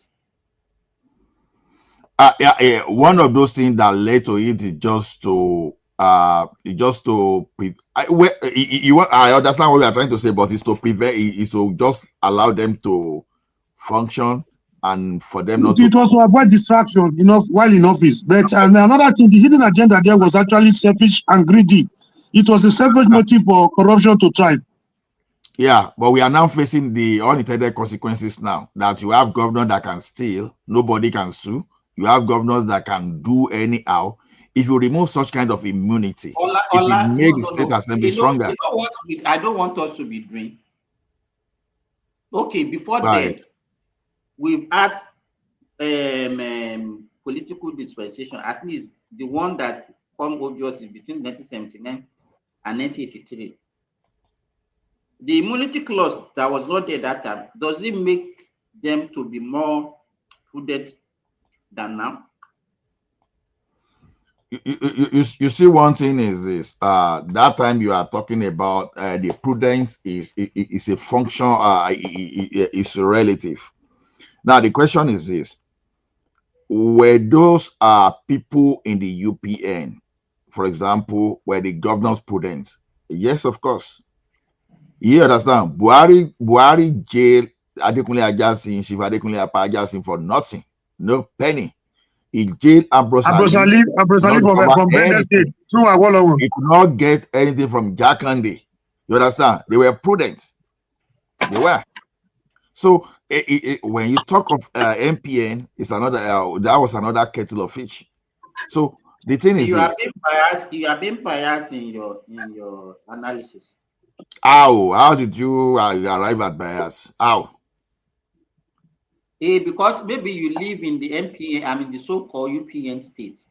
That's why you are saying. Of course, yes. I was in those states. You now want to base it on political party that this political party they were doing well, the other ones are not doing well. Let me tell you one thing. Who are the central government that messed up our money? At least my uncle still keep some of those newspaper of those days. They stay at home. Now, who appointed the ministers that took 2 billion naira? This Umaru Diko. Who appointed? Which party? What party was the guy? MPN was the one. You know when you don't have opportunity or comparison, you understand what I'm saying? Because they are at the national level. We've never had UPN at the national level.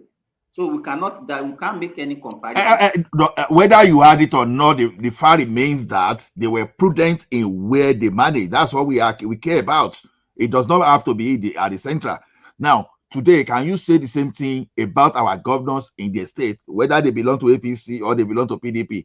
What I'm saying is this: Even Buhari government themselves, they didn't find anything culpable about Ambrose Ali. They just made those people suffer for nothing.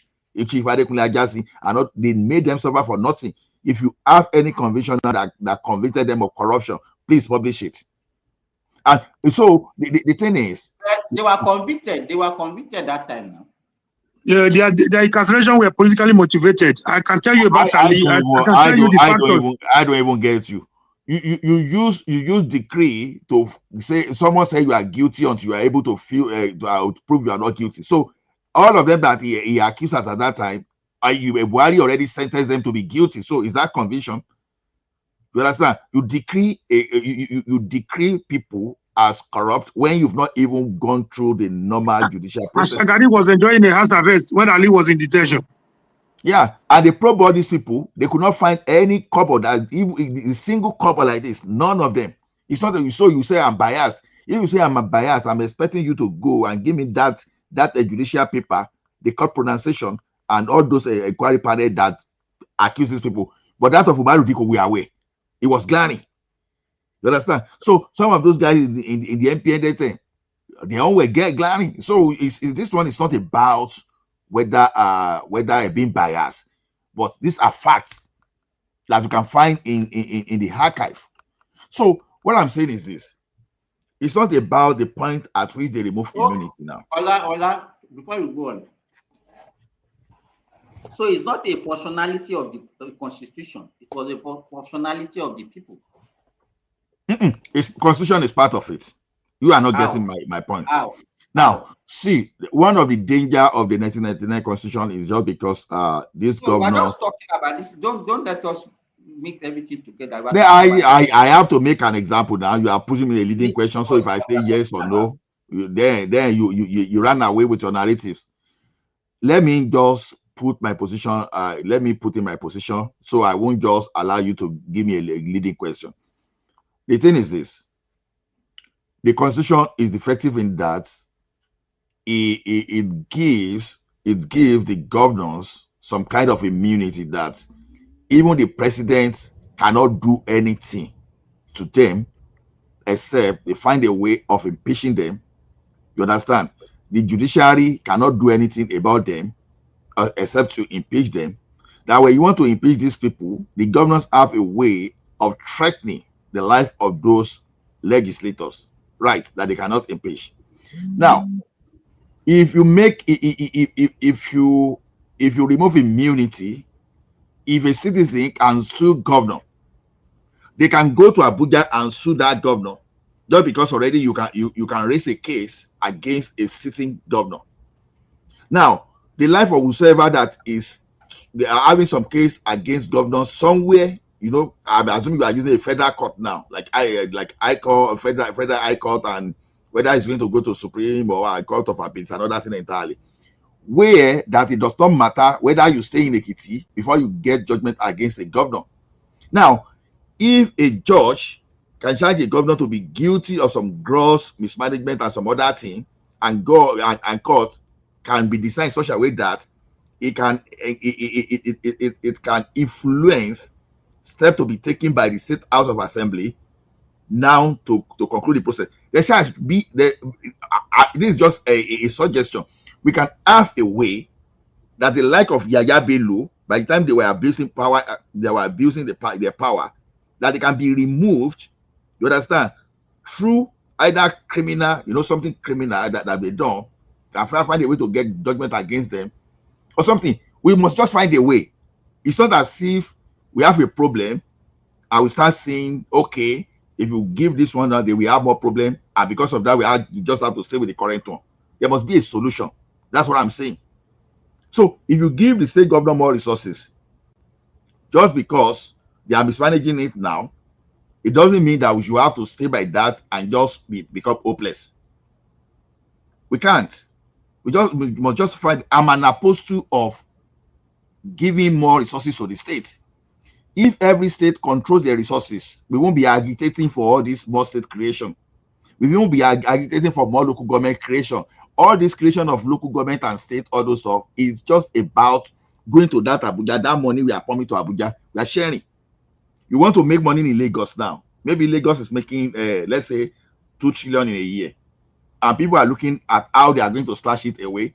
The first thing that comes to their mind is how to create more states, how to create more local government, so that allocation will keep going to where they are not doing anything. But where it becomes situation that, okay, whenever you make your own production, we need 30% of whatever you are making at the central. You understand? If you like, go use your money to marry for your citizen. You start declaring that if you are 14 years, you have to marry. If you like, go and do mass wedding. Go and spend the money to do mass burial, and go and use your money to do mass hajj or mass pilgrimage. That's your own problem. You understand? But don't use your own problem to bring me back. Don't use your own problem to be sharing my money. I cannot be drinking beer in my state, allow brewery to function in my state.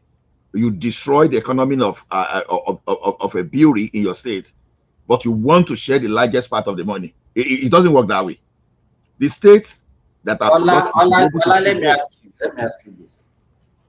You know, we are good at trying to solve a problem and create more problem. Let me ask you this, because all these things that you are saying we started from immunity, and you are drifting away. You are going to resource control and all those things. I don't want you to drift away from that. If you look at the merits and demerits of giving immunity to the governors, or not only to the governor, to the, let's say, the president and the governors, I think the motive behind it is for them to be able to concentrate on governance, because we know our judiciary in Nigeria. We know how people can also be influenced. People will come up with, because they lose an election, they will come up with all sorts of allegations and things that will not even make anybody that will be in government to concentrate. Okay, you can imagine having a state governor now that has to be going to court every now and then because some people are just giving them, putting out flimsy, also substantiated allegations out there. To me, the merit is actually more than the merit, because even when we say they have immunity, that's why they cannot control their finances and everything.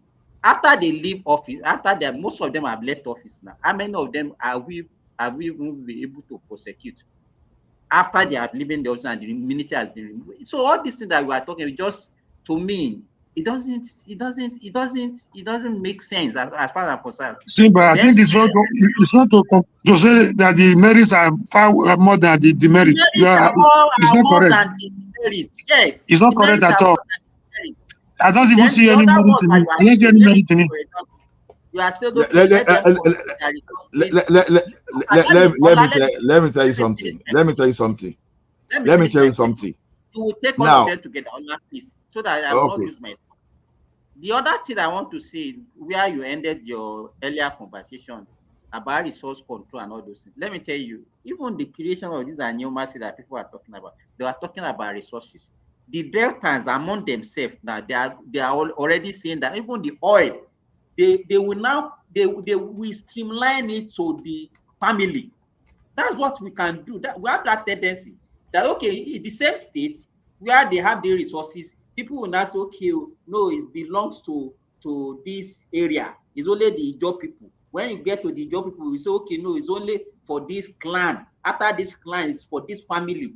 After this family is for this person. We have that all these tendencies. Let me tell you, the way we see ourselves as one, by the time we start creating more states, then say, okay, you control your resources, we start, that divisiveness will continue in us. We have that tendency, and it will not solve any problem. It will create more problems. That's the way I see it. Okay. Can I respond? Look, let's start from this thing. You understand? When we talk of immunity, you understand? We should understand. I'm not just saying that. Okay, look at American governors, even including the presidents. Any American there should correct me wherever I go wrong. Mr. Now the thing Chao, is if you are listening to us, your device cannot be. I don't know what you have to do. Maybe you have to go out. now this is it. You understand? You know, we have civil lawsuit, we have criminal lawsuit. You understand? If in the course of your performing your duty, you are acting as a governor in your executive capacity. That one you should be immune to any prosecution. Okay, but when you act criminally, like many of our governors be acting criminally, you understand? No blanket immunity. You should not have any immunity. You understand? That is what we are saying. Now, you cannot say because you're a governor now, you now send someone to come and threaten someone life. You understand? You can. But if you're a governor, you see a ecological disaster, and you see that okay, you have to protect the people. That's part of lives and property, and you say okay, you have to demolish, and you follow the due process.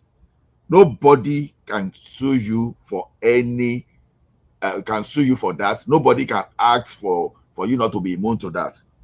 You understand? They have to protect you as the governor. But when your job is going into criminality, part of the criminality is you disturbing the state assembly from performing their duty, from harassing the state assembly, be threatening them to the extent that our state assembly is not existing. They are just to the wish of the governor. And that the federal has been able to stand apart compared to, because we've seen the rift between the National Assembly and the president. You understand? That kind of thing is what I want at the level of state. If the governors are becoming too powerful to the extent that they will never allow their lawmakers to work, to function, then you have to let them not get immune to criminality. When it is a criminality, is about criminality, there should be a framework that you can take the governors to court, and once the court declared that act a criminal act, you understand? Now you have to find a way that you can empower the state assembly to be able to act and remove to be able to act and deal with the governors. So don't give these governors blanket immunity. You just have to look at the functionality of our society. Why do we have the executive, the legislatures, and the judiciary? Is it not for check and balance? So when you are not saying that the state governor, why do legislatures, why did they allow the governor to actually be using Simba, why are you talking as if you're not in Nigeria? Why are you talking like this? How you talking about check and balance? In reality, how feasible is what you are talking about? How feasible is the check and balance? You are Simba, you are contradicting yourself. Man, you were saying the other time. You were saying that time that okay, you were coming from the position that okay, for now state governors are abusing what they have, which is include all what we are saying now. We are now suggesting solution. We know for every good solutions there must be unintended consequences as well. That's why many are against the state police. The governors will misuse them, and I keep asking, are the governor not misusing the current federal police where they need to misuse? You understand? So we can't say just because you are seeing auditors are the one that behave this way. For example, you can say, look, if I bring this opportunity, it can give you $1 billion. But once auditor sees that okay, someone can steal 1,000 naira like this, all of a sudden that 1,000 naira, that $1,000 now, you understand, outweigh $1 billion, and they focus more on that negativity. You're part of it. And what I'm saying is that what should focus more on, we acknowledge that okay, we have these governors that are too powerful and they have immunity. You understand? We should focus more on how to resolve this, not the consequences only. How can we make these governors more accountable? These governors, the state assembly cannot see that. Do you know how these people around the state assembly, if they want to see, they can go and remove the roof. If they want to see, they will deploy security there. They will be threatening them to the extent that the state assembly member will run out of the state. That's the power of state governors. They have become errand boys. They are so be seen and never to be heard. You understand? So how do we empower the state assembly to perform their duty? Governors today can decide to say, okay, I'm not releasing. I'm not releasing money to the state house of assembly, and nothing will happen. How do we make sure that the state house of assembly are truly independent on their own, so that they can deal with these governors? You understand? Because we know we have 36 governors that majority of them are irresponsible. You understand? We've not had that type of case in Lagos State, for example, but we've had that type of situation in Ekiti before. We had that type of situation in the River State before. You understand? How do we stop all these governors? Now, nobody could run after Yaya Bello when he was a governor there. How do we make sure that these people, like Bola Ige and all those things, would they run away with this type of thing those days like that? At their best, what should they use were talk. At their best, what they were using were talks, not the security not the security agency. But today they will use both. They will use police to harass you. How do we protect the state assembly?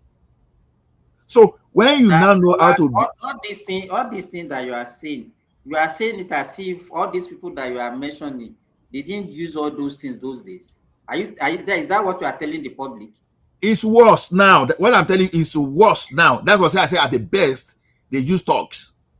It's not talks. Let me tell you. I know. No. Even during in 1983, these UPN people that you are projecting to as if they are saints. Are they not the ones sharing guns and everything to their talks that time? I never said they were saints. Dr. Simba, what's your point? Are you saying nothing wrong with the current structure? That the thing is okay? I'm not saying, comrade, so don't get me wrong. I'm not saying there's nothing wrong with it. So what's the point of contention? What's the point of argument here? When we are trying to provide solution, we just wait. When we are trying to provide solution, we should look back and look at, okay, why this one was like this. Then this within the next solution that we are providing, has it been done before? Does it solve the problem? That's why I'm asking all these questions. Can I come here? As it is today, what are the counter solution to what I'm saying now? I need your counter solution to the solution that I provide, because at least I'm trying to give a solution, but you are actually punching all my solutions. So I just want to learn about your counter solutions to the problem. What are your counter solutions? Let me ask something. Let me ask something here. Okay. Can I just ask something so you handle everything together? As it is at the moment, if you cannot do anything to them while in the office because of immunity, you cannot do them anything when they are out of office. A case study is Kogi State. By the time they are about leaving, they must have amassed a lot of wealth that will enable them to plant a stooge that will protect their interests behind. That's what they do all over. Exactly. Look at what the relationship between Yaya Bello and Ododo. Ododo was housing Yaya Bello while EFCC was pretending to be looking for him. He government tomorrow, if he has any challenge, he goes to government and hide. Ododo's immunity is invariably covering Yaya Bello in Kogi State, and he cannot cough. If he coughs, he will be dead. So if you cannot do them anything while in the office, there's nothing you can do while they're out of office. Let me tell you one thing. That one that you are saying, let me tell you, if it is about resources, they will have, when they are in the office, they have the resources to manipulate anything that they want to manipulate. There's no difference between them being in the office. In fact, it's even worse when they are in the office than when they leave. But when they leave the office, they don't even have the power to control anything. But when they are in the office, it's even worse. That time when we want to even prosecute them, it will be very difficult. The only thing that you cause that time is to create distractions. You give them reason not to perform, and the whole thing will be chaos. Simba, that's what we are saying. It is only when in the office they do all those stuff, they steal enough, because they can decide to, you may give them $100 billion, you may give a governor $100 billion, and may decide to loot that $100 billion just because it's immune to criminal and civil prosecutions. No, it's not. What I'm saying, get my point. What I'm saying is that even if you remove the immunity and you want them to, let me tell you, what we need is overhauling of our, because everybody see their position as opportunity to make money. But all these things are just blanket statement now. We are saying solution. Okay, we should overhaul. What is overhaul? with the Okay, with the the current. overhauling. Let me come by way of overhauling. If you don't want to No, remove no, no, no. the Comrade Omoluji, even the one we are even talking of is overhaul. The question is this: you have to be specific. Overhaul yeah, but is an let me give you a ambiguous. specific one now. Let me give you a specific one. If Simple is so concerned about immunity, for me, it doesn't make any sense to me. But if you say it makes sense, let there be law that will clearly guide them, that will checkmate them enough. Even while in the office, while they enjoy their level of immunity, there should be strong level of checks and balances that will not make them demigods above the legislative and the No, no, judicial no. arm. Comrade Omoluji, let me give you an example. Don't before we move far. Okay, look at it this way now. If a governor awarded contracts, let's say a president awarded contract to Ondo State now, nobody should be able, by the virtue of that, go take him to court and say you want to remove him because he was not bringing the contract to your state. No, that is a prerogative.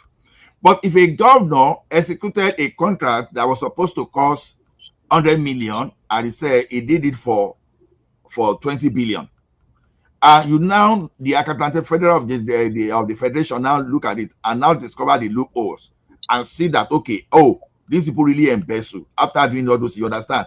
They should not say because you are the president that you are immune to that criminality. That is exactly what we're saying. When people were stealing, there's a way you can audit the account of the state and you look at these people who are actually looting, because you can subpoena the contractor that did your job. You bring them to court. Okay, we know that, okay, per kilometer of this you did it for 13 billion. Is it true? You can even take that thing above them and you go and get independent inspectors to look at this. Okay, please help us look at this. Did this thing mark that kind of thing? You understand? Those people where you procure everything, you let them contribute to audit to say, okay, how much did you get this thing? Workers, how much do you pay? When you know that, okay, you now discover a gap of, like, say, okay, something that was supposed to cost $1 billion, you now see a gap of like 9 billion. That's a criminality. You should not say because you're a governor or president that you should have immunity against that. As it is today, these people commit they commit crimes and they are immune. They can even pay person and they are immune. They have immunity. Why that? So the type of immunity they should have is the one that will not stop them from performing the administrative duties. But whatever they are today, it protects them against criminality, everything, which we don't want. That's what I'm saying. So it makes them unnecessarily above the law. Exactly. So whenever they are threatening the state legislator, then because we have federal high court that can sit in Abuja, that can sit in other states where the judges can be protected, if a judge in Abuja or in Port Harcourt, that is a federal, declare a governor seat, you understand that governor should be removed because of corruption. You understand?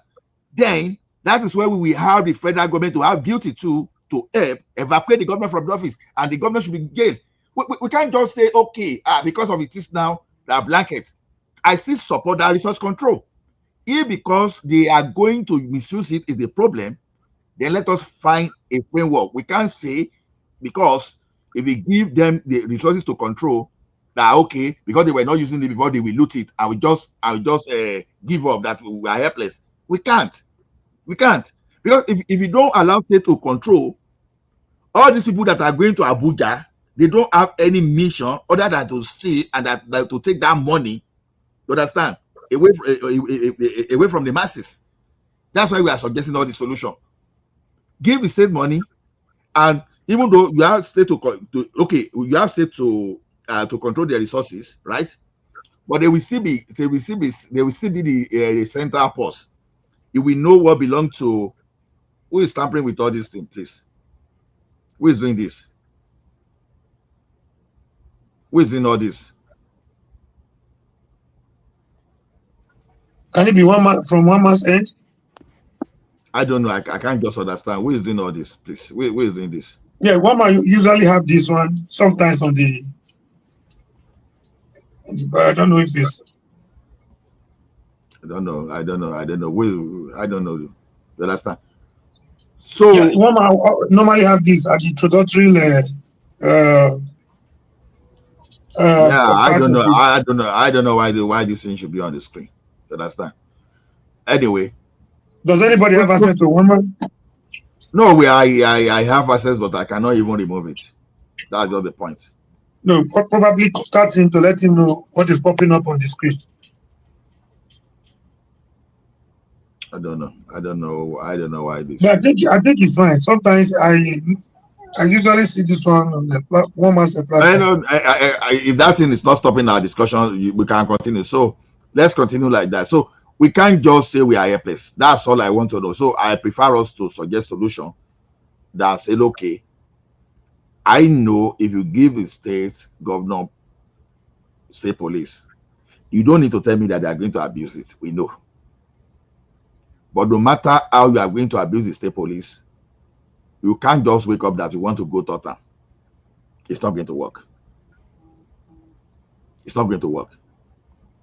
But to have state police, we want to make sure you use the state police for what it's meant for.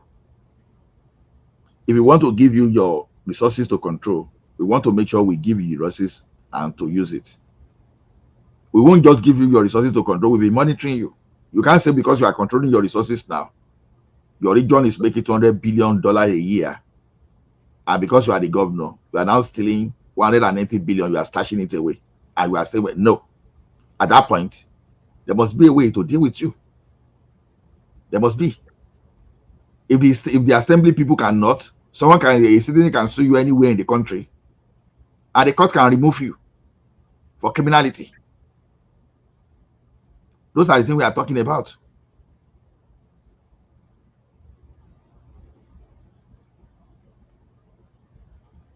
Yeah, you made a very valid point. Because when there are no consequences of bad behavior, it's bound to be, repeated. So when people know they are immune from the law. Anything you think you can do, because let me tell you, is Nigerians, we are not, it's not because we are deficient of laws, and I think the major problem is the way we enforce our laws. No, weak institution. That is the one language you can use. That's The the institution that weak enforces now institutions. is the institution that enforces. You understand? Yeah. So if we Yeah. keep on, if we keep on rolling out laws and all those things without enforcement, we will still be Okay, the way let we us use something that you will like. Let's strengthen our institutions, make them strong instead of building a strong men. Does that make sense to you? But how do we do it? That is the situation. Even the people of the institution too, they need monitoring. I will give an example. Look at what Wike did in the rivers. Is that how to behave? I don't let us go to that place. I'm not going to. That you are going political, but let's just solve this our problem.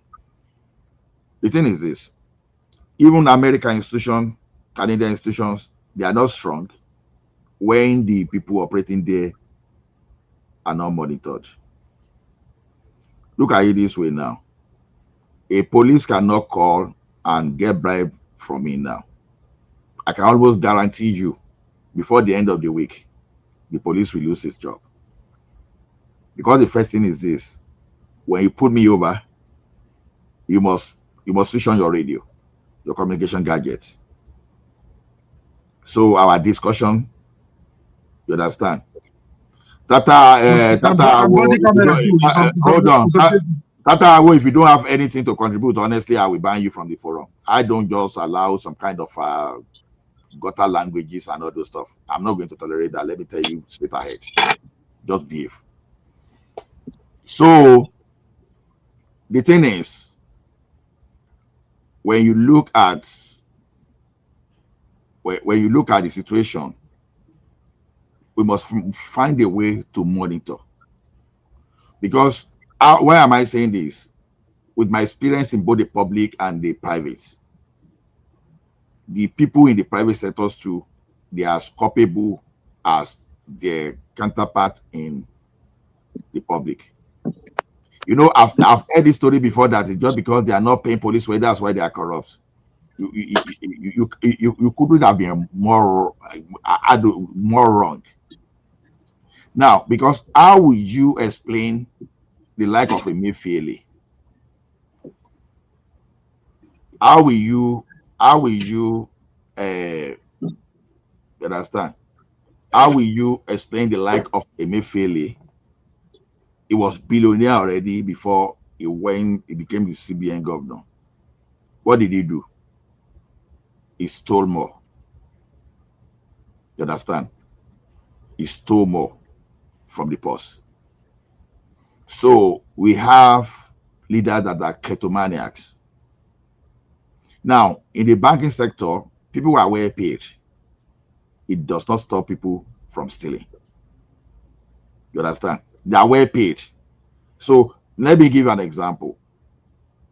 They are okay as at that time, at a particular point in time, when dollar was just about 115 to 120, some banks entry point was like 2 million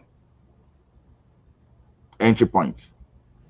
You understand? But we see how the situation that someone that was earning 10, 12 million a year, we're still stealing. We're still stealing. Now, so whenever you took away the branch resident controller away from the branch, the stealing and some kind of corruption there used to go up. But whenever you redeploy all those branch resident controller back to that place, the stealing will go down. So it's telling you that it's not a function of whether you give them more money or not. It's a function of control. If that banking sector, if you do not have the type of control they have, you won't. But what makes it different is because it is owned by a private people that put the right structure in place to monitor. They invested so much in information system that can audit, that can do all those stuff. If you want our police to function properly, for example, now it's not too expensive than what people think. You start allowing them to go around with body camera. And there must be a period that the police must not go off radar. Police on duty must not go off radar, where they can monitor whatever they are doing outside. To start with, our detention center should have some kind of sensors that will sense how many people are these people bringing into that room, to the point that you can have a magistrate assigned that will be going around to go to start checking whether were even justified to even put people there. I'm just giving pocket of examples, so we have many problems. So what I'm saying is this: strengthening institution is not as if you now believe in those people. All our ministry too, like people said it here, that the ministries are the one helping the minister to steal, to loot. They are not just stealing themselves. One of the way the federal government is going to monitor, for example, is that TSA. All the ministries must be a single account, so that when you are still taking money there, you should be able to audit properly. Not the one that you will have about 1,000 accounts scattered everywhere, so that it becomes a problem for us to manage. So people will still be in this institution. It's how to make those people running the institution accountable that really matters. That's my opinion there.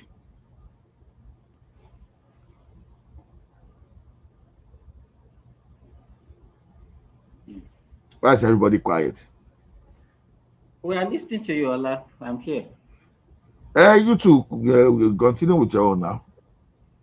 Well, generally, what I think is, because people always give excuses for whatever criminality they committed in our country.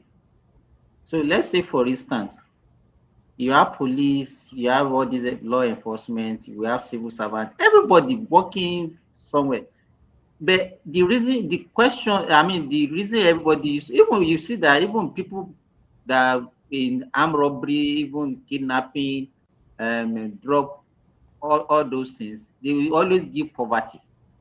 Because we are not well paid, or because we are not doing this, that's what. So everybody give reason. How do you think you can solve this problem so that people will not start giving flimsy excuses of, let's say, poor pay and all those things as reason for committing all these offenses? No. Like I said, you see, although it's a bad idea anyway, it's not good to say it. You see, one thing I did yesterday or 3 days ago that everybody say, oh, why should they make a salary of a public servant known, all those doctors? They took that steps for accountability. You know, if you don't do that, there's a way the people in the public servant, once they see that, oh, this health sector, this is the amount budgeted for this health sector, some people immediately they want to the personnel, they want to max it out. They are not even thinking of equipment. So any 1 million, probably they want to earn 5 million immediately. So you know, by the time they go out and strike and start blackmailing people, people will start updating on there without knowing all those stuff. So you got to stay. Then I said, okay, you as public servants, whatever you are earning, everybody, all the citizens will know. That was why people. That's why people like they are earning 70,000 a year. We know that, oh, they have a medical doctor that is earning 100,000 in a year. So for you to go and strike and blackmail people and co-op people, it becomes difficult. Everybody now, they are now feeling toward the police today, including Shewore. You say they don't live in a good status, all those stuff. That's not the point. What about primary school teachers that doesn't have that kind of opportunity to go and be using gun to rob people in the name of my salary is not enough? Civil servants in Nigeria, they are allowed to farm. So what stop a policeman from adding farming to his part of his job? But all what many of them want to do is to extort you. When I was giving story of NEPA, do you know what happened to some of those money that all those NEPA guys will collect? They just go use that money to carry Aristo. That's what most of them do. Because by the time most of them retired, you cannot really see what they've done with the money they are making. It's just to finance lifestyles that is not basic. If a teacher in a village can sponsor a child from primary school to the university, a policeman that is any more than a teacher should have no excuse.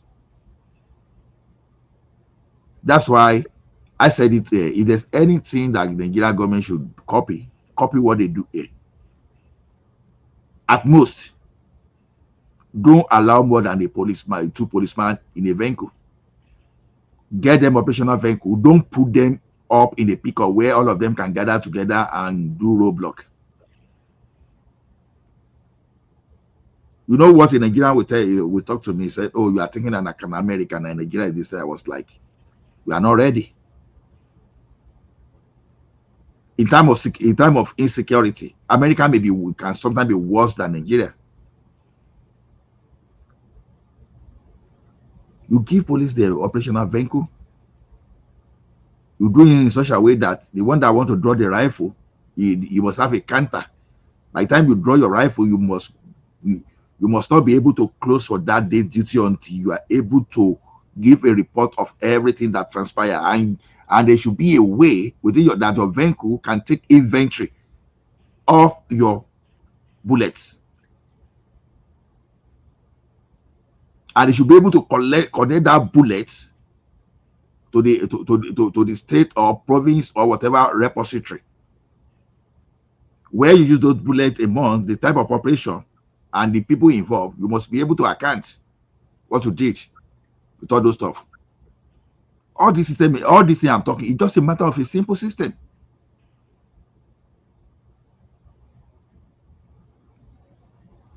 You think, but whatever solution we want to actually apply should be within the limits of the resources that is available to us.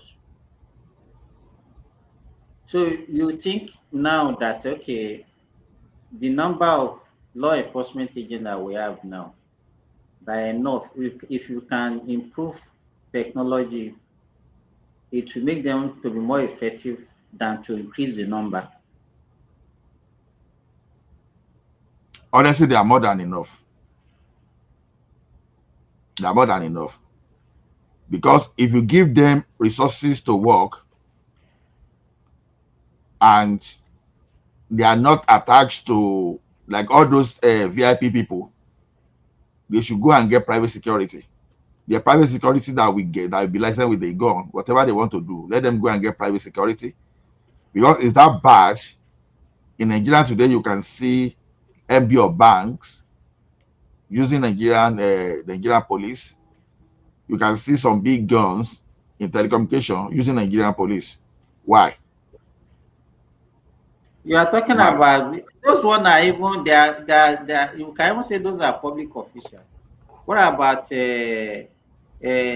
actors, actresses, musicians, all those riffraff just because they make money online and all those things? They are having police attached to them. Those one are even better. A person like me can go to Nigeria today and get 4 police as an escort traveling from Lagos to Ekiti. And once you can What pay, about that? they are like commodities now. Exactly. So what I'm saying is this: as a policeman, they should be able to have, you understand, equip them properly.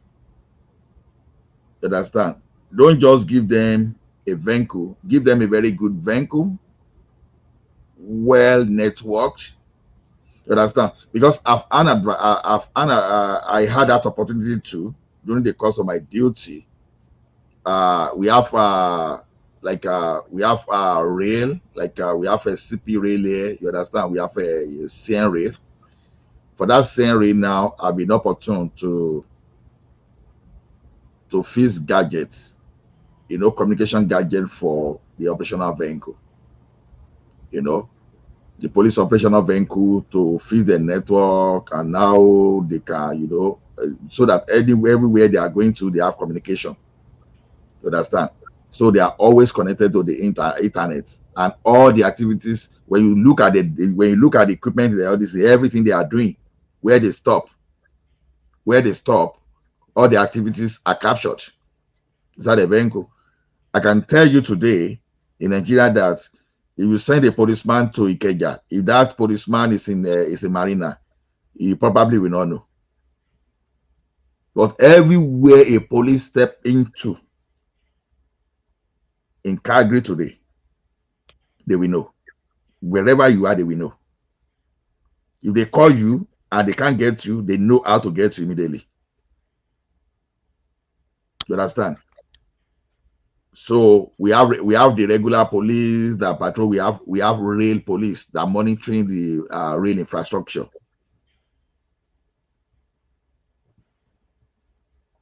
So I think we need because if you look at you will still see that security takes a lot of, at least highest percentage of our budget. But at the same time, if you look at that budget, do you think? Mr. Trump, just tap on your this thing twice so that we can bring you in. Your device is not connected. Just tap on your mute and unmute. Then it's going to make you connect to the. Go ahead. Okay, so I don't think that's resources available actually can take us to where we think we should be. I don't get that. I'm just talking about the budget allocation to security. You see one thing, it's not as if we don't have that money. At least we'll be able to prove now that okay, we are wasting the money. Okay, what about at least if we don't even know others we are making? You understand? If we don't know about others we are making, Despite the fact that Tinubu told us that he already made the entire budget for this year, the first time in Nigeria that we hear Nigeria that made budgets, he already made the budget in the third quarter, before the end of the third quarter of the year. This is the first government I've ever heard that made such kind of announcement. What does that tell you? We have money. Before, some people will suppress the information for them to steal. And that's the credit I'm giving that these administrations, even though people think Tinubu is corrupt, it's still the most transparent. Discharge now. It's not. It didn't come from. Sorry, Ola.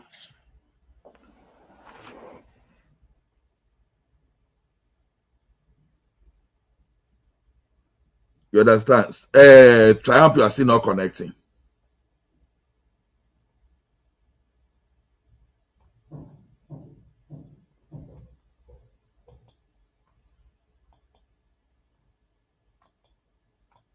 I don't know why one man put this thing on the surface of this thing, though. This tampering of a thing.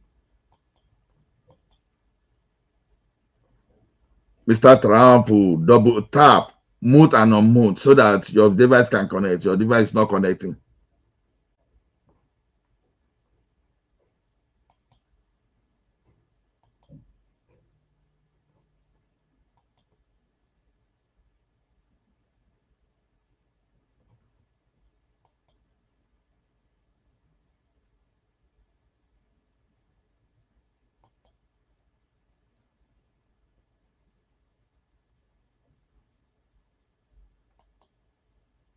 I believe what you are saying. If you employ technology to monitor, because as the citizen need to be monitored, our law enforcement agent, even nearly or even the civil service, everybody need to be monitored in order to put everybody to do what they're supposed to do. Because if you continue this way and we always allow people to have to know when they committed an offense, they have all these useless reason for them to be saying that, but they are not well paid, they are not. We can't continue like that now. Can't continue with that kind. And some people still share that belief, thinking that okay, whatever they say they are right. To me, it's not a good thing for the development. Yeah, you see that's why I always believe that. Oh, you are the one that did it, Ola. No, I'm the one that did it. I just have to do for solution to remove that thing off it. I didn't even know how that thing got to that place, so I remove it.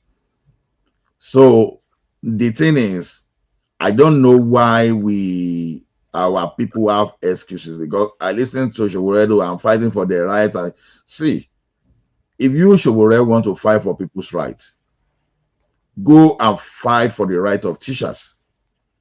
Now, why? Because if there's anywhere I think we have problem, mostly education. I put education as even on top of it, because proper education in that country can even help solve insecurity in the long term. You understand? Because our teachers are not well trained. I'm sorry, people should pardon me. I'm not trying to degrade our teachers.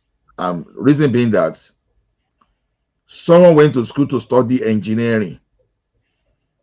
Immediately the person could not get a job. Teaching is the next job for the person. I know an engineer should be good when it comes to mathematics, physics, and all those stuff, but that's not the point. Why employing someone that has no ambition to become a teacher? Why employing someone that has no training in giving education? You understand? Then, even if you want to go into all such kind of thing, because we know when you go and do your masters and you can position yourself for, let's say, academic or all those stuff.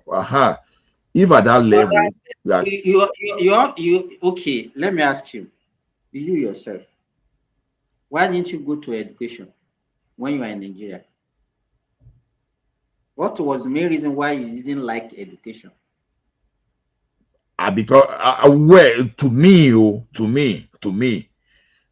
I didn't want to become a teacher, as simple as ABC, even not a lecturer. Why? What was the reason? Is it not No, honorable? no, it's just because of my own natural ambition. My papa wanted me to become a doctor now, so it was a battle. Hey, because let me One, tell you, because people see teaching job no are not remuneration. I understand what you are saying. It's not because of exactly. money. That's so why are you shying away for the main reason? No, mine is not because of money. I was just But adventurous. let me tell you, majority is because they don't see it as being lucrative because of the remuneration, and that's why. Agree. So let me tell you, any nation that want to improve their education, the best of the best should be in education. Yes. But in Nigeria, is the worst of the worst that goes for education because of the Yes. remuneration. There was a time Yes. in Nigeria that people that wanted to go to college education did not even pass school certificates. Because people are not even applying, and they have to just be taking people and say, okay, you have to be writing your WAEC while you are still in college of education, so that before you can, in fact, some of them finished, they couldn't get their certificate because part of the prerequisite for them to get their certificate is for them to pass WAEC. And these are the people that will now finish as teacher to go and be teaching other people that will sit for WAEC. So what do you expect? Yeah, So I agree. one of the ways is not only the training. Let's improve the remuneration of teachers, all cadres in Nigeria, then so that it can attract the best of the best into that profession. Then we should then the next thing is to now improve the facilities. If you I improve the agree. facilities, and you don't have the if it's the worst of Nigerians that are going into that, you won't get anything from it.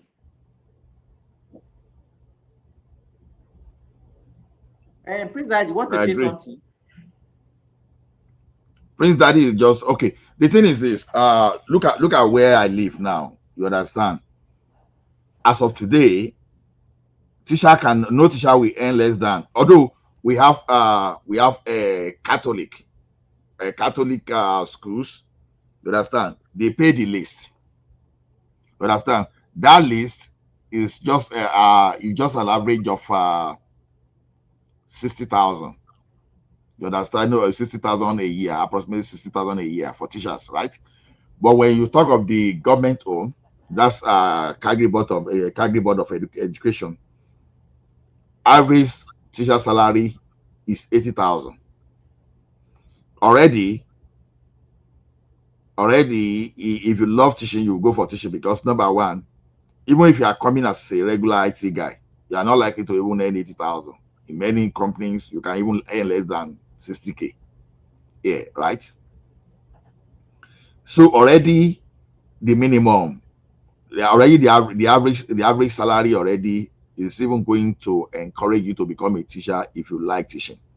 Although a person like me, I'm not going to become a teacher because I don't see myself as a good teacher and I don't enjoy teaching, even though I talk.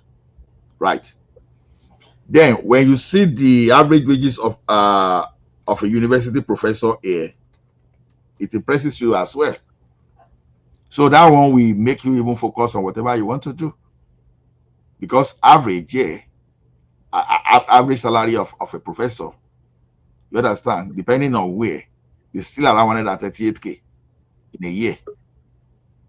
So when you see that situation, lack of choices is not what is pushing you to become an academic. As a matter of fact, But Ola, if you look at your environment there, yeah, you can see that it's not they are at least comparably they are within the average wage of every other profession.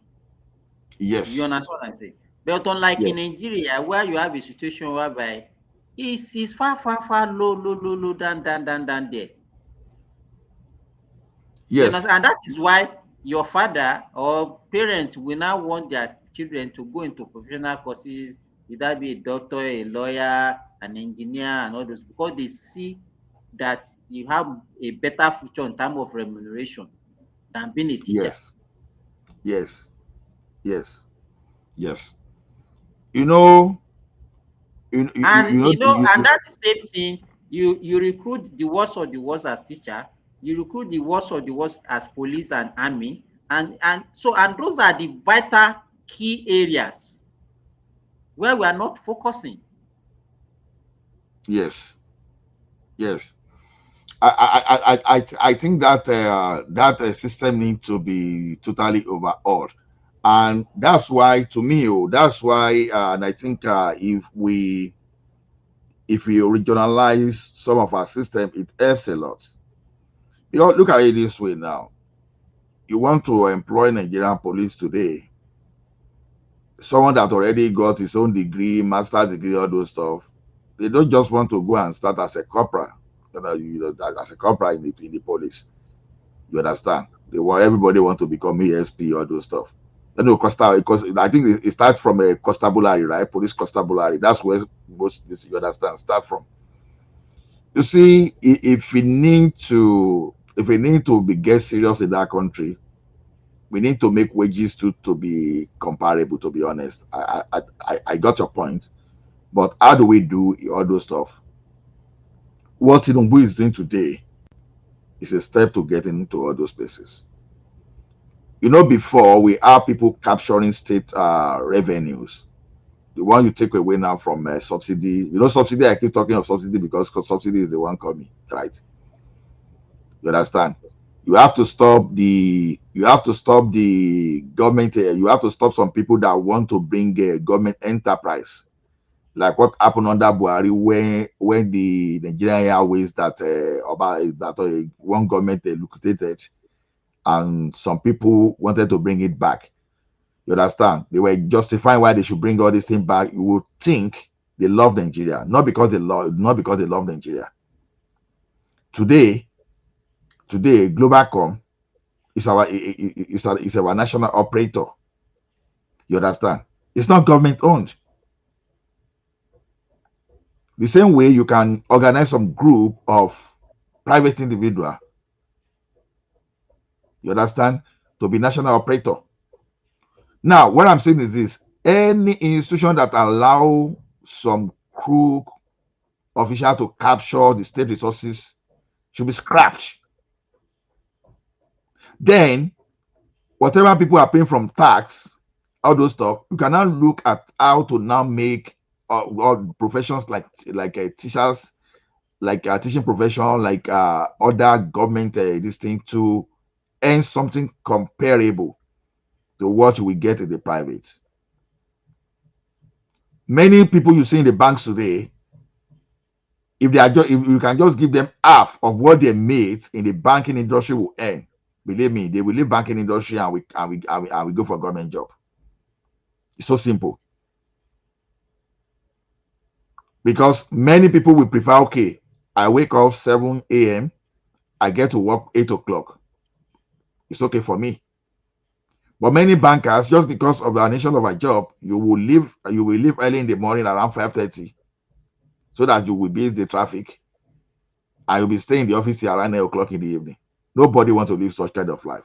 If you will pay people half of what, all those government workers, half of what their counterparts in the private sectors are earning, they probably want to go for the government job.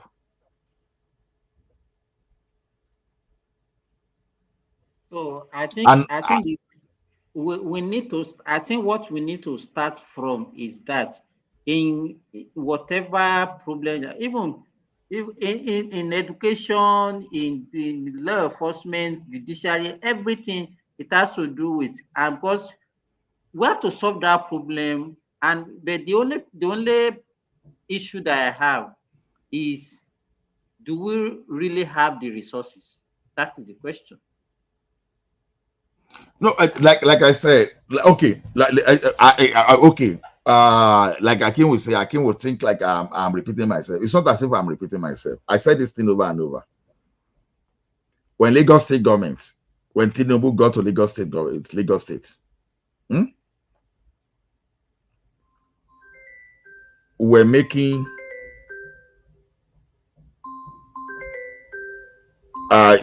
just hold on, Simba. I will get back to you.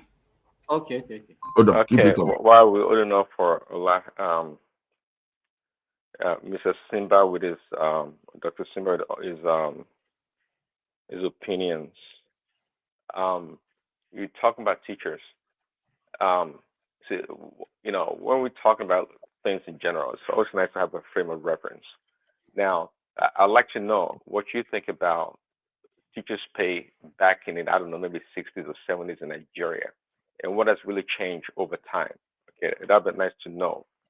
See, when it comes to teaching, like many jobs for that matter, a doctor, teacher, engineer, whatever, there's always passion behind it. There's some people, right, that want to be teachers. Uh, the remuneration is like secondary. What they get paid is like secondary. But I understand that people need to have a living wage to survive, not to break their back to teach, right? Because if you look around, even in the Western world, especially in America, actually, I don't know about London and part of Europe, they regard teachers as not being well paid. Actually, teachers are not well paid, quote unquote. But in America, for example, people like teaching job, especially teaching in high school or primary school, whatever, because teachers get to have 2 3 months off during the year. To them, it's not about the money. Some of them make just okay money, right? But they save their money, they live a decent life, so they can take 2 3 months out of the year on vacation, go camping, drive around the country, just do things that they love to do. They love to live life. They don't. They're not about pursuing material stuff. They don't care about that. They want to live life. So when it comes to teaching, people have passion for teaching. I've met some people. They love to teach. They love to impart knowledge. They love to see people grow, and that's what they're all about. So it's not always about equating pay the teacher well or pay them well and they will do a good job. Not true. Not true. I think we should have a better process of trying to attract people, the right people, into the profession of teaching and do right by them. Okay, I think that'd be an ideal way to go about it. Um, which profession in Nigeria that the workers are well paid? Are they common civil servants? Are they well paid? I mean, tell me. I don't think anyone is sitting down there, happy with their salary or what they're getting paid. None. So But I don't like to. Oh no, let me try. I don't like to blame teachers. See, teachers don't show up at a school premises and they start teaching. No, we have institutions. We have, I guess, student teachers training college or whatnot that verify these people, check their credentials, their capability, make sure they get a proper training and education before they become teachers. Teaching them in Nigeria is not an attractive profession in the first place, anyways. It's not. So we should be lucky rather that we get some people that even end up doing that job in the first place. Not too long ago in the northern part, I think it was northern part of Nigeria, some teachers were being mocked. Why? Because they can't even do the problem that their pupils, the student can solve. The backward people mock them, this and that. I wouldn't do that. I wouldn't do that. It's incumbent upon the country, the institution, the government to train these people so they are proficient and educated enough to be imparters of knowledge. That's the way it should go. okay, let me give you things that let me give you examples. You are referring to the past and say, okay, I could remember when I was in primary school, an average primary school teacher in the old Oyo state that time earns about, let's say, 100 to 120 naira. You understand? If you want to look at that today, you are talking about, let's say, 150,000 to like 200K. You understand?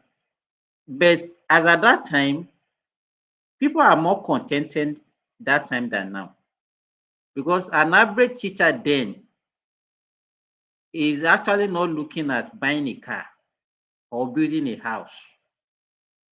You see most of them on Vespa. You know what we call Vespa those days, Prince Daddy.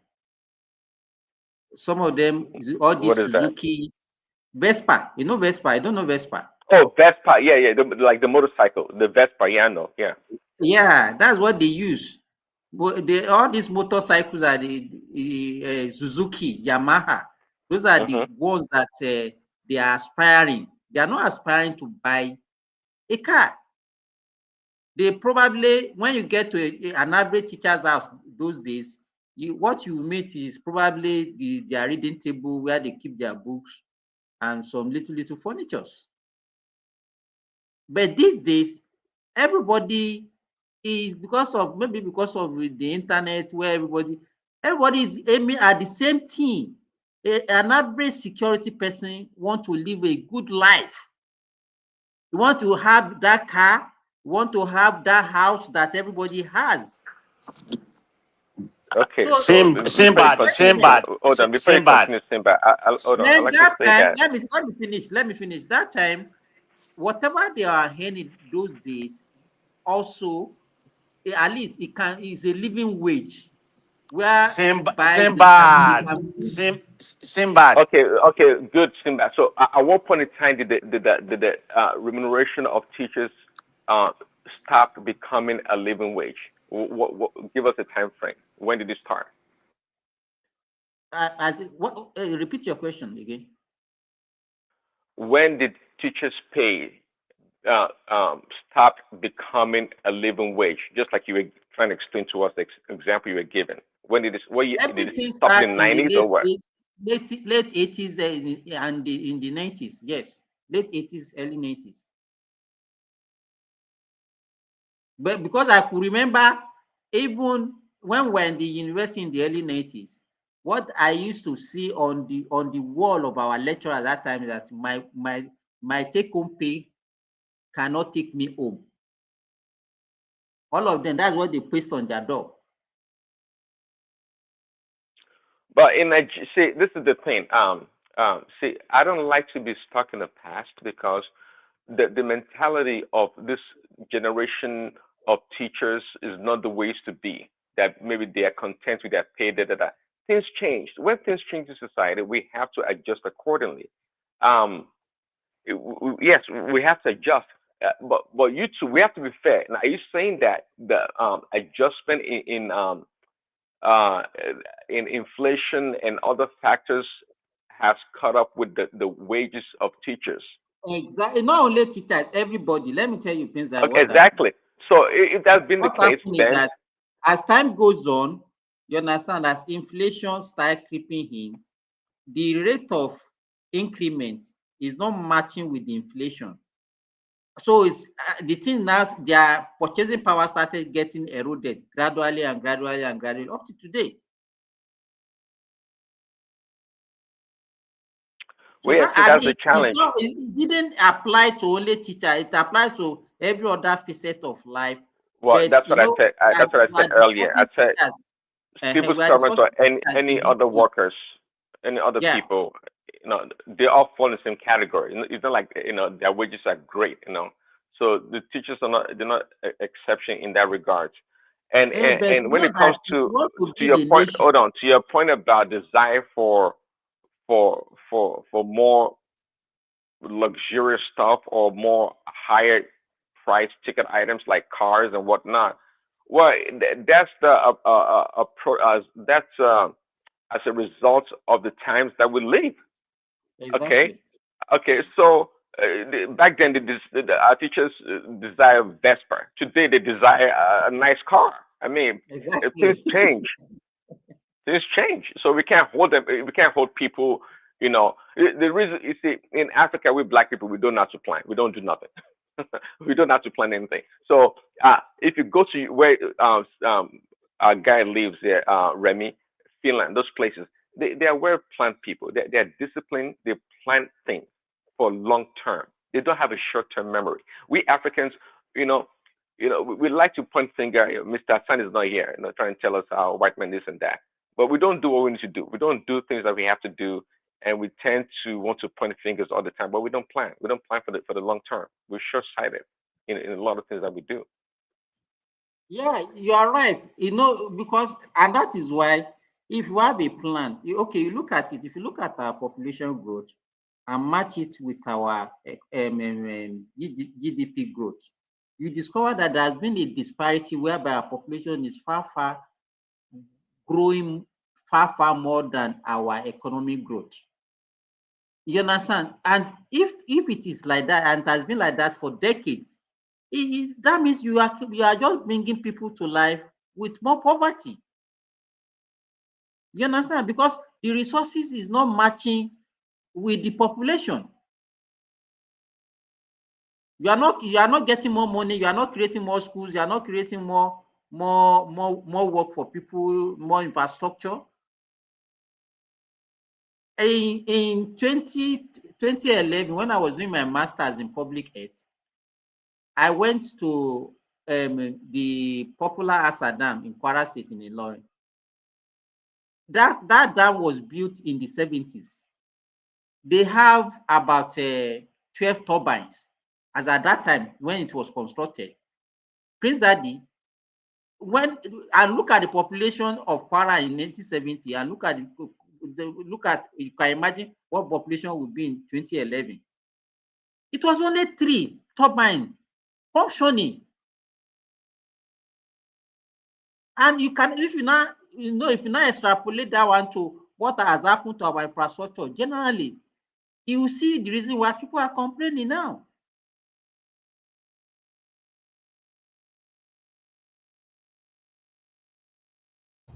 Sorry. Why is everybody quiet? They talk now. I mean, you see that it was quiet. It made it seem better engaging right here. I think Preston No, just because dropped. I was talking to a client because I need money. You people should Because all you be need my money. client. I don't know why all of you are just stingy. You should all be my client. You are So, looking for customer, eh? eh? You are looking for customer. You know one funny thing. I was speaking of a CN rail the other time, a particular rail.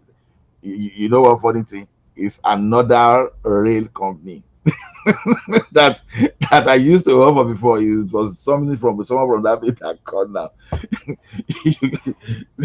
Although they are not offering anything, at least they were asking some question from me. So, so the thing is this: where were we? Where were we? No, we are still on, before you left, we are still talking about teacher remuneration. So Prince Adi came and said it's not really about remuneration, that is not peculiar to teachers, that it actually affects every other profession. So Yeah, teacher was just as it was just an example because we are talking of civil or public servant. That's exactly what we are saying. So, but but me, I was telling him that I gave example of late 70s, early 80s, the average wage of a primary school teacher.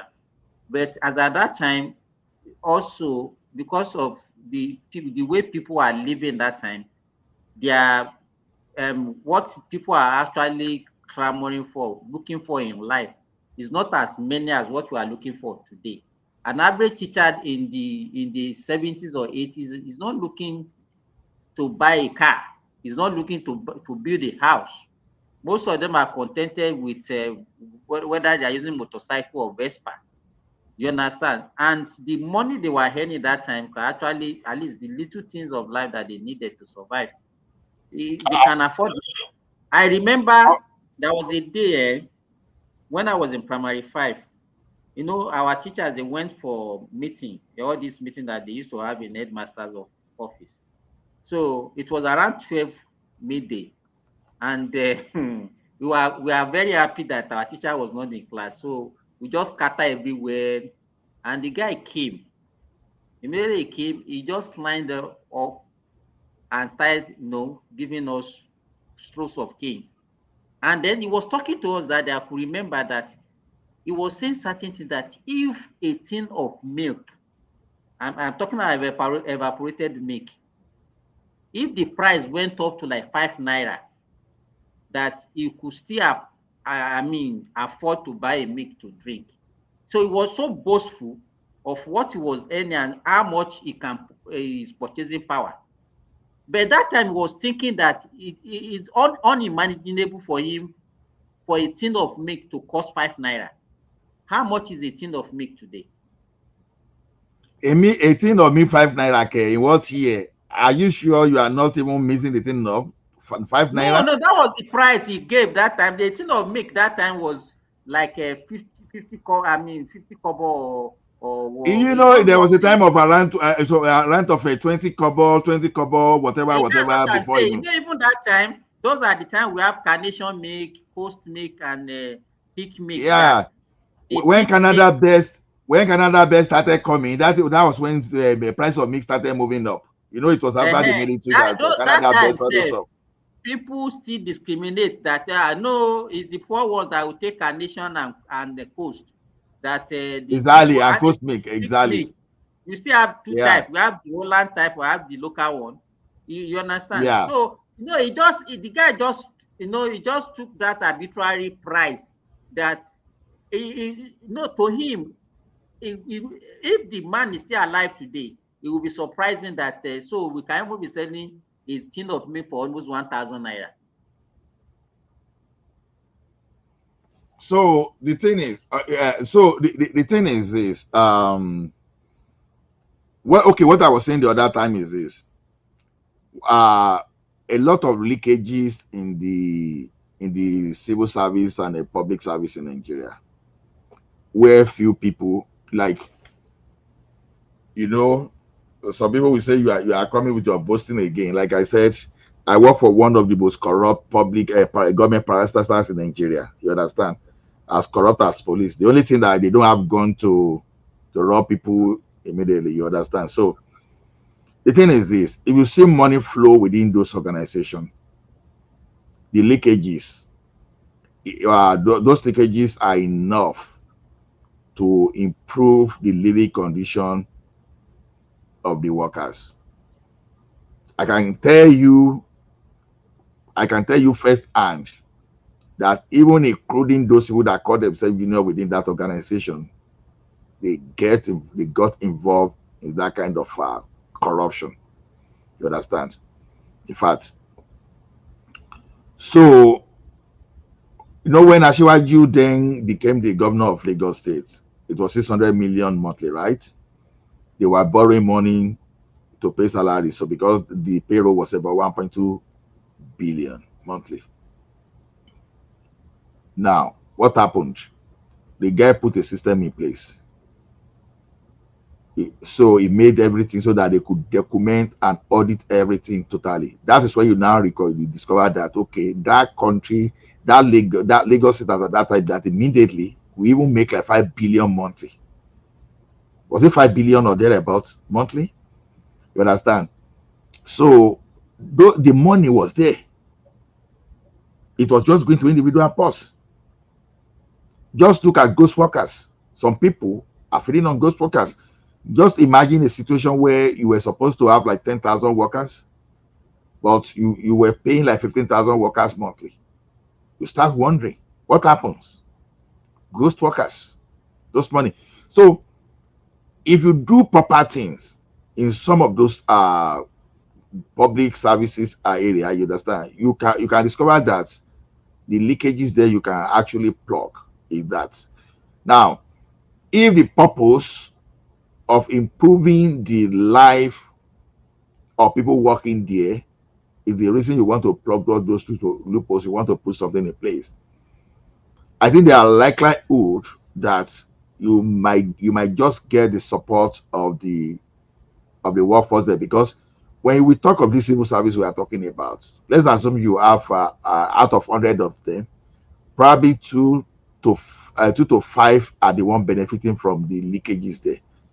So, but if you pitch it to them that, okay, you have some kind of a social contract with them that, okay, guys, we know you are not earning very well, but we know despite not earning well, the money to pay you to improve your life is still within your organization, and you are able to calculate properly what you are losing there to people, and you agree with all those staff. Honestly, those people, those staff that are not benefiting, they will gang up together and they make sure that leakages that you plug. Because I remember growing up in Ondo State that time, when they say people write petition, they even said Ondo. Those petition writers, they were majorly from Ekiti State. If they saw the headmaster or principal still in that time, before you know, by the time you get to the Ministry of Education, you will see petition and they will even they will even tell you how to even catch that thief. They will tell you properly. That was when people were engaging to make sure that they made sure that services were meant for what it was supposed to be. But today, people will tell you that now where you work is shop, and that's why they call it a workshop. You understand?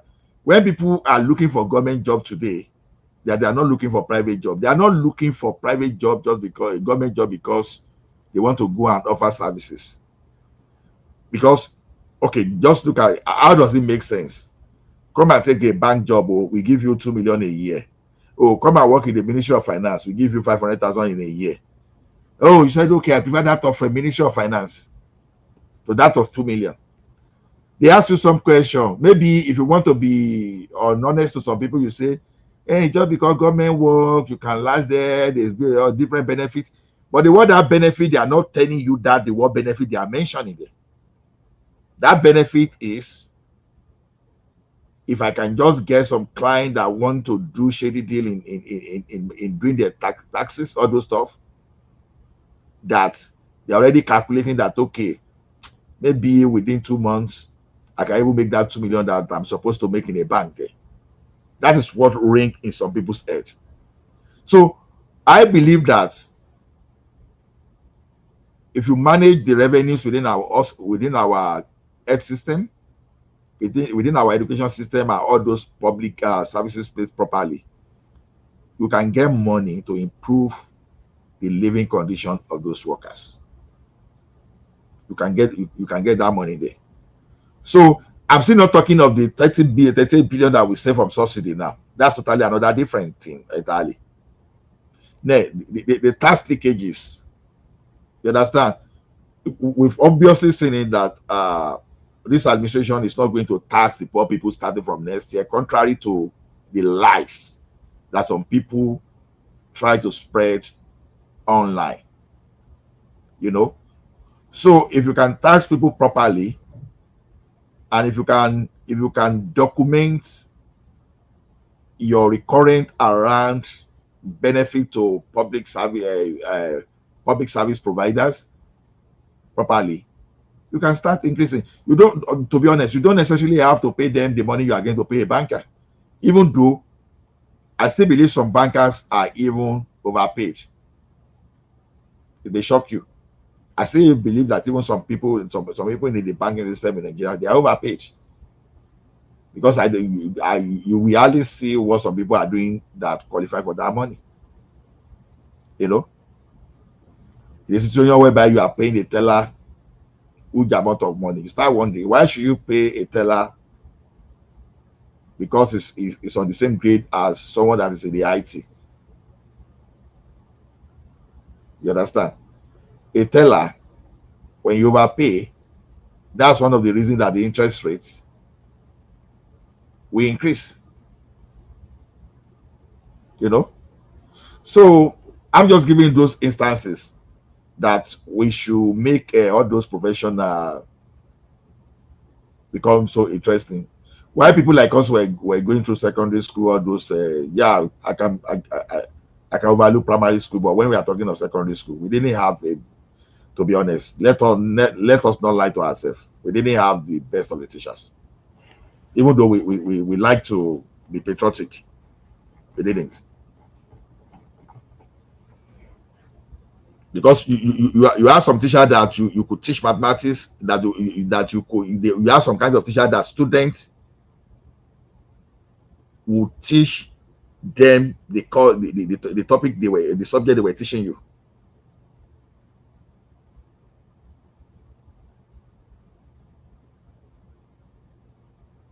Because some of us taught physics and chemistry better than some of our teachers.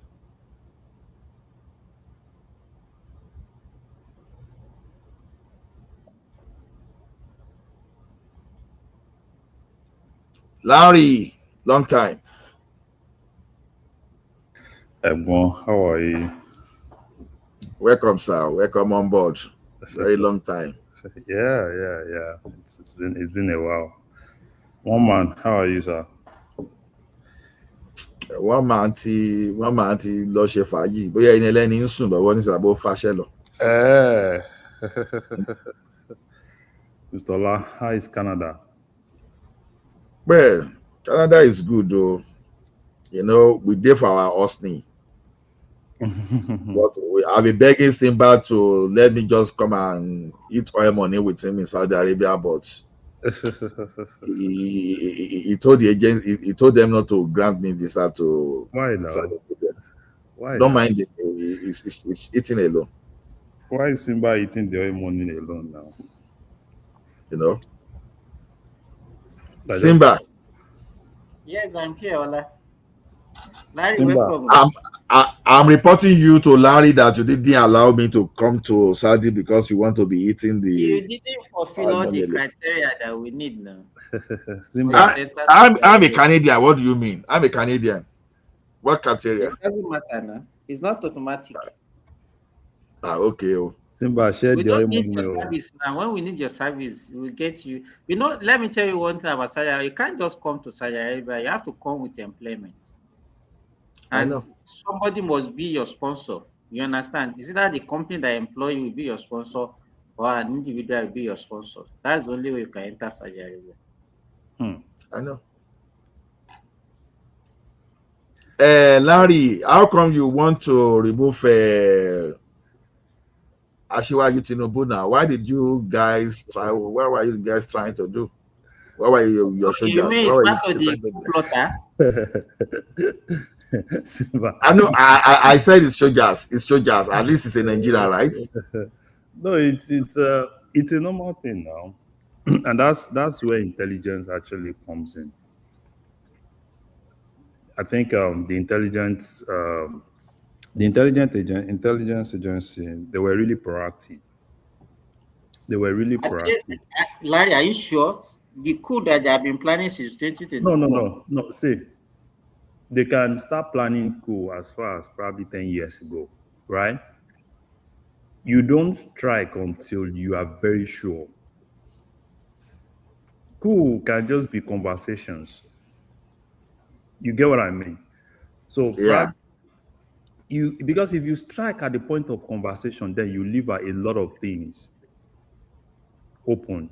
So the best thing is to probably wait till the point, because it was close to the point of execution. That was when the whole casala busted now. It's just like, you see, when you, all those things like that, what I know, right? It's better you wait until they are close. Because at that point, they've put all their machinery in place, they have all their contacts and everything. At that point, then it's better to come in. But if you come in when, probably they are still talking, then, they can always deny things. And I like the way Ashwaju I like the way Tinubu just, let go the chief of defense staff, all of them quietly, right? Because they compromised. They felt it's just something they can just put under the carpet. And at the end of the day, right, it's not. Coup is not really something it's not really a simple thing, right? And once there has been agitation within the military, not today. There has been agitations. A lot of people in the military are not really happy. There is stagnation, they still feel that they are not well compensated, particularly those guys that are at the war front fighting Boko Haram. And another thing the Nigerian state is actually doing that, for me, I do not support, is this issue of negotiating with terrorists. Because negotiating with terrorists it kills the morale of those guys. Imagine you're fighting those guys, you're getting close, and at the end of the day, some politicians go behind you and start negotiating with them. And it makes you look as a fool, right? You can't do things, right? All because you want to save the country. And at the end of the day, some politicians are going behind you to destroy everything you've worked for. And that's exactly what I see. And you can change the security chiefs, but you still need something to increase the morale of those guys. Those guys are not happy. Let's not deceive ourselves. because politicians are always politicians. And when you see agitation on the military, when people get agitated, when people get frustrated, these are things that happen because they feel that they lay their lives for the country, and some politicians somewhere, you know, believe that they can influence things, they can decide things. And that's exactly what actually happened. You know, I do not know if Tinubu is actually in support of most of all this negotiation and reintegration and everything. Because those reintegration and everything is really costing the military in Nigeria a lot of things now. Because if you look at most of the problem they have, right? Some people that were integrated into the military, they sell information, they sell intelligence, they sell a lot of things. And one thing I support this Christopher Musso for is the fact that you don't negotiate with terrorists. Fine, you can go any way you want to go about it. Because these guys, no matter how much you do, they'll tell you they are laying their hams today. Tomorrow they will pick up those hams. Because what they are really fighting for is not really legitimate, right? Because you can't even pinpoint what they are fighting for. And at the end of the day, and no matter how much it is, anytime I watch the videos of those guys, right, those terrorists, and you see these politicians sitting with them, it breaks my heart. It breaks my heart. And in most cases, I pity those military guys because I can't even imagine you laying your life to fight for a country. You've got your own family, you've got your own children, you've got your own kids. And after you've done all those things, at the end of the day, what you hear is, oh, don't worry, lay your hands, we're going to negotiate with these guys. And in some cases, the negotiation doesn't just come with negotiation alone. It comes with a lot of things. A lot of money is involved. A lot of resources are being pushed to the point that some of those guys are so powerful that they levy some of the cities, they levy some of the towns, and governments still pay. So I don't know, until there is actually increase in morale of those guys.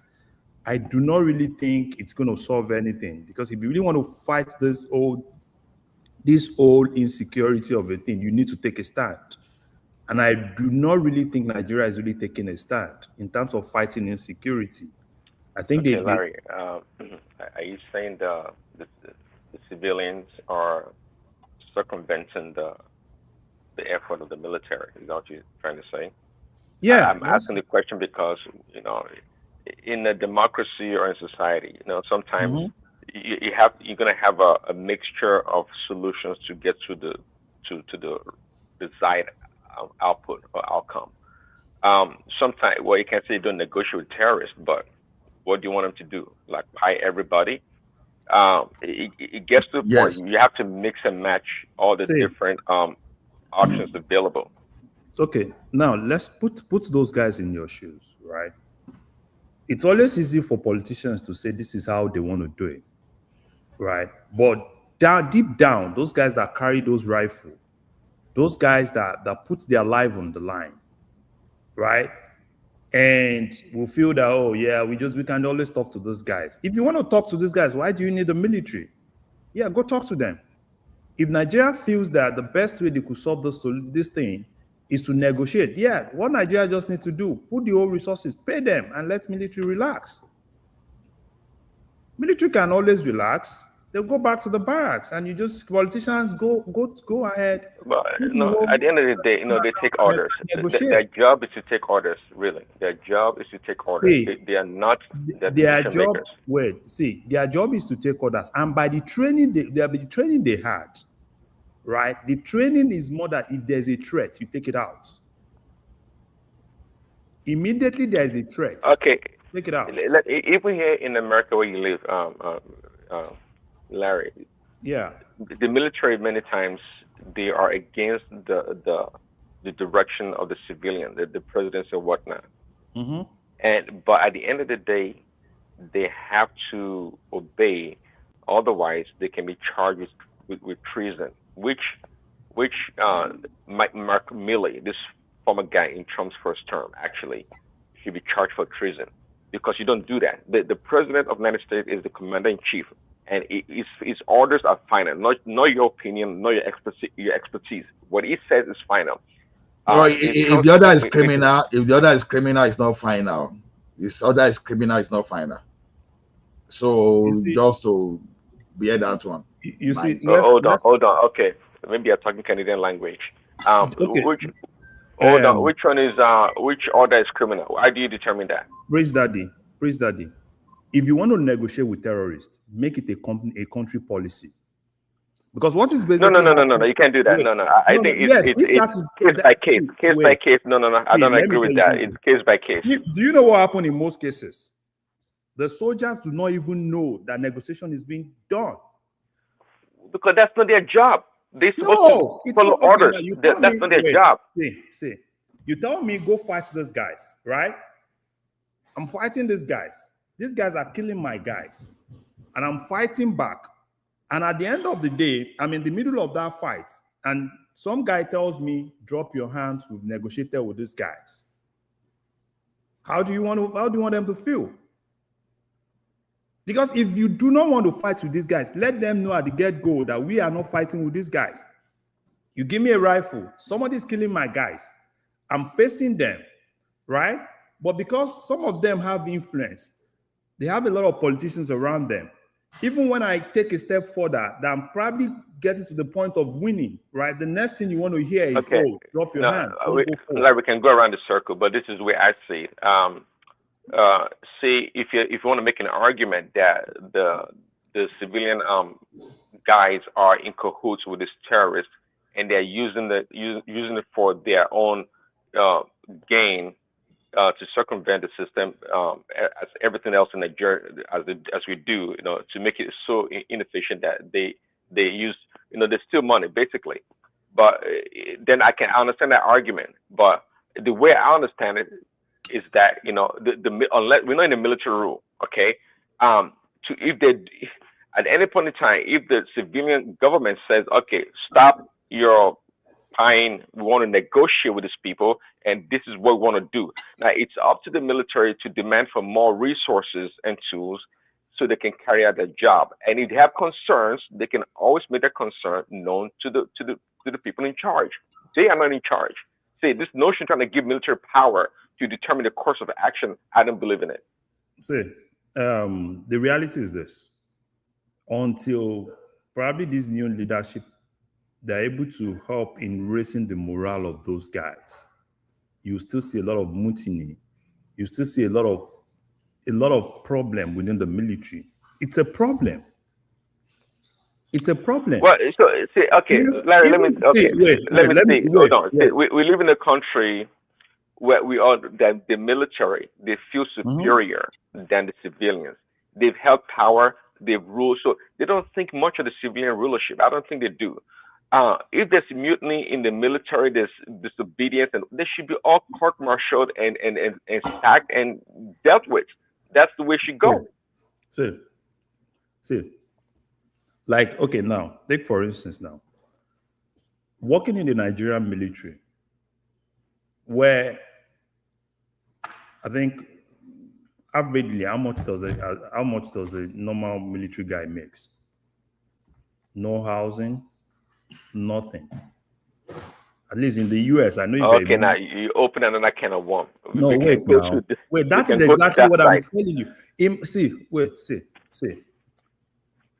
If you want people to, there are several ways in which you can motivate people. Because what I'm saying, and I'm very sure that Tinubu himself knows, even if you take all these guys out, if the system does not change, more people, you raise more. And I think what the government needs to do now, they need to sit down with those guys. They need to know their pain points and know how to solve their problem. No, I tell you, this is maybe I said before on the show. See, personally, I like to weaken the Nigerian military or the Nigerian army. I like them to be weakened, okay? And the police should be strengthened, okay? Especially if you go to regional policing. Once you regionalize policing or state by state, and they become strong with tools and resources, they are able to curb a lot of things. in-house, so to speak. I think that's where we should go. I think Nigerian military, I think they feel entitled, which is a really, really bad thing. And that's why in a modern democracy, those jokers wanted to do military coup. See, they've been thinking about it. The military needs to be weakened, really weakened. They at the end of the day, come on, since these military guys are backing and code and the left, what have they done for the country? What have they done You know, really? things like that. I don't even know why Larry is giving excuses for the so-called coup that these guys are No, planning. Simba, I am not giving No, no, excuse. let me. See, Hey, so no, because you are saying that because maybe they are fighting Boko Haram, some people are negotiating with terrorists, and they are not well paid. Is also what is the meaning of all these things that you are saying? see, let me tell you something. When there is a problem, right, I do not really believe in solving the problem by, stopping the bleeding alone. You need to look at the root cause of the problem. And what I'm telling you is that, fine, if you don't solve the root cause of the problem, you will still see more of them. Hardly So you think let me tell you. So in your honest this thing, you believe that the coup is actually precipitated by poor funding and lack of good remuneration and then negotiation with Boko Haram. Is that what you think is responsible? I think you're misinterpreting what I said, right? I'm telling you that in the Nigerian military today, the motivation, those guys are not motivated to lay their lives for the country. A lot of things are going wrong in the military. We can just stay and just say whatsoever we want to say, right? It's good that the president has changed the military hierarchy and everything. But until they start thinking about how to solve some of those problems, you will still see more of these guys. Look at the recent military recruitment. Now, military is prior to this time, right? Military is trying to beg people to come join the military because nobody wants to join. The last time they were in Lagos begging people, Lagosian, begging people to join the military. And why are people not joining? Because people are basically joining because they see what is happening in the military. You want to lay your life for a country, and the country also in return needs to take care of you. Because to be a military, the moment you sign as Larry, if you are giving all this reason for not performing, I can what understand. exactly do you mean But by if you are not, performing? How are they not if they are not, no, wait now, if they are not doing their responsibility as at least maintaining law and order, protecting life and property, you are even yes, I can say that. Wait now, I can agree with you, okay, because they are not motivated. But to the extent that you are now giving this reason why a coup should take place is what I don't I understand. never say that's the problem I have. I never told you. That's the entitlement I'm talking about. That See, they need to do a coup because they're no, not getting paid and I other never things. said Yeah, you. because But you never said that though. You see, that's the problem. That's the Hold problem I have with you on, guys. hold on. That's the He problem. never said that. He never said that. he That's never the said problem. that. They will always Yeah, keep but Ola, wait now. Ola, wait. You are the one that started. You started wait. by asking the question Simba, about coup. let I me don't know at what point. Okay, Simba, what is the relationship of Larry? Wait now, because Ola, you are the one that asked him the question, and you are yeah. talking about coup. You understand? Yeah. So, what is the relationship between this thing, this answer that you are giving now, and the coup? That's what I don't understand. So, if you are not, so that means you have changed the question they asked you. Okay. Are you done? Yeah. Okay. What brings agitation in the military? What brings mutiny in the military? I'm asking you. Do you think But what happened? What do happened you is not think mutiny. What happened is not mutiny. It's wait coup. now? This is I not. am We've been asking having mutiny. something We've been having mutinies in the wait, military, and we'll be wait. even be having. Only God knows the number of coup that has happened in Nigeria. See, So maybe you've talked now. I said finish. Okay, Simba, finish saying whatever you want to say. and let me I talk. finished. Say what Or you you want won't to say. interrupt me when I want to talk. I will keep quiet. Okay, very good. People do not just wake up one day to start agitating. Me and you knew what is that. We know what is currently happening in the Nigerian military and why people do not even want to join the military. Number one, Nigerian military is outrightly overstressed. You're giving them their mandate that do not really that is not really their original mandate. In Nigeria today, we are basically, just like Prince Daddy said, I like the fact that you want police to take their job. Because basically, the military in this case, you are making them to do policing to the point that military is even doing some community policing work, which is never part of their mandate. And the training is different. And that is why in most cases, when you talk about negotiation, you talk about all those things, most of those things are not within the training of the military. And that is why in Nigeria, for instance, there is a police, there is an authority called police. There is an authority called Nigerian Security and Civil Defense Corps, right? Those are those people's mandates. They know how to do those things.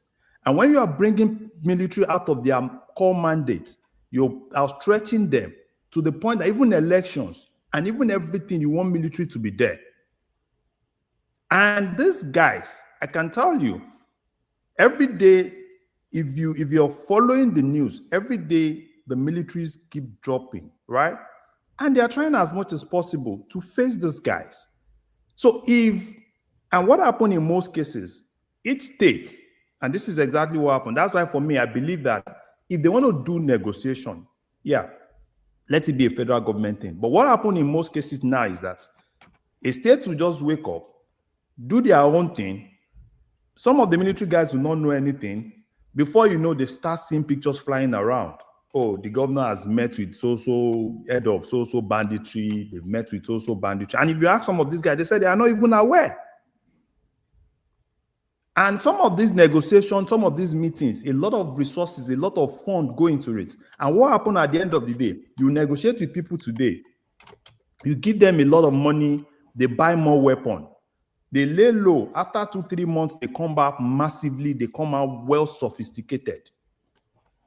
And we'll keep saying, oh, we want to end this thing. We want to end banditry. We want to end Boko Haram. We want to end all those things. In what you're basically doing is you are funding this thing.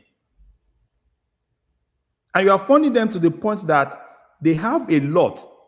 They've even been able to amass a lot of weapon to the point that they are able to even withstand the country's military.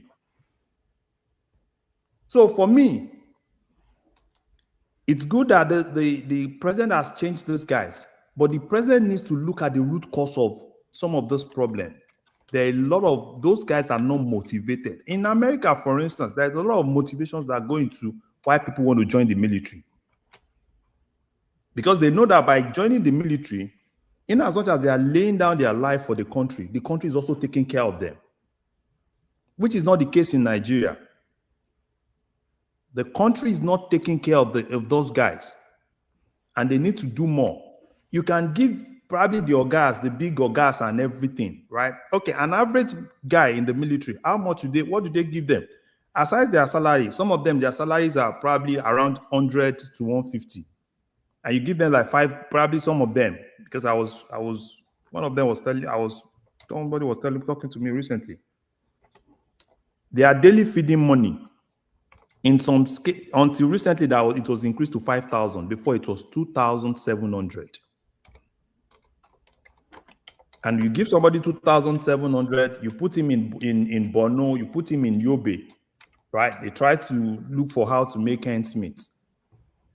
And at the end of the day, you still blame them. Oh, they are not doing what they are supposed to do. Probably they are supposed to have got rid of all those guys. It's not like that. Check military in Nigeria.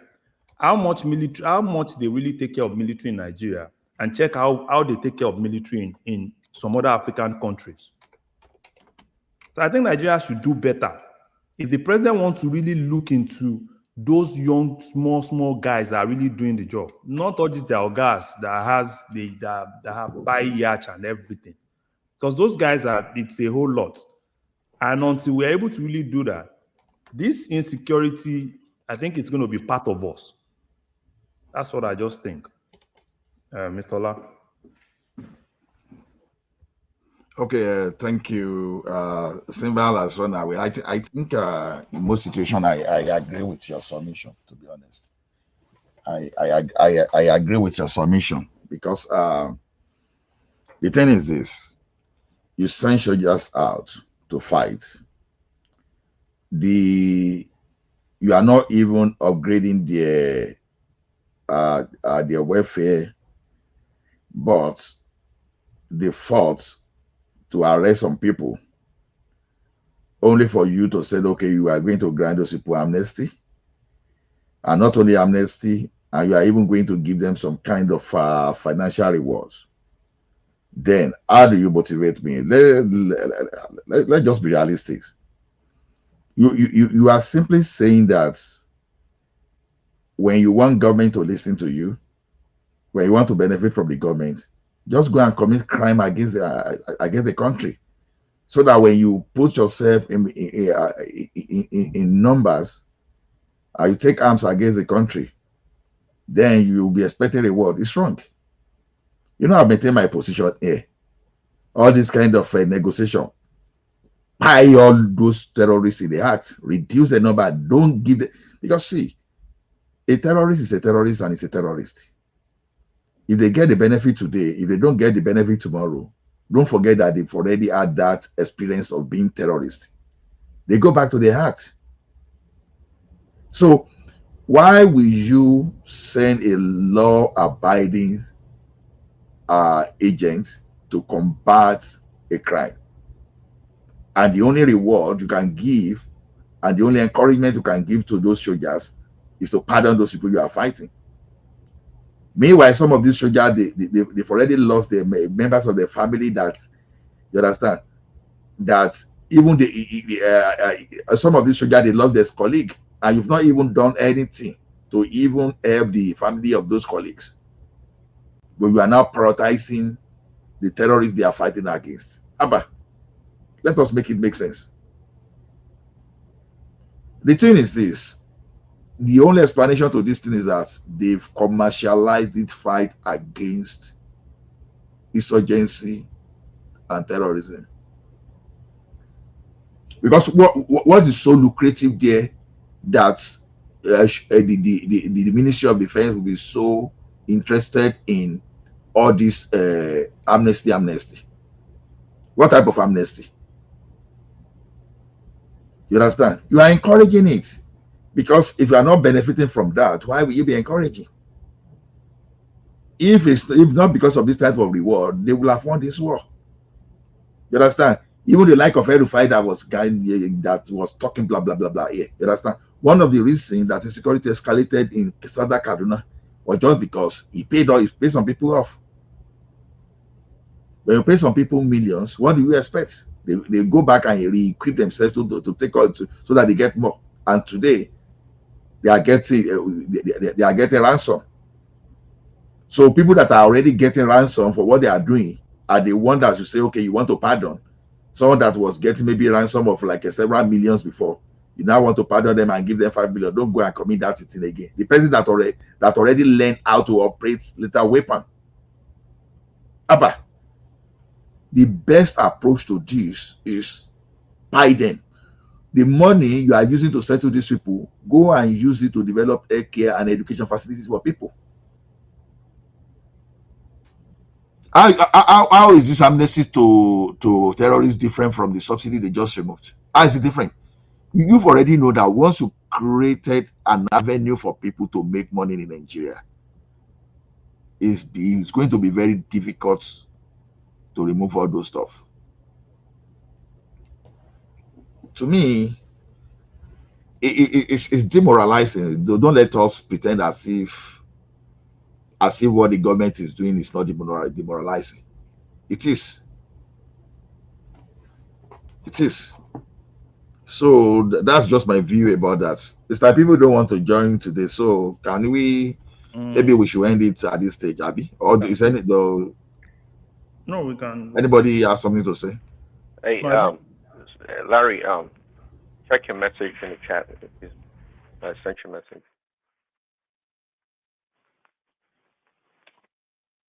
Yeah, thank you, our super chatters. AB, thanks for your support. Ayo, I saw Ayo this morning. Yeah, AY, thank you for your support. So, okay, maybe I should thank myself too for super chatting. So, guys, thank you for your contribution. So, if you want to stay in the backstage, you can still stay in the backstage. But I think since people are not joining, I will just put the link. Anybody that still want to join the backstage discussion can just call me.